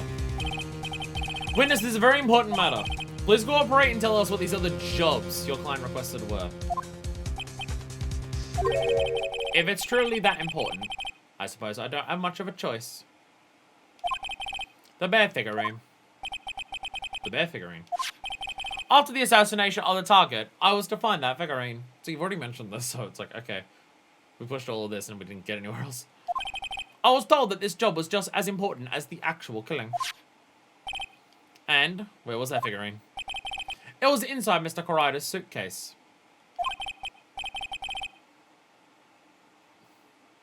What suitcase? What suitcase? I mean, there was the suitcase that's like filled with shit. Let's go like a hairdryer or something in it. What suitcase? And then, what'd you do next? I handed it over to my client right away. You gave it to your client. Interesting. This information certainly sounds important to me. Witness, please include what you just stated in your testimony. As you wish. One of these is to find the bear figurine. Give it to Adrian Andrews. So this we know is just like... I found this figurine in Mr. Ungard's mansion. If you gave it to Miss Andrews, then what is it doing there? I was waiting for her there. That was also part of the plan to frame Mr. Ungard, I'm sure. Makes a lot of sense. Well, Mr. Wright, do you have any problems with this piece of testimony? So the killer says he gave the figurine to Miss Andrews. But I know somewhere in that statement there is a contradiction. And yeah, I know that if I present something trivial here, he'll cut the connection on his end.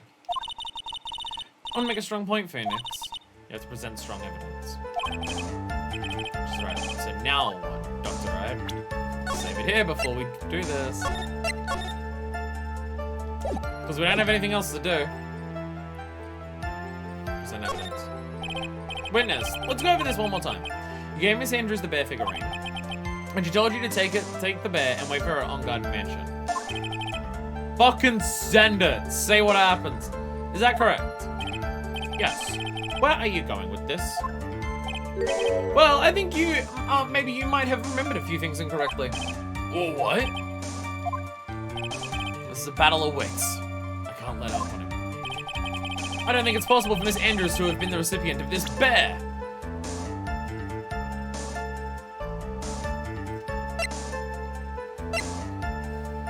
Present badge.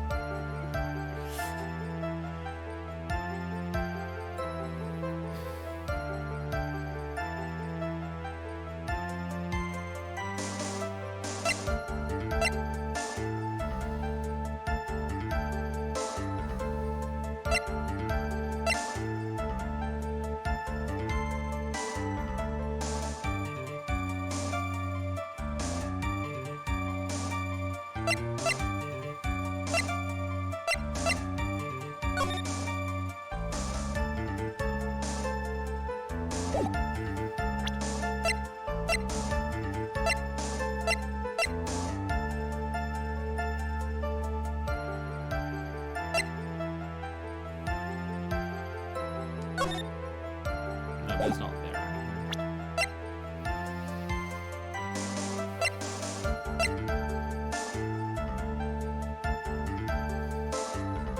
Again, other than the fact that the bear's at the on-guard mansion, which you have an answer for, what strong evidence would I have to suggest otherwise here?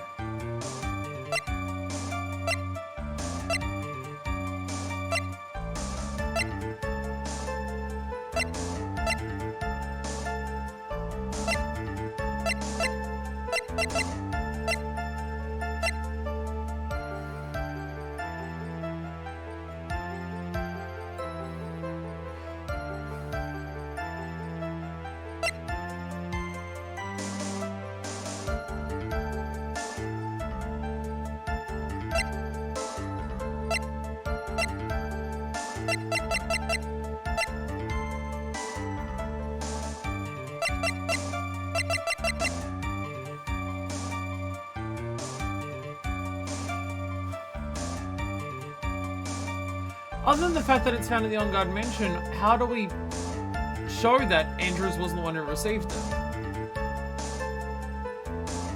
Because we can't say he handed it to Nickel Samurai because Andrews was wearing that.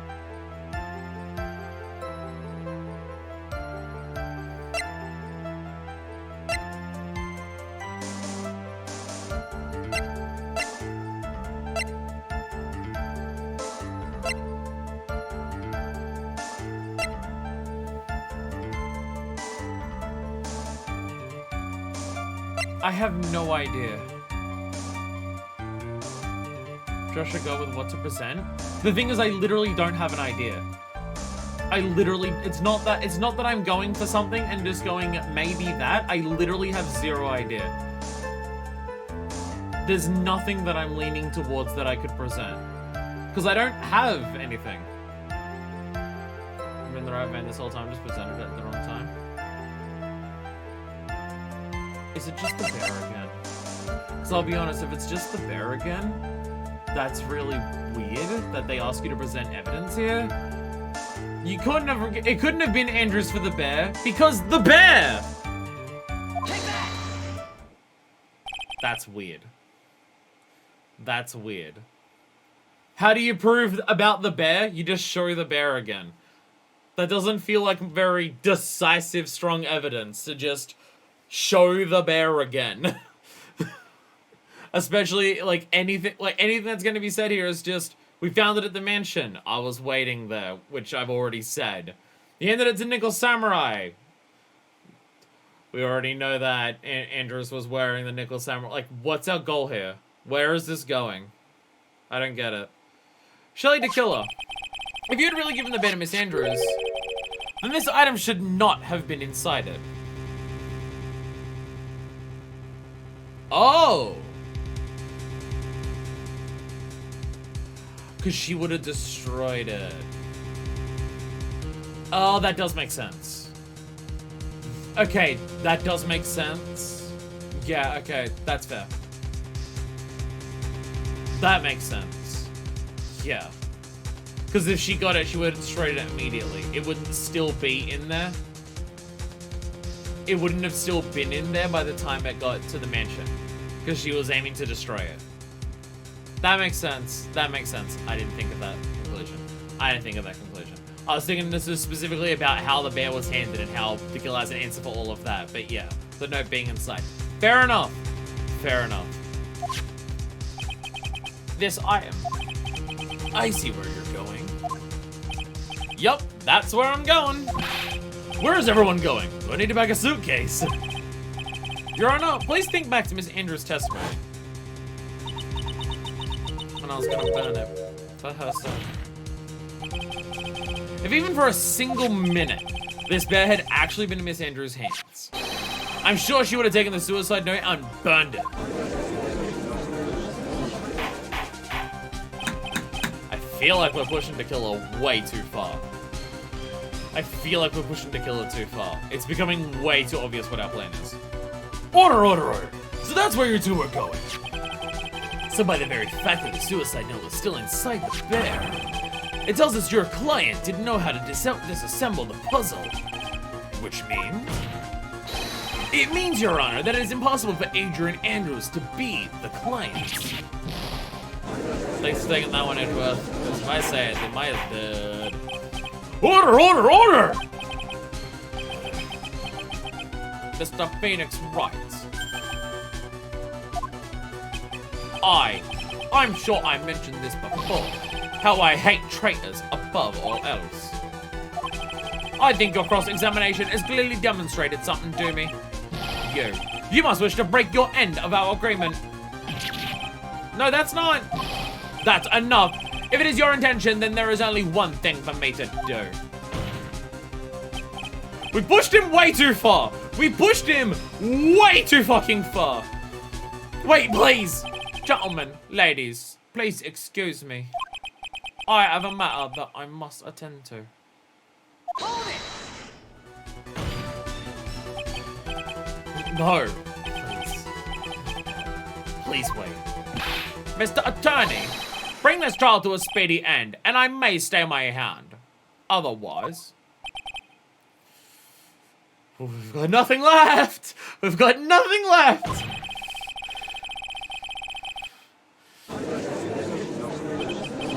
What? Mr. Wright, are you... Sir Edgeworth? Yes, Your Honor? I didn't understand this witness's outburst just now. Do you think there is a need to hear more testimony? Or is this enough?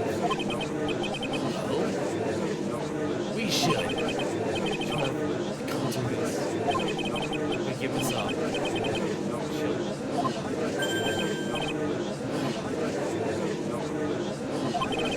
The prosecution. What has come over everyone? Even you are. The prosecution rests. Oh shit. What is going on around here? The prosecution has no further questions, Your Honor.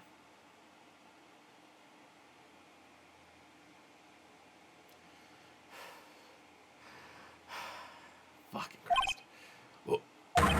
What?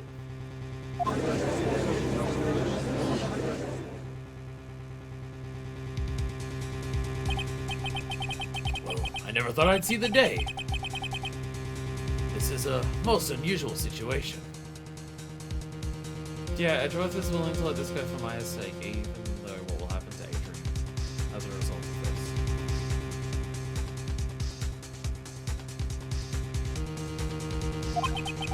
this. The prosecution rests with no further questions. Then, the prosecution has failed to uphold its stance.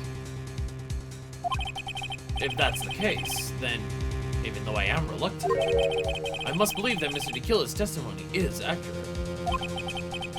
That would mean that Shirley DeKiller's client is Adrian Andrews.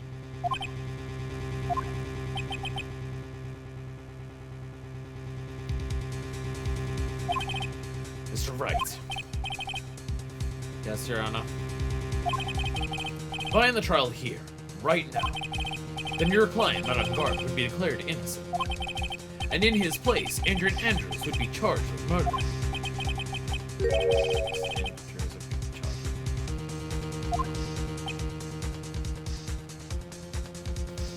What the fuck do we do? What the fuck do we do? The prosecution has no further questions, so we'll now hear for the defense's final remarks. Bailiff, please bring the defendant, Matt Guard, to the stand.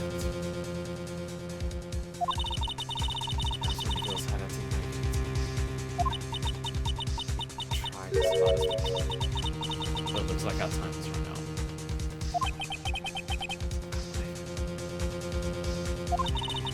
The outcome now lies in your hands.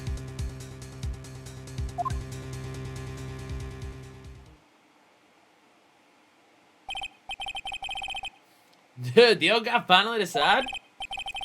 To be honest, I can't think of you as a truly innocent and good person.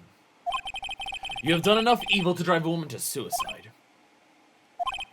But, at least on the charge of murder, it would appear you were innocent.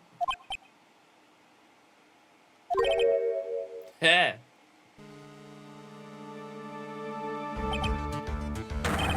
So, I guess even the old fuddy figured me out.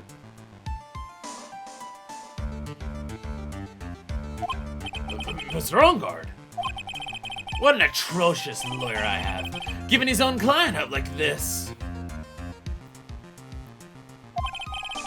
And that refreshing like a spring breeze crap is just as atrocious, don't you agree?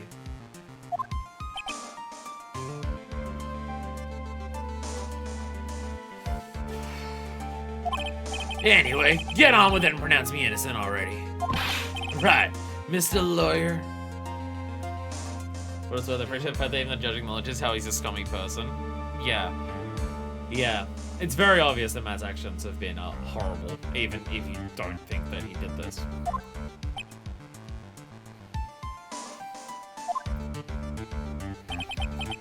Should I side with justice? Or should I save Maya's life? I think I got a guilty sentence, okay? If I did that, I will die.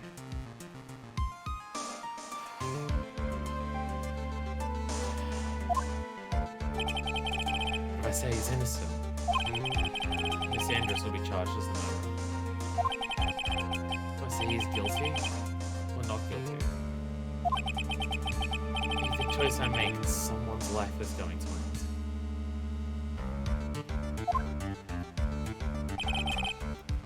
It all hinges on what I choose.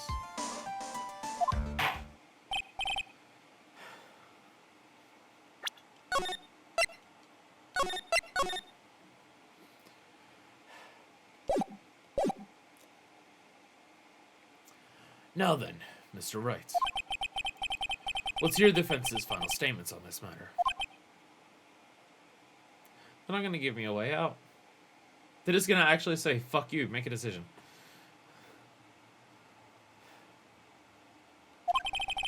If the person who hired the assassin was Adrian Andrews, Then your client, Mr. Matt on guard, is innocent. There's no need to ask, old man. After all, my lawyer is gonna say what I want, aren't you? Right. I can't do this. But I have to decide something. I can't count the evidence to help me anymore. I have to listen to my heart. My client, Matt on guard, is...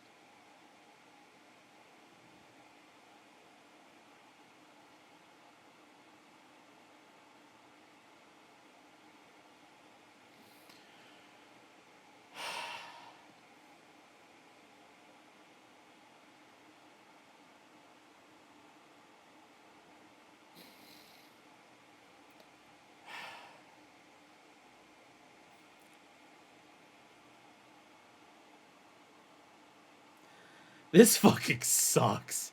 This sucks. Oh, fuck.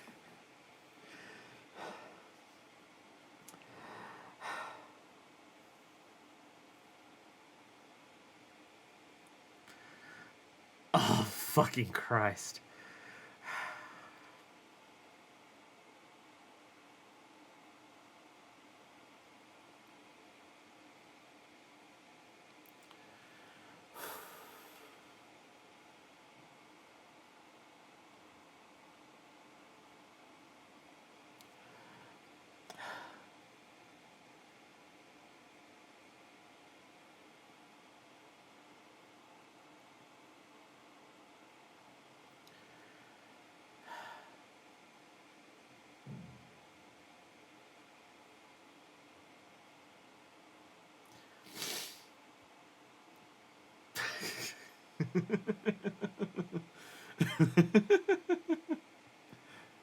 I could be both.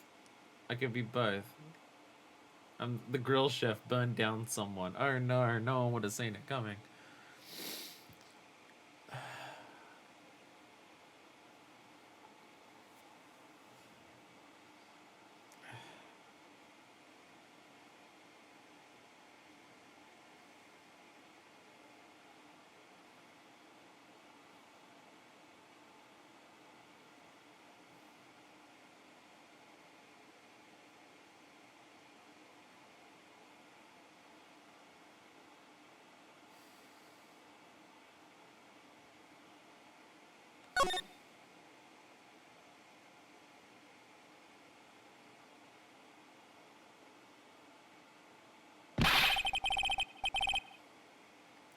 We are waiting for your answer, Mr. Wright.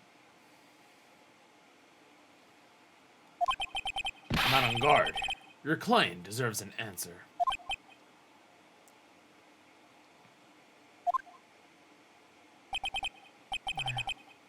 I'm sorry.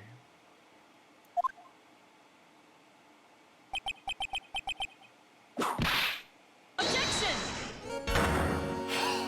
Oh, thank fucking God!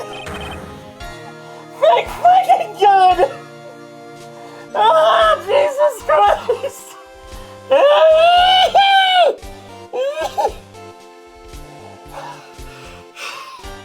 Oh my God! Oh, fucking God! Oh, fuck! Francesca Valcama!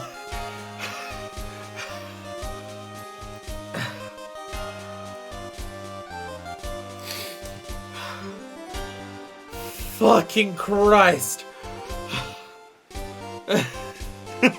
My God is Francisco Moncama. Oh, fucking God. Oh my God. Oh! You'll see now, don't you, Mr. Phoenix Wright? Let it be known you were things before opening the door. Oh, thank you a million times that part which was reaching the innermost scope. The only big top we respect. Oh my fucking God. Oh, my fucking chest. Oh my god. This is exactly why you should never take your eyes off that scruffy fool. Did you bring them? The final pieces? Do you have them? You should know better than to ask that, Mr. Miles Edgeworth. Von Common is perfect in every way. The evidence is here in perfect condition. Don't worry about Scruffy. He's fine. And his injuries are minor. All of his items are inside this. He just took his fucking cart and wrapped them all in there. What a filthy old coat this is. These gumshoes. That's what his tattered rags anyway. Oh my fucking god. He apologized for the ugliness, but there was nothing else to wrap the items in. For long and hard this whole trial. Sorry, I'm taking your stuff. Give me a cart. Minor. Just, you know, minor. Several limbs missing. Or for what is inside that raggedy coat. I'm sure that inside that coat lies a crucial piece of evidence. Your Honor! Inside that filthy coat are the defense's final pieces of evidence. Your final evidence.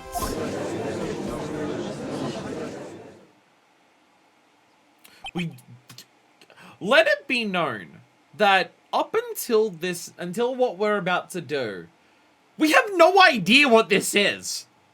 All we've just said is that the killer left some things behind. We have no idea what this is or how it will help. We have no knowledge at this point of what the fuck this code is actually. We've been waiting this entire time for this. Hopefully it will work.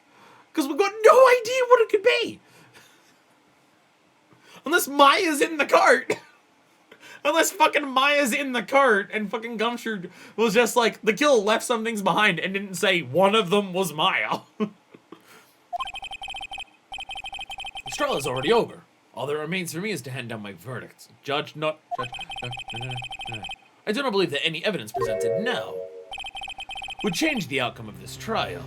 Put Maya on the phone, fire. Spirit channeling. Don't worry about it.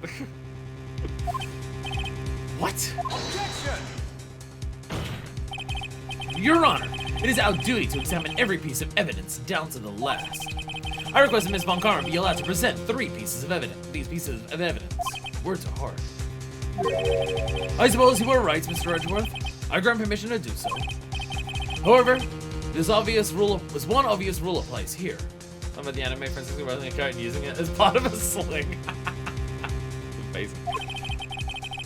This Von Karma would never wear the cart. If these items do not bring up any new points, then they will be not accepted into this court. So the card has several blue badges. Turns out the killer was a huge fan. Yeah. Now, Ms. Von Karma, if you please. These pieces of evidence are items left by the killer during his escape from the police. Must have been in quite a rush. Yes, Your Honor. The killer left 3 pieces of evidence. Somewhere among the evidence we're about to see. Something that will turn this whole situation around. Like a miracle. I'm sure of it. That's all we can hope for. Now we can pull off a miracle. Fucking hopefully. The first item is a pistol. Does not help us. Does Steel's pistol have anything to do with this case?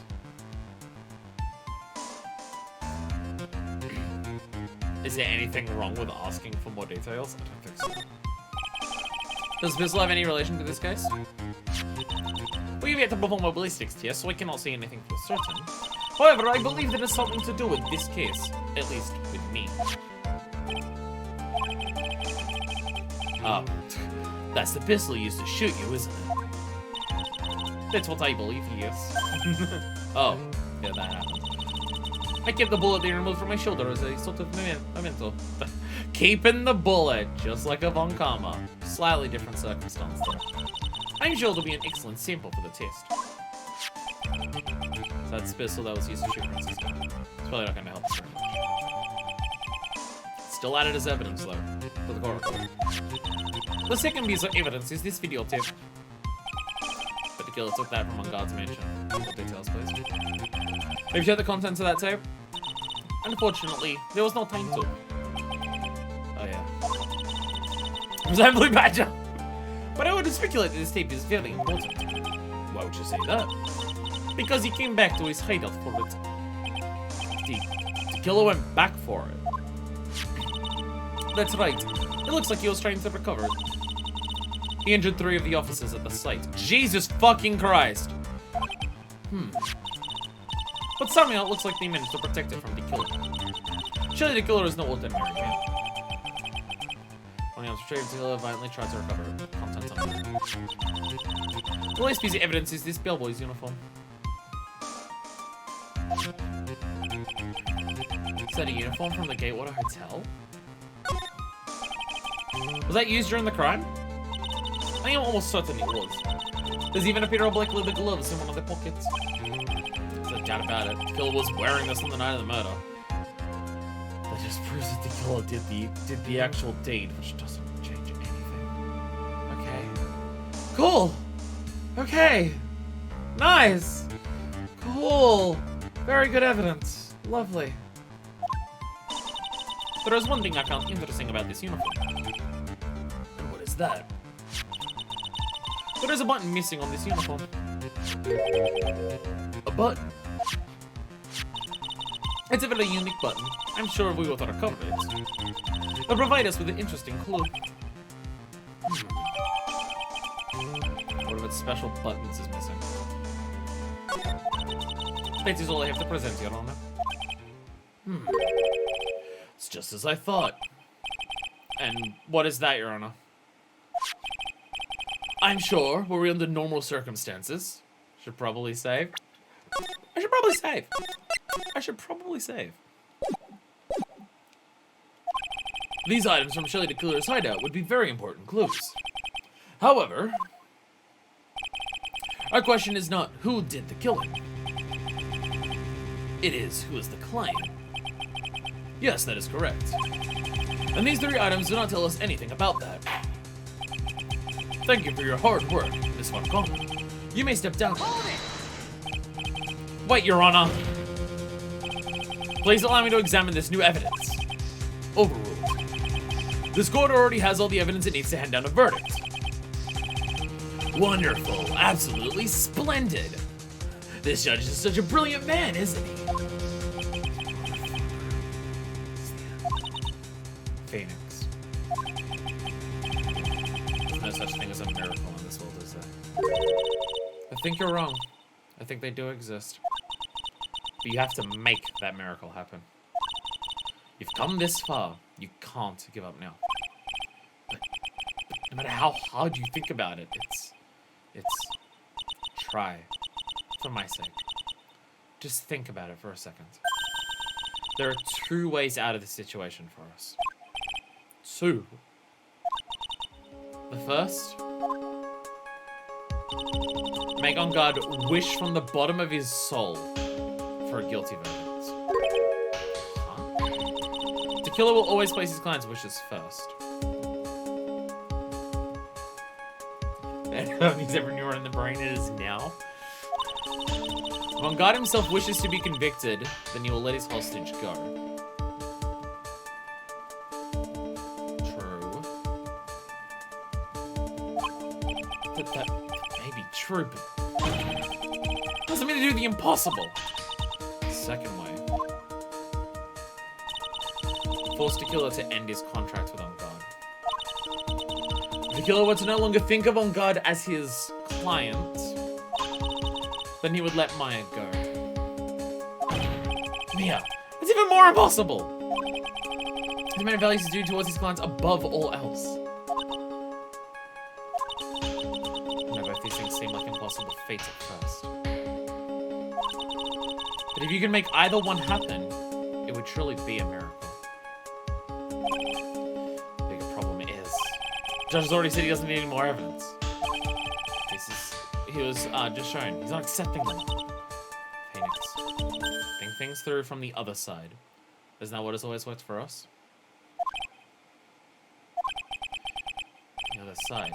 Wait, does she mean... You mean to turn things around. Like a turnabout. Phoenix, the judge says he doesn't need the evidence. If that's the case, then who does need it? The person who needs the evidence. The defense, prosecution, and the judge. We have seen all the pieces of evidence. And that is how we come to know the truth. But there is one person who has yet to see them all. That person does not know the truth. That truth. It may what we bring about the miracle in the end.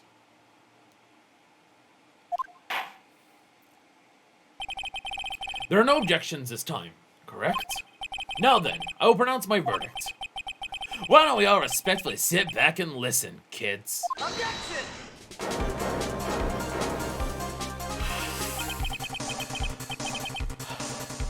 I've already told you, Mr. Wright.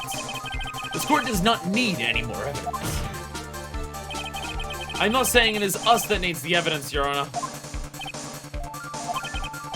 Then, you want to show the evidence to that person?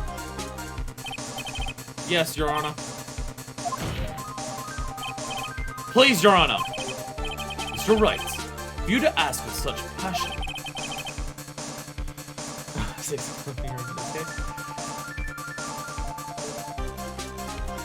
It feels like this music was made for this moment. I'll be honest, it feels like this turnabout theme was made for this moment. Because this isn't a turnabout theme of you've just overcome them and you're pummeling them. This feels like a turnabout theme of this is your last fucking chance. And you need to take it. Because it has tension in it. It's not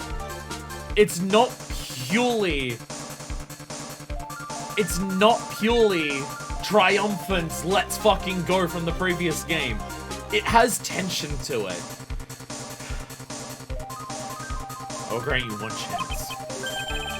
One chance. Please show your evidence to who you think is the right person. Objection! That's impossible! Turn the situation around in one try. One try. That is all I will permit.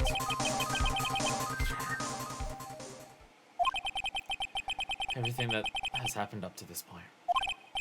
Think, Phoenix. Think. There must be a way to save Maya while taking On Guard down at the same time.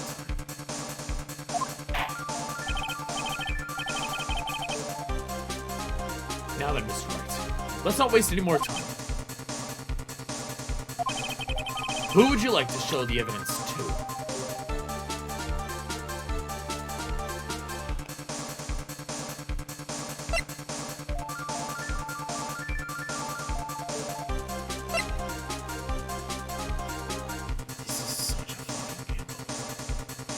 This is such a fucking gamble. Because we have no idea whether this is actually going to do what we want it to. Because we literally don't know. We just have to assume, based on what we know about Matt on guard and the way he's acted this case. There's only one thing that we can assume, and it has to work. Or we're fucked. We're fucked.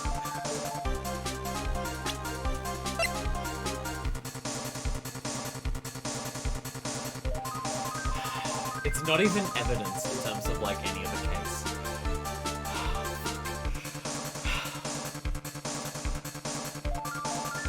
It's the only thing I can think of. So we're gonna do it. I'm not confident in this, but I cannot think of anything else that could possibly work. Show to Shelly the killer. See. And now, tell this court what one piece of evidence you would like to show this person.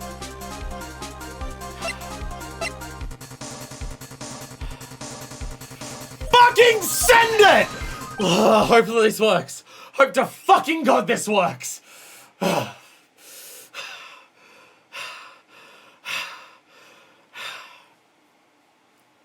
Hopefully. Fucking hopefully. This is Matt's blackmail tape. fucking hopefully, this is Matt trying to blackmail on God. We fucking hope so. Because that would get us both of the outcomes that Mia has suggested. Fucking my heart is racing right now. Jesus Christ, Phoenix, right? Well, what do you think, Mr. Edgeworth?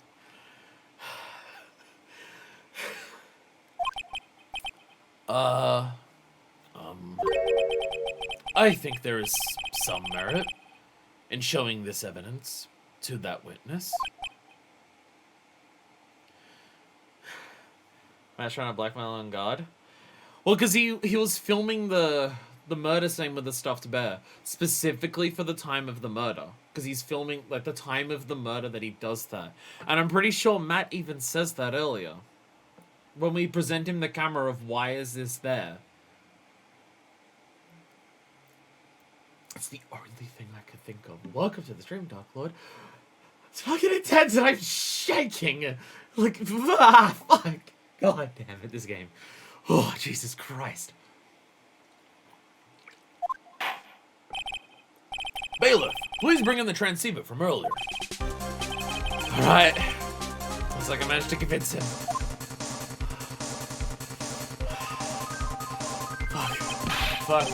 Fuck. Maya, she's okay, right? Didn't I tell you to concern yourself with bringing about a speedy end to this trial? Over them when we first played this section. This is something fucking else, you know? Fucking Christ. Now, if I understand correctly, you wish to show me one piece of evidence. Yes. One is all I need.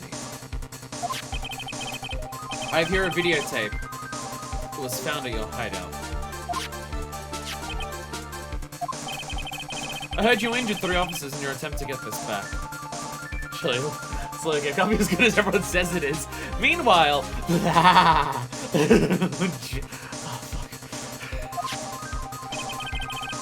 fuck. That was most regrettable. However, it was an order from my client. I was told to protect that videotape. I'm afraid I seem to have failed in that regard. Do you know the contents of this tape? I was sternly told by my client to not watch it. So I've absolutely no idea. Actually, you are on this tape. Me? There was a video camera hidden at the crime scene. Your actions are being recorded. What? Is that true? Mr. Wright? Who was it that planted a camera? Well, the only person who could have placed a camera at the scene of the crime would be your client, naturally. That was Adrian Andrews. Be quiet and listen, Your Honor. Jesus Christ, snapped at the door. Yes, sir. Your client specified a place and time for you. Isn't that right? Yes. That was so they could film you. I had no idea. Shut the fuck up, Bestie. Mr. Wright, why would my client do such a thing? I would like to know why. Why did Matt and God film the crime scene? The reason why he did it, they wanted to get out of this mess. There is only one reason why your client would secretly film the crime scene.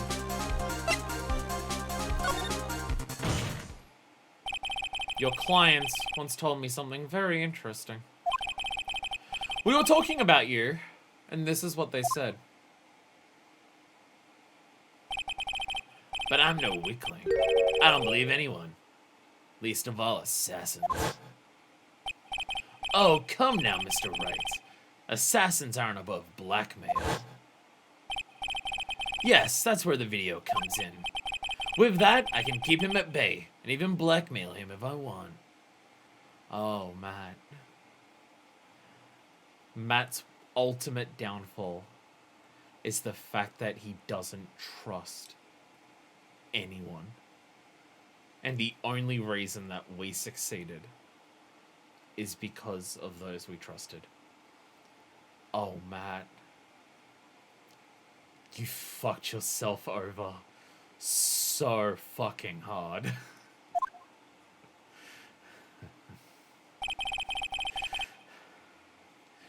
Your clients didn't trust you at all. They were thinking of using this video to blackmail you. What do you have to say to that, Shelly the Killer?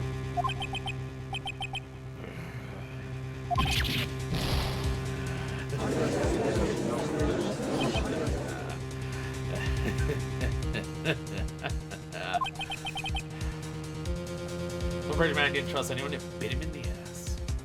Get fucked. It looks like I was being deceived from the very beginning. Yes, by a natural. That is the kind of person they are. Your client is a person who only thinks and plots of how to use the people around them to protect themselves from any and all dangers that may arise. That is the true nature of your client. I have one question for the witness. Yes. You told us one thing numerous times during your testimony. You said that you detest traitors, most of all. Yes, that's right. But what if that traitor was your own client? What would you do then? That's obvious. I would break our contract in that case.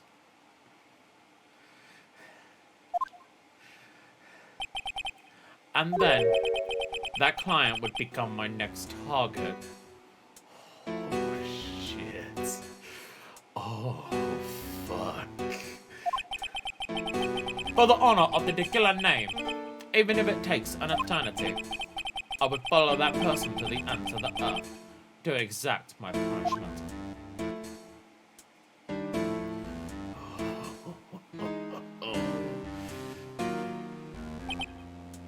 I see. That's all I wanted to know. So the traitor becomes to kill his next target. Ah, I get it. This is how we'll turn this case around. Mr. Wright. Yes. My contract with my client is over as of now. I seem to have a new job on my hands. I will now return to you, your precious item. What the? I'm not an item? Thanks, Maya. Thanks, Maya! Maya, I thought I'd never see you again. God.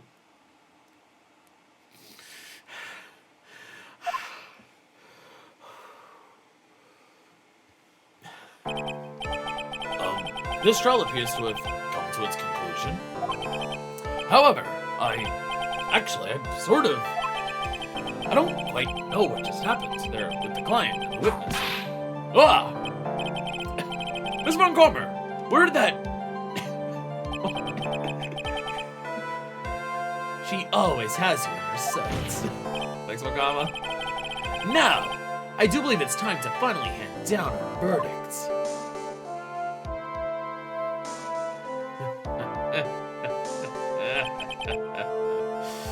Mr. On God!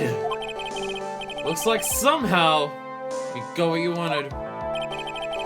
You finally received the acquittal you wanted so badly. You should be happy. But before that, I would like to make one final statement. Sometime in the near future, one very betrayed assassin may appear before you. Needless to say, that man is very good at what he does. I'm sure you would understand what I mean if you watch this video.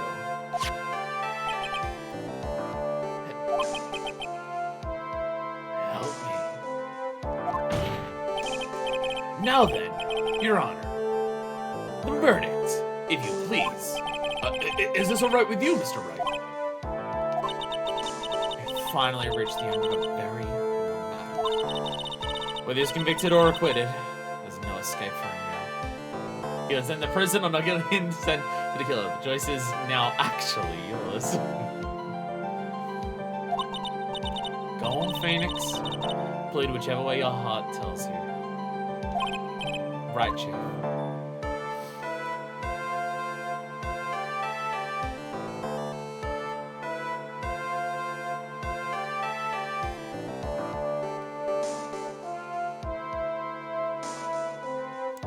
I'm gonna be sadistic about this one. I'm gonna be sadistic. What happens if he's found not guilty? Oh, he won't be found not guilty. Well, just to make sure.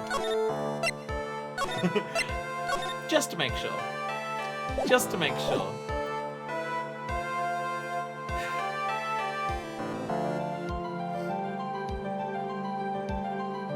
I so desperately want to make him suffer as much as I fucking can. Which would you find more satisfying, him dying or him being in jail? Either way, nothing wrong with it. No. Here's my thought process. I want him to say it. I want him to say it. I want him to confess. I want him to admit it. I want him to willingly send himself to prison to save his life. I want him to suffer for it. He's such a piece of shit. And the carceral system's not good. And all of that. But with what this motherfucker has put me through. With what he's done, I'm willing to let him suffer. I want him to do it himself. Because he will. He will. He has no choice, doesn't he? Congratulations, Mr. Mad on Guard! Please make sure to savor every moment of what little time you have left. Your Honor, as always, the defense pleads not guilty. Very well. This court finds the defendant, Mad on Guard.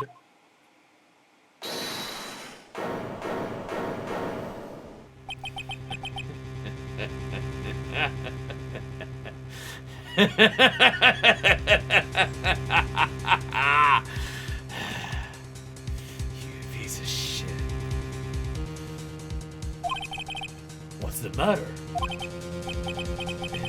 If I get not guilty, I'll be killed.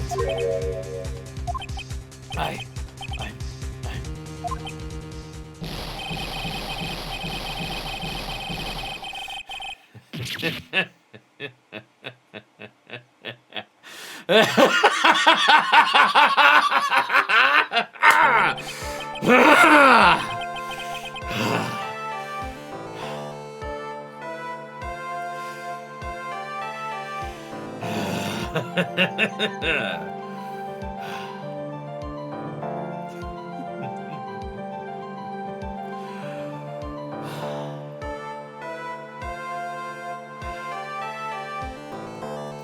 Normally, I'm not the type of person who enjoys relishing in someone's downfall to that extent.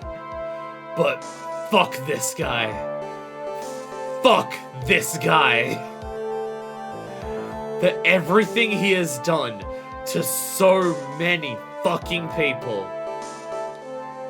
Fuck this guy. As always, looks like we have uncovered the real truth. Wait, I don't really helping out much in this.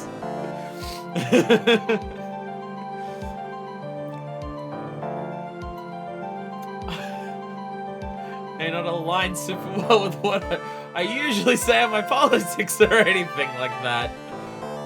But when it comes to a video game, when it comes to this fucking piece of shit, fuck this guy. Fuck this guy.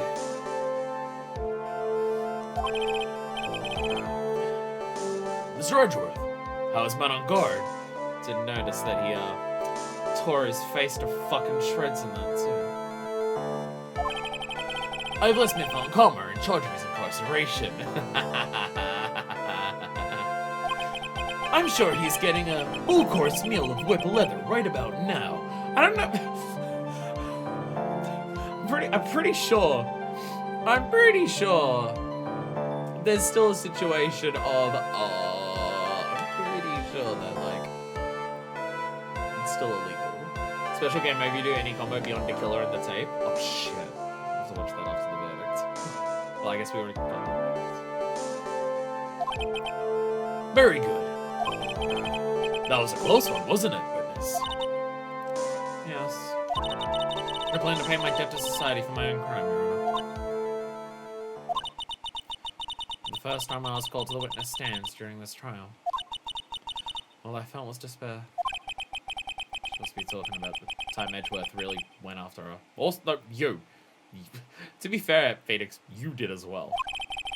Because she's trying to forgive him for what he did. This witness, how should I put this? She hasn't done this. If you're gonna say you would choose death, that is of no concern to me. But after that, when I was alone at the detention center, it's the first time I really saw myself for who I am. And today, when the two of you used your combined strength to convict Matt, I feel like I had finally been saved. I'm sorry for what I put you through, Matrix. I'm so sorry for what I put you through. Wow, it's the first time I've ever seen her smile. I'm really happy that you two are in charge of this case. I really don't know how to express how I feel at this moment. This is the first time I felt comfortable with myself, with who I am. Thank you so much, everyone.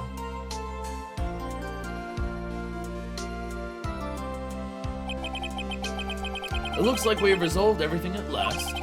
As for myself, there's still a few things I'm confused about. But everyone seems to be in good spirits, and that is good enough for me. Thanks, Judge. It's very professional of you. That is all. This court is adjourned.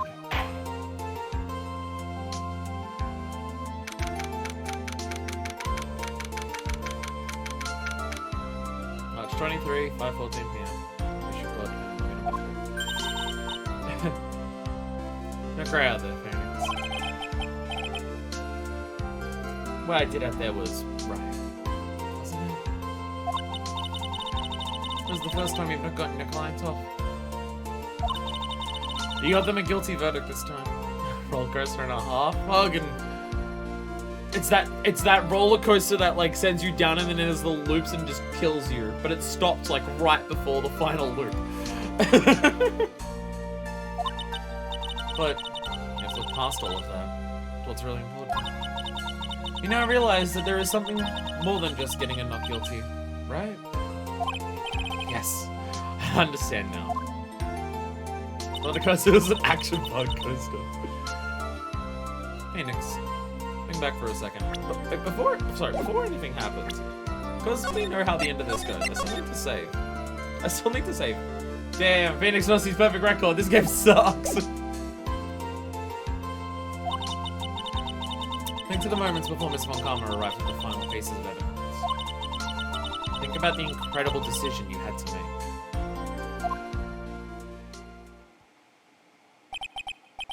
Now then, Mr. Wright. Let's hear the defense's final statements on this matter. Yeah. So Justice Slave Myers left. My client, man on guard, is he guilty or is he not guilty? Those are your choices then. And your answer.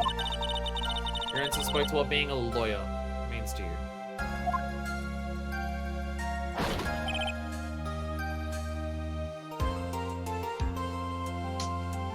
I guess that is actually open-ended. Which one you choose is actually reflecting on you.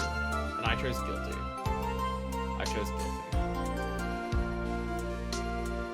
Right! Edgeworth! I have good news. Mara's now safe in police custody. Fucking God. Thank fucking God. Ah! Really? Wells, is that the truth, right, Mr. Edgeworth? Yes, she's quite safe. She's on her way here as we speak in a patrol car. His Nickmaya! His Nickmaya is safe! You did it! You really did it, Mr. Nick! Oh, what is simply hard for a kid? I believe in you. I kept saying to myself, Mr. Nick will save her. Mr. Nick will save her.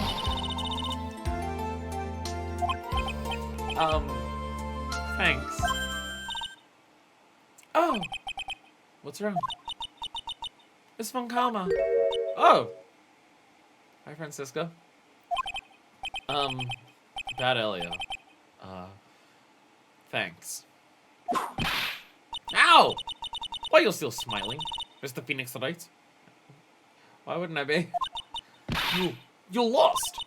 Your perfect win record has now been crushed. And yet, you're still happy? Francisco, you don't get it. I don't think you'll ever understand, Miss Von Karma. How dare you? Don't worry. She may in time, after all. I was like that myself.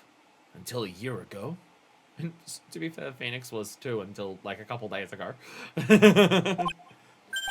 Edgeworth. For my own personal victories, and for guilty verdicts.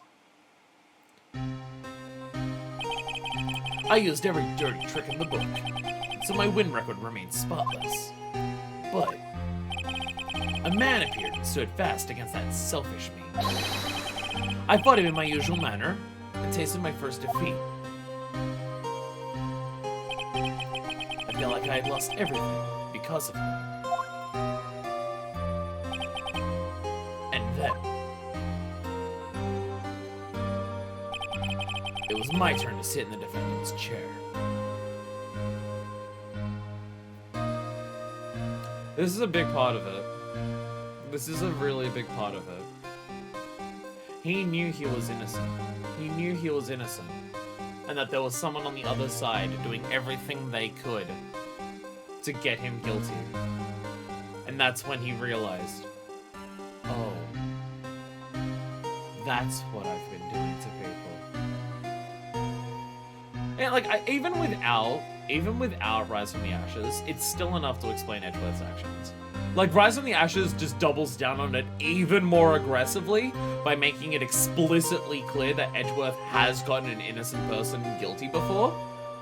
To make it explicitly clear that has actually happened. But even without that, like, you get it. Just outgrowing me how much that does not look like a real gun.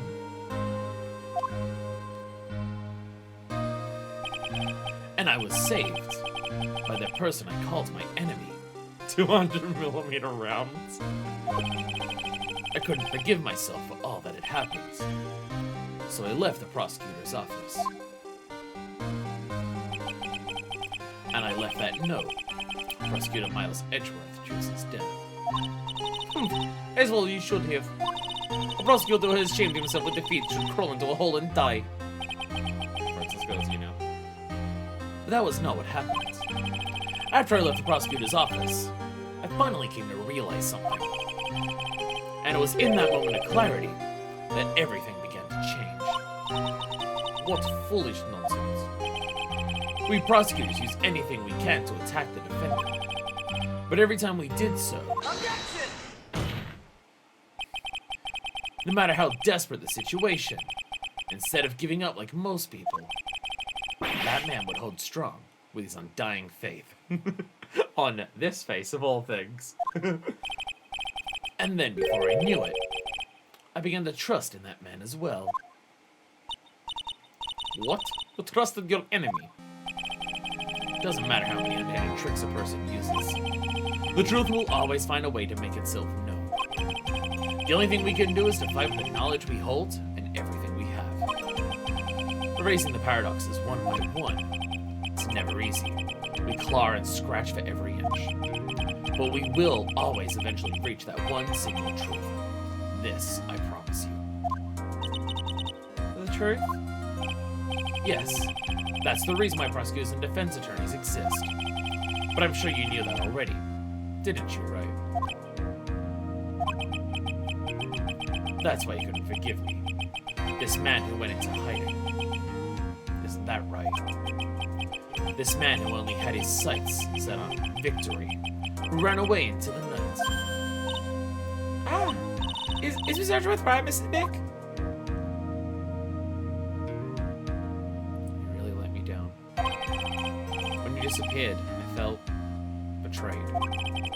The reason I decided to become a lawyer to begin with was because I believed in the things you said to me all those years ago. And you betrayed your own words. That's why, 1 year ago, I made up my mind. I decided that Miles Edgeworth I knew had died. At least, that's what I told myself. You pathetic fool! Miss Von Karma! I don't want to hear the wretched whimpering of a disgraced loser. Von Karma is someone who is destined to be perfect. Miles Edgeworth, you are no longer worthy. You're no longer worthy of being a Von Karma, and neither am I. It's all over. Let's just go throw something on the ground just now. This is an electromagnetic receiver. Is that thing she used to try to have to come show? I'll return this to the precinct later. There's something else. Oh, her whip. She left her fucking whip? Is that Miss Von Karma's whip? Never set foot in another courtroom again. I'm sure that's what she's saying by this action. She's choosing death, but for a different reason. You should keep this, right? Well, why me? She's your sister. She's your sister, bro. Okay. Game's gonna make me cry. Game's gonna make me cry. Everyone get ready to cry. Everyone get ready to cry. Hold on. Hold on for dear life. Everyone get ready to get those fucking tears going. She's back. She's here in front of us and she's alive. Maya. Maya! Mystic Maya!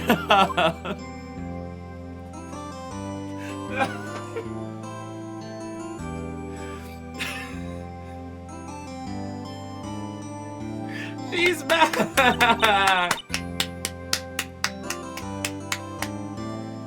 Ah! Knew I'd cry. 100% knew I'd cry the moment she fucking showed up. I knew I wouldn't be able to fucking hold it in. I knew it. I knew I wouldn't be able to. Ah! Oh, Nick, I knew you would come through. You haven't got convicted, like I knew you would. I need my crying blankie. I need my crying blankie. Ah, god damn it. Ah! Oh, Jesus Christ.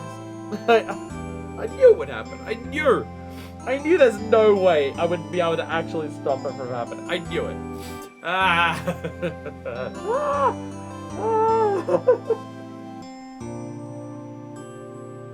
Oh, Jesus Christ. Oh, my fucking God. And on top of that, you even rescued me! Of course I did! You know I'd never desert you. I'm sure we're pressed our luck this trial. You're really lucky to be standing here. Whatever. Look, it's over, okay? Besides, if I did croak, I'd just come back and haunt you like a bad ghost through Pearly. Maya, please. Maya, please. I need you to take death slightly more seriously. Ah. Ah. Is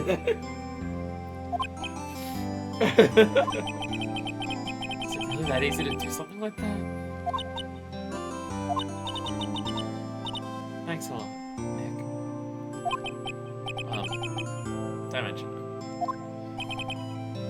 Maya. Oh, Mr. Edgeworth.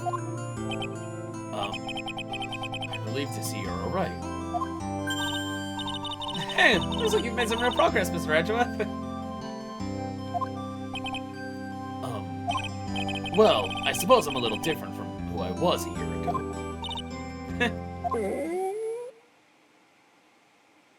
We should get some food in this woman before she collapses. Alright! I think it's time we got out of this depressing place.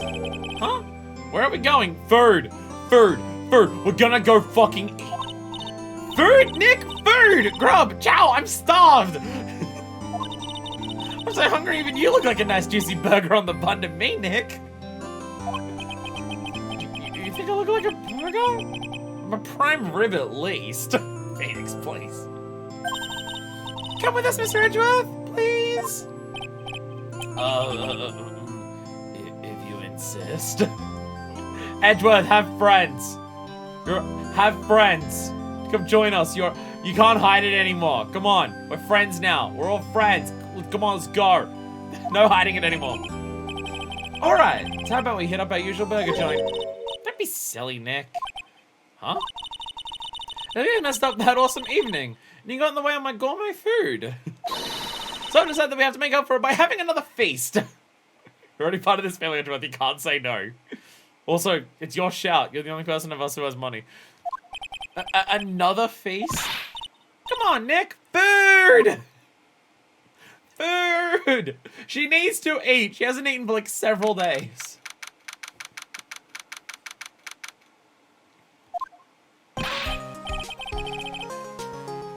Pretty sure they're like specific types of equivalent to going after being starved, but I don't know. I don't think it's gonna stop by Gumshoe's back! And his entire head is bandaged? His entire head is bandaged. I'm kind of concerned for him. Hey, see? Sorry to keep you guys waiting. Gumshoe, are you alright? He also doesn't have the coat on. Can't not recognize him without the coat. Yeah, but I'm really embarrassed. I didn't think I'd hit a telephone pole of all things. Oh, so he didn't, okay, he didn't like have another car hit him or anything. He just crashed into a telephone pole. It's weird with that seeing without the coat. Telephone pole? And it wasn't a red light that got him. Okay, look at the image. It's him in the anime. What the fuck? What the fuck? This is a man who needs to go through several months of rehabilitation. What the fuck? Why is Lotto back? Why is Lotto back? Did it again, city boy? Feel like my dear old heart was gonna give out on me. And I ain't joking. It's okay, his injuries were minor. Literally his entire body is bandaged. Yeah, it was more exciting than the very last episode of The Steel Samurai. Thanks. So the anime adaptation is the anime of all time. I'll say that much. Now looky here, Mr. Snooty Prosecutor. Don't you reckon you bullied Mr. Rat too hard? If you don't start being a lot nicer to him, he might just kick it. Tonight even. Lot up. Stop talking about people dying. I'll keep that in mind. I think the anime hospital only wrapped his head. He read the rest of himself for fun. Well, come on now. Everyone gather around. Y'all gonna get your picture taken by a genuine professional photographer. Well, that letter brought herself a new camera. The case is over. I couldn't have given her hers back. Well, see, at least we can put this messy case behind us now. Come on, tonight's all about eating, so let's go chow down, see? Amen to that, pal. Amen. You know, when you think about it, you're the one who saved the day, detective. Huh? Me? You really think so? He's right. If it wasn't for the 3 items you took, I think this trial would have had a very different ending. That is true. That is very true. Gumshoe saved us so fucking hard, along with Francisco. Because it's trust, because of our several friends. Another thing that Matt doesn't have. Well, you know, it's... Became in clutch again. He does help. He does help us. Huh? Wait. That's on. When I ran out with the things from the killer's hideout, I sure took 4 things in total, sir. 4? What, did Von Karma just hide one of them? Did Von Karma hide one even though it could have been crucial in court? Von Karma, what the fuck? What? 4? Yeah, I'm sure I bought one of the items in my coat pocket. There was a 4th item. We just never checked the coat pocket. Oh, I'm glad it wasn't what we needed to save the fucking day.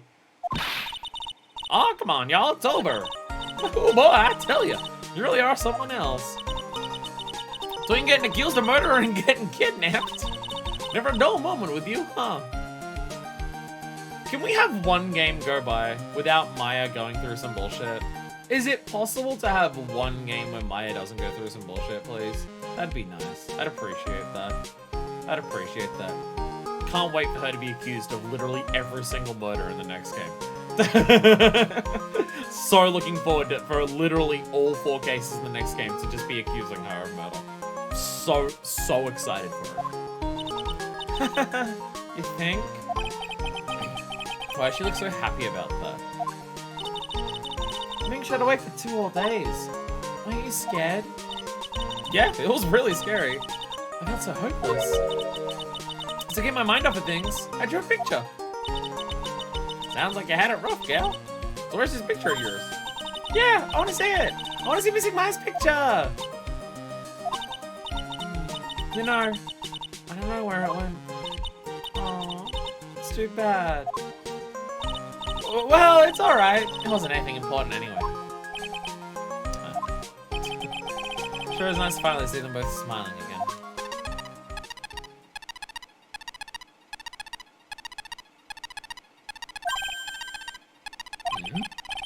What is it, Edgeworth? Sorry, that was my voice. This thing is picking something up. And that's been Von Karma's receiver. I don't think so. I had the most awful experience of my life, see?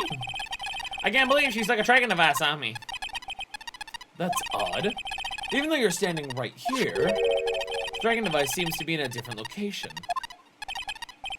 Oh, probably busted or something, see?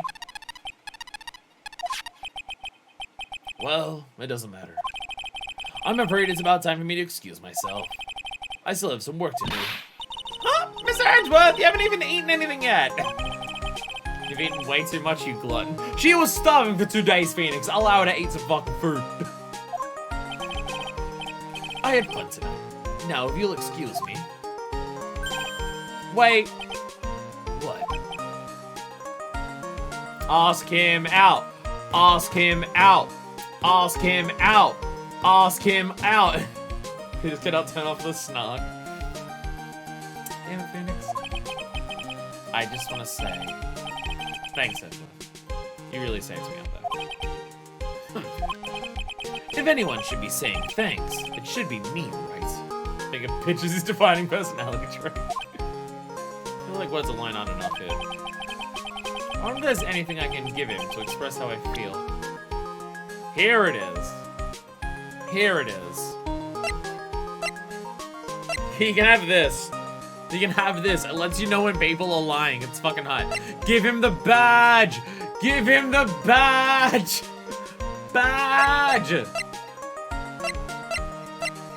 Badge.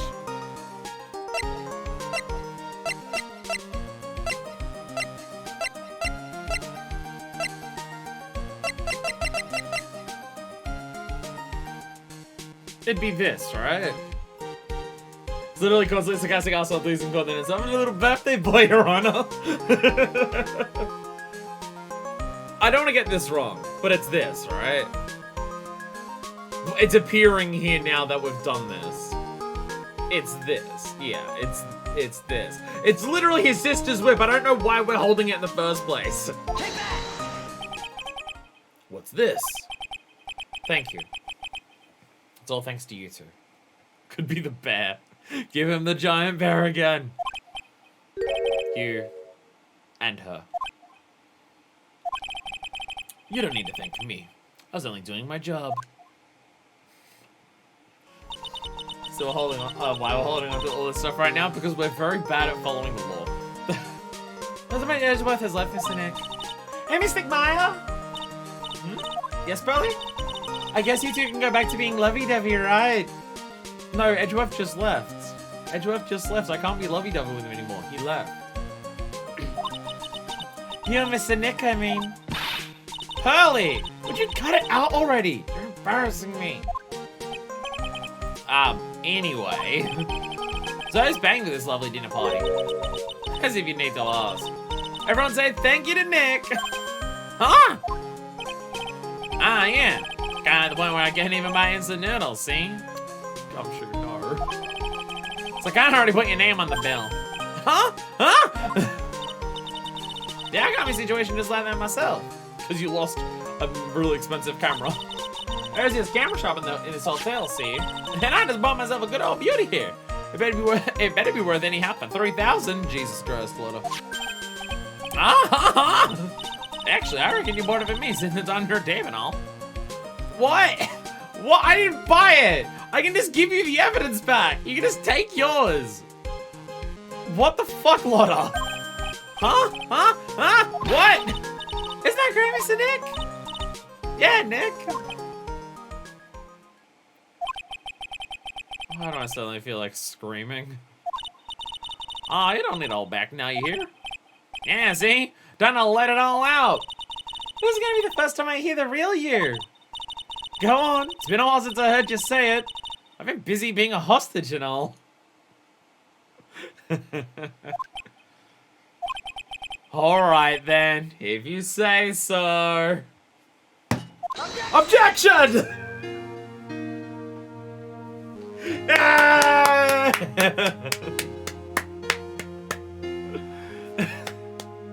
Woo! Really came through for me, Nick. I had to hide that letter, but I knew you'd find it. I really feel like I've been living on the edge lately. I mean, I've escaped death 3 times now. Pretty cool, huh? I feel like a pro. It's not. Really, it was when you're mad with your friends for a certificate with the bill. I can't get out thoughts because I know the game's gonna give me a lot of dialogue for a lot of different characters. I'm so happy that you can save Mr. Mine, Mr. Nick. And I'm so happy for the two of you. Speaking of which, I think this hotel's a popular place for honeymooners. So I sort of made reservations for the two of you, just in case. Pearl! No! No! Pearl! No! No, Pearl! Wow, see? Looks like I'm back on the force again. Mr. Edgeworth had a long talk with the chief. He got me reinstated for my sake. Boo! Stay not a cop! How do you say things like, letting that one go is bad for all of society? I knew it! Crashing headlong into everything is the only way to live, see? There's literally nothing this guy could be worse at for the whole of society than being a cop. Which is concerning. A little concerning. Oh my god, she's back. Hi, Maggie. I'm Maggie Bird. I'm retiring this uniform as a today, sir. I'm gonna be a waitress from now on. I bring smiles and joys to the people who come by the restaurant, sir. I don't remember her voice. I also by some time, Mr. Wright. Maggie's back. God, we're gonna have all the characters. Just every voice in a row. Let's fucking go. For the people we met like in the first game. Yes. Are you here to visit a patient?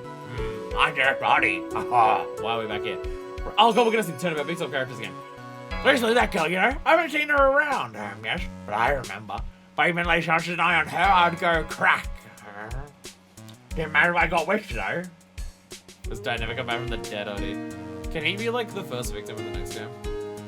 Can he be the first victim of the next game? It might even be worth it. I'm assuming he's actually sexually assaulted people, so it's probably worth it. Boo! It's time to begin our quest to world circus domination, sweetie. And let the world know we are serious. I plan to make a fabulous flight to Zimbabwe. And Max, what do you think Zimbabwe's like? Do you think there are castles made of cake and bunnies who can talk? I think if there are any talking bunnies, even they won't laugh at most jokes. Why we better turn about big top. Boo! Boo! Fuck all of you, y'all suck, boo! No! Boo! I'm ready! I'm ready! This is the SpongeBob thing. I'm ready! I'm ready! I'm ready! I'm ready!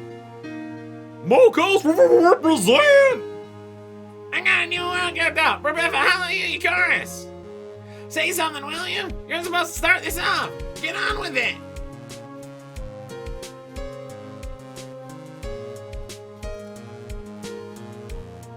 Boo! The game is good.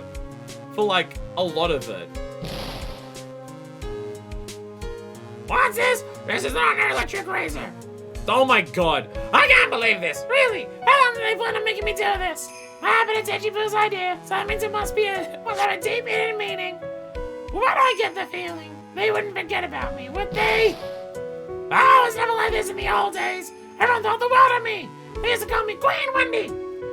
I'm not reading the rest of your dialogue. She was given the fucking beep beep beep thing. I'm not reading a dialogue. Boo!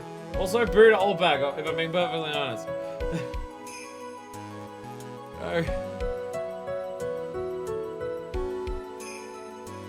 want to talk about my thoughts on the game, but the characters are still happening. Hey, Adrian. So for like a whole day. I appreciate everything you and Mr. Edgeworth did for me, from my heart. That's right, it's a letter from Miss Von Karma. She said that after I get out, I should feel free to consult her about anything at all. I'm really thankful to have met everyone. Wow. Like, even Von Karma's willing to help you. Maybe Von Karma does actually feel bad about, like, the telling her to just, like, trust in her thing that fucked her over. I did kill her. It has become difficult for me in this country as of late. As such, I'll take a short leave of absence. If you would like to request my services, please be sure to visit my homepage. May we both be blessed with longevity. Alright, Tequila's fleeing the country because this case almost got him. Adrian is the second most popular ship after Fran Maya. The Fran Maya one doesn't make sense though, other than the fact that they're both lesbians. Fran Maya doesn't make sense beyond they are both lesbians and they are the same age. Doesn't make sense past that. Fran Adrian in some capacity makes sense, but I don't know if it's a healthy one. I also don't know Adrian Andrews' age. Do remember, Francisca is 18. International departures, gate 12. We're at the airport. I guess it's like the previous game where we ended at the train station to send Maya off to grind. I like you two getting shot and being kidnapped. They want me to dialogue together is like, your dad dead?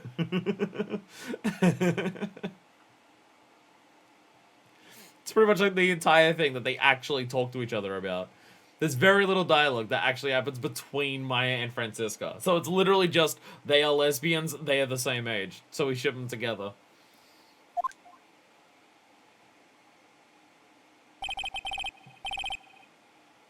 Where are you going, Francisca?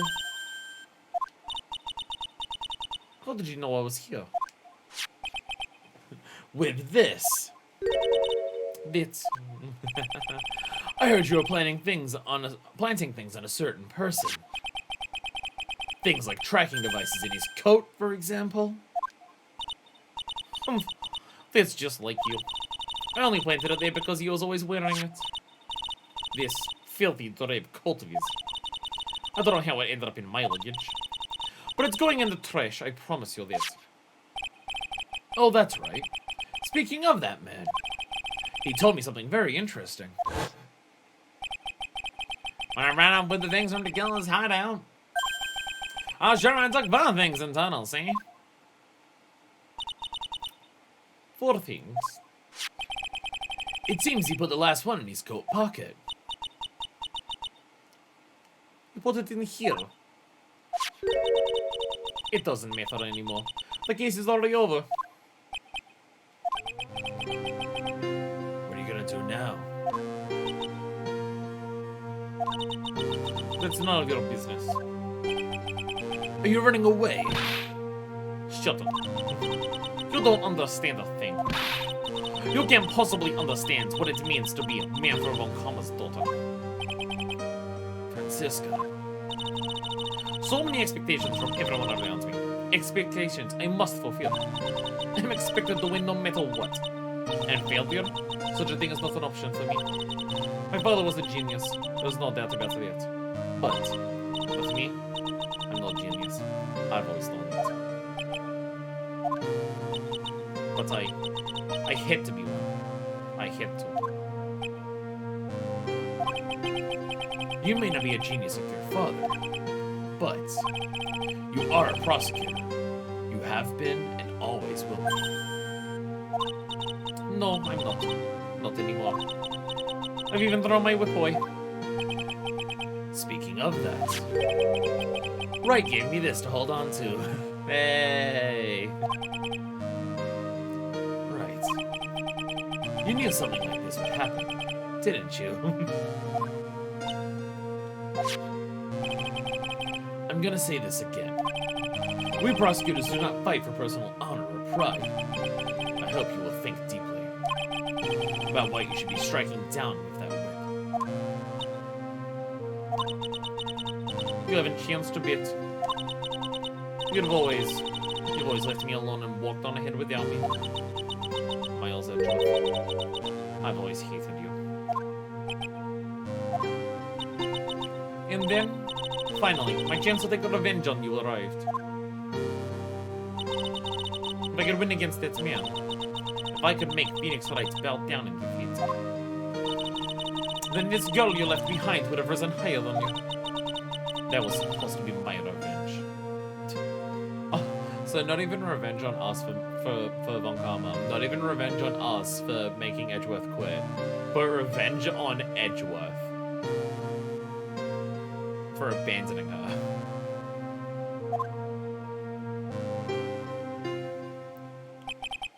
I see. You know, I can't do it. I can't change who I am. I can't throw away everything I've been until today. I believe you can. Just like Adrian Andrews did. Adrian Andrews. You're gonna use her during the trial, right? But you were dependent on your father by using his tactics. Isn't that right? Today you chased after me. After all I had left behind, Today you chased after me. After I left you behind all these years. And that's why we're standing here now, side by side. But I have no intention of stopping. If you say you're going to quit your walk down the prosecutor's path, then this is where we part ways, Francisco Montgomery.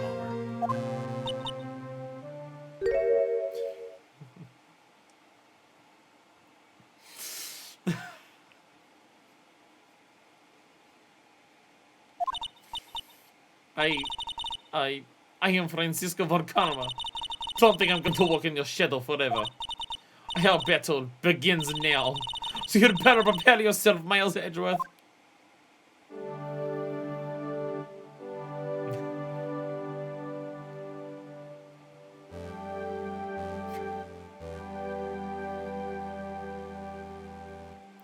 Phoenix Wright. One day, someday, I'm sure we'll meet again in battle. Until then, this last piece of evidence that never made it to you, I'll take good care of this fourth piece, so I can give it to you when it's last we meet again.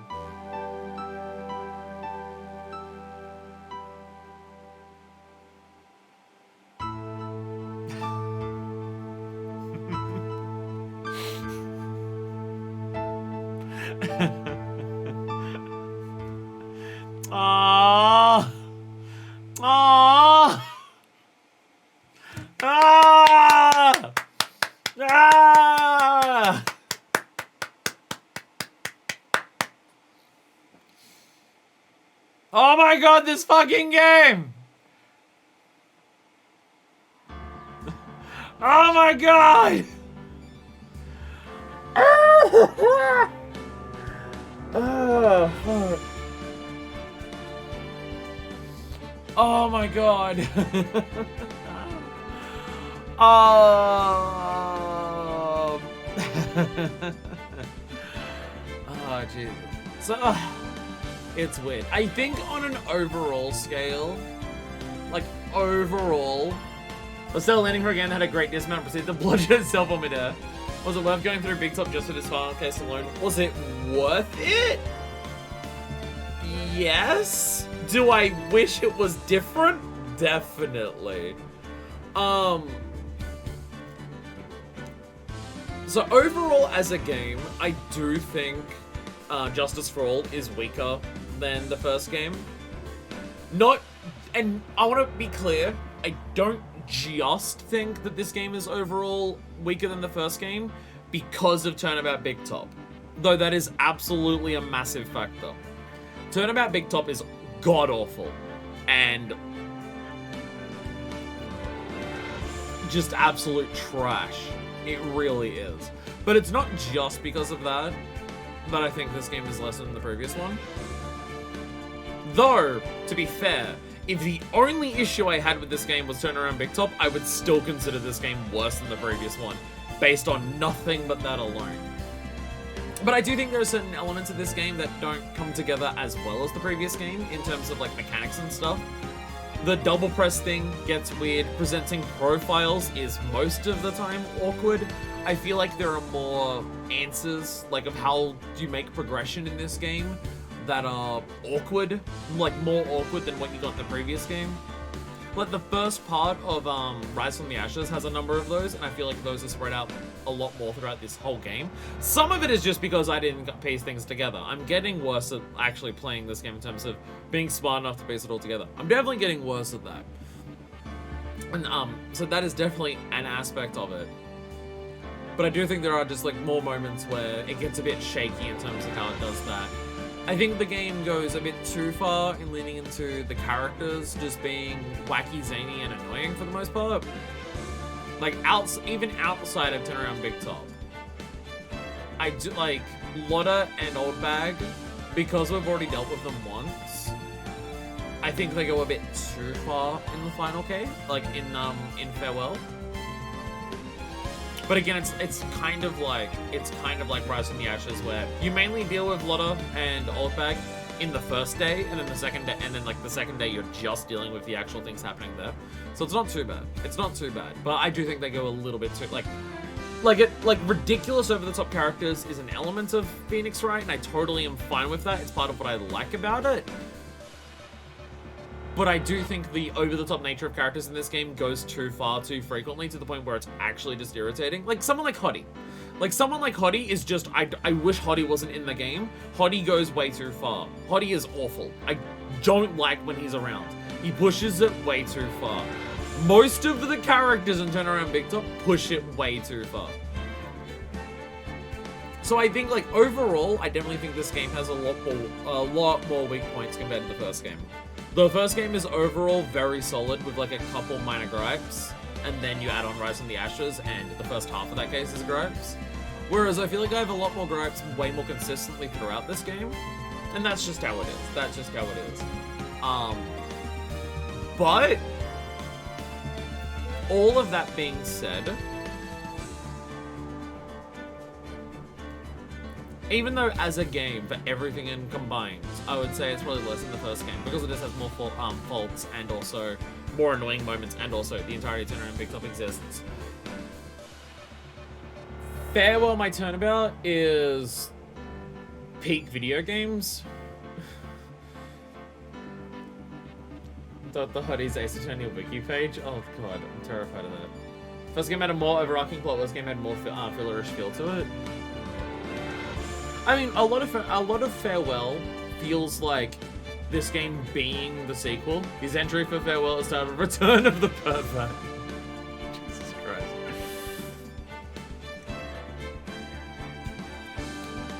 Farewell My Turnabout is the part of this game that feels like truly like a sequel to the previous game. I think it also just, it doesn't help that this game only has 4 cases compared to the 5 the previous game had.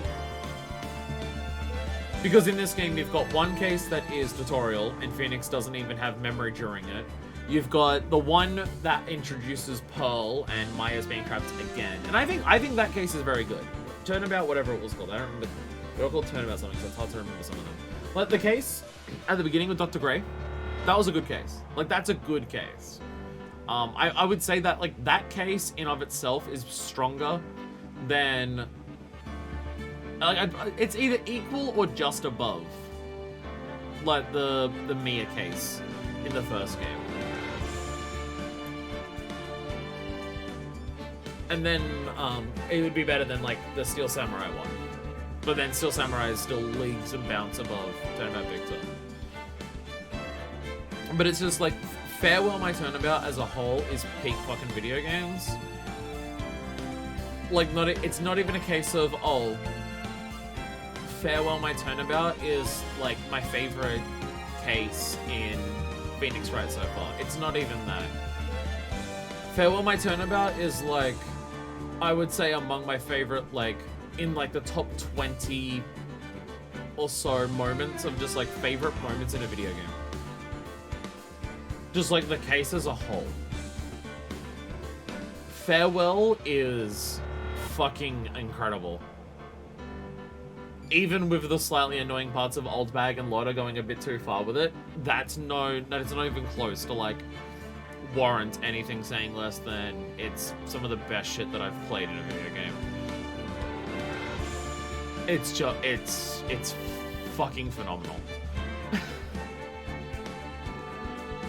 Well, I thought Turnabout Goodbye was fucking fantastic when I played it, and I'm just like, this feels like it's gonna hold up as one of the best in the franchise. Which it's still like number 2. It's Turnabout Goodbye is still number 2. But it's just, Farewell is so fucking strong. What Farewell makes you feel on that second day? Like, you get concerns about it, and you get worries about it. You get concerns and worries and like and uncertainty and unsureness in that first day of Farewell. And that second day, what it fucking does to you, how you feel, is horrifying. It is just non-stop, in unbearable tension the entire time, and it feels completely earned. To the point where it's just like, I genuinely was not sure if the game was going to have a happy ending. Like, when we were asked to say guilty or not guilty, I was genuinely wondering, is this game just going to have multiple endings and we just have to live with the ending that we get? I was genuinely thinking, I think this is the end of the game. The fact that Francisca came in and saved us when she did, thank fucking God she did, but I wasn't expecting it at that point. I was kind of thinking, like, it felt like the game was building you up to a point where it's just like, everything you're doing to try and buy some more time is not going to work. And you just have to accept that. And it's just like, fuck. But you find out your client was actually guilty was amazing. Was it, for how well it pulls off doing everything from like what we've had in the previous games. It gives Phoenix Wright immense character growth. It gives Phoenix as a character immense character growth. Like, he's been a character who has been growing the entire time. Phoenix is not a self-insert character. He's a very well-defined character, and he does have his own character arcs and character growths. It's just that the game's written in a way that what the player will likely be feeling at any given point is what they make Phoenix feel like. He's not self-insert in terms of blank slate project yourself onto him. They just write him as a character who will likely emotionally or thought process-wise react to most situations in the game how they imagine the player themselves are going to react. So you end up lining up a lot with Phoenix in thought process because he's just written that way as a character. Which I think he's, in terms of that specific example of how our character's written, I think he's one of the best I've ever experienced. In terms of, he's not self-insert, they just write him as if it was the player reacting how the player will likely react to things in the game. Another example that we brought up during the LP of it, and I know them to vouch for me here, the Densha, is Colt in Deathloop. So many of Colt's reactions in Deathloop are written knowing that the player will likely react the same, so you feel that connection to him because you're likely going to be thinking the same way about a lot of these things. And Phoenix does that, and I think it's one of the best examples that I've ever seen in a video game. So, the fact that you feel so triumphant coming over all of these villains that you're coming across and getting your client declared not guilty, and you feel all of that, you feel the tension of just, oh, but my person is innocent and stuff like that. The fact that it gives you so much of that from the previous game and this game, and then does a turnabout on you and says, hey, your client's guilty. And you're stuck in a horrible situation. Deal with it. It's just, it is an agonizing feeling. You may have noticed for me playing a lot of it that I'm like scrunched up tight. I'm not like sitting here relaxed with my arms out. I'm like sitting here with my arms like pulled into myself and just like, because I'm so unbearably tense throughout so much of it that it's just like, fuck, how do I feel? What do I do? And it's just, oh god. But you get that feeling of bullshitting your way, because that's part of what makes these ending of Turnabout Goodbye so satisfying, is the way that Phoenix is grasping at straws and bullshitting in Turnabout Goodbye is how I felt doing it. When the judge is just like, hey, here's this, and you need to come up with an answer, and I'm just going out loud, fucking what am I meant to do here? And Phoenix is basically reacting the exact same way. And that's part of like what makes the ending of Turnabout Goodbye so satisfying. And this just extends it to a whole case of just this awful feeling. Like, you have to start pinning stuff on Adrian Andrews, and it's clear that she's not guilty, and you just have to keep going at it. And then you bring her back the second day, and you know she's innocent! You know she is innocent! But the only way to try and save Maya is to just throw everything at her, knowing that you're fucking lying, knowing that what you're saying is bullshit. And you have to throw it at her and try to pin it on her to buy yourself any amount of time to do what you're doing. To the point where you push it so far that you're now stuck, and trying to get Matt on guard found guilty is going to be a fucking nightmare to do. And it feels awful. It feels awful in like the best way possible. And oh, fucking Christ. Oh, God. Fuck, man. Oh. Top tier. Absolute top fucking tier shit. Just like, as I said, like probably top 20 video game moments I've ever had. It's just incredible. It's fucking amazing. Overall, like, it's the special game over. We could watch that, but it feels like a depressing note to end on. We could do that. I think Deku linked it somewhere earlier. No, that's a Reddit thing. Okay, here's a YouTube thing. This feels like a depressing note to end this on. But, you know, fair enough. We should probably watch it, eh? I don't really have like a ton more thoughts to say. I think a lot of my thoughts about what this game is, I both either just said, or it's pretty clear from what I've been saying this entire time leading up to this point of what my thoughts are on a lot of it. So I don't think I need to ramble more. The stream has already been 6 hours long. I probably don't need to ramble more. Let's end with something really depressing. Let's end with something really depressing. So this was for not getting the evidence correct at the end, right? The final one where you show the tape to Killer. This is this one, right? This isn't the... There's no different ending for deciding guilty or not guilty. Right? Bad ending, basically, yeah. Oh my god! GBA graphics! GBA graphics. GBA graphics, I'm not used to it. I'm about to say, I don't know who you're showing what to, but I guess it doesn't matter, right? I guess it doesn't matter. So this is technically DS graphics.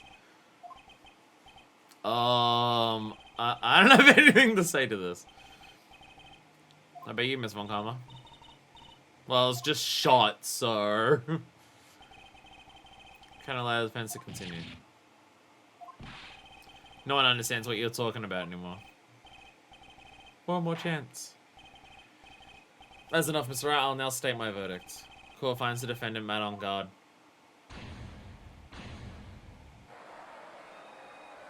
Oh, and it gives you... Oh, fuck you. It gives you all the celebration stuff to say that he's found not guilty. Oh, fuck you. Fuck you. Make you feel as awful as possible about it. And just like that, the case came to an end. I ran away from the courtroom and wandered the streets alone. I never saw Maya again. The killer is a man of his word, so I'm sure he released her as promised. I heard the verdict in Miss Andrews' trial a few days later.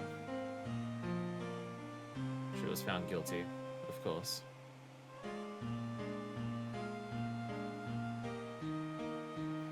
The miracle never happened. Maybe it was never meant to. Because a miracle is something that doesn't exist. Jesus Christ. Fucking hell. That's a bad fucking ending. Fuck.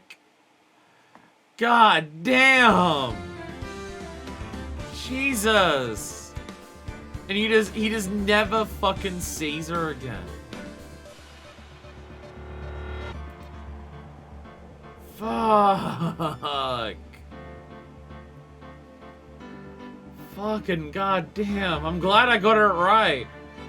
Jesus. So there are unique endings for this game. Just, it's on that part specifically. Fuck, man. Anyway, on that depressing note, I think I'm out of here. I don't think I have any more thoughts to say about the experience other than, holy shit, this was incredible. Beyond that, I don't think I have anything specific to say. Farewell, my turnabout was fucking amazing. Oh my god. Oh my god. Anyway, thank you all so much for watching. Next time, for our final game of the trilogy, I guess I'd have to do a new game. Next time we come back, Trials and Tribulations. Don't know what this game could do to have any cases that are gonna top the fucking end of Justice for All. See you in 2024. It'll likely be next year. Because before we start that, we're gonna play Metal Gear Solid 1, which people are gonna be excited for. Then we have the second Professor Layton game, and then we have Killer 7. And after that happens, Trials and Tribulations, which I guess is Quartet? I guess it's Quartet? Trials and Tribulations? Quartet. I'll see you in the future for Quartet at some point in the future. So until then, this is version 2, signing out.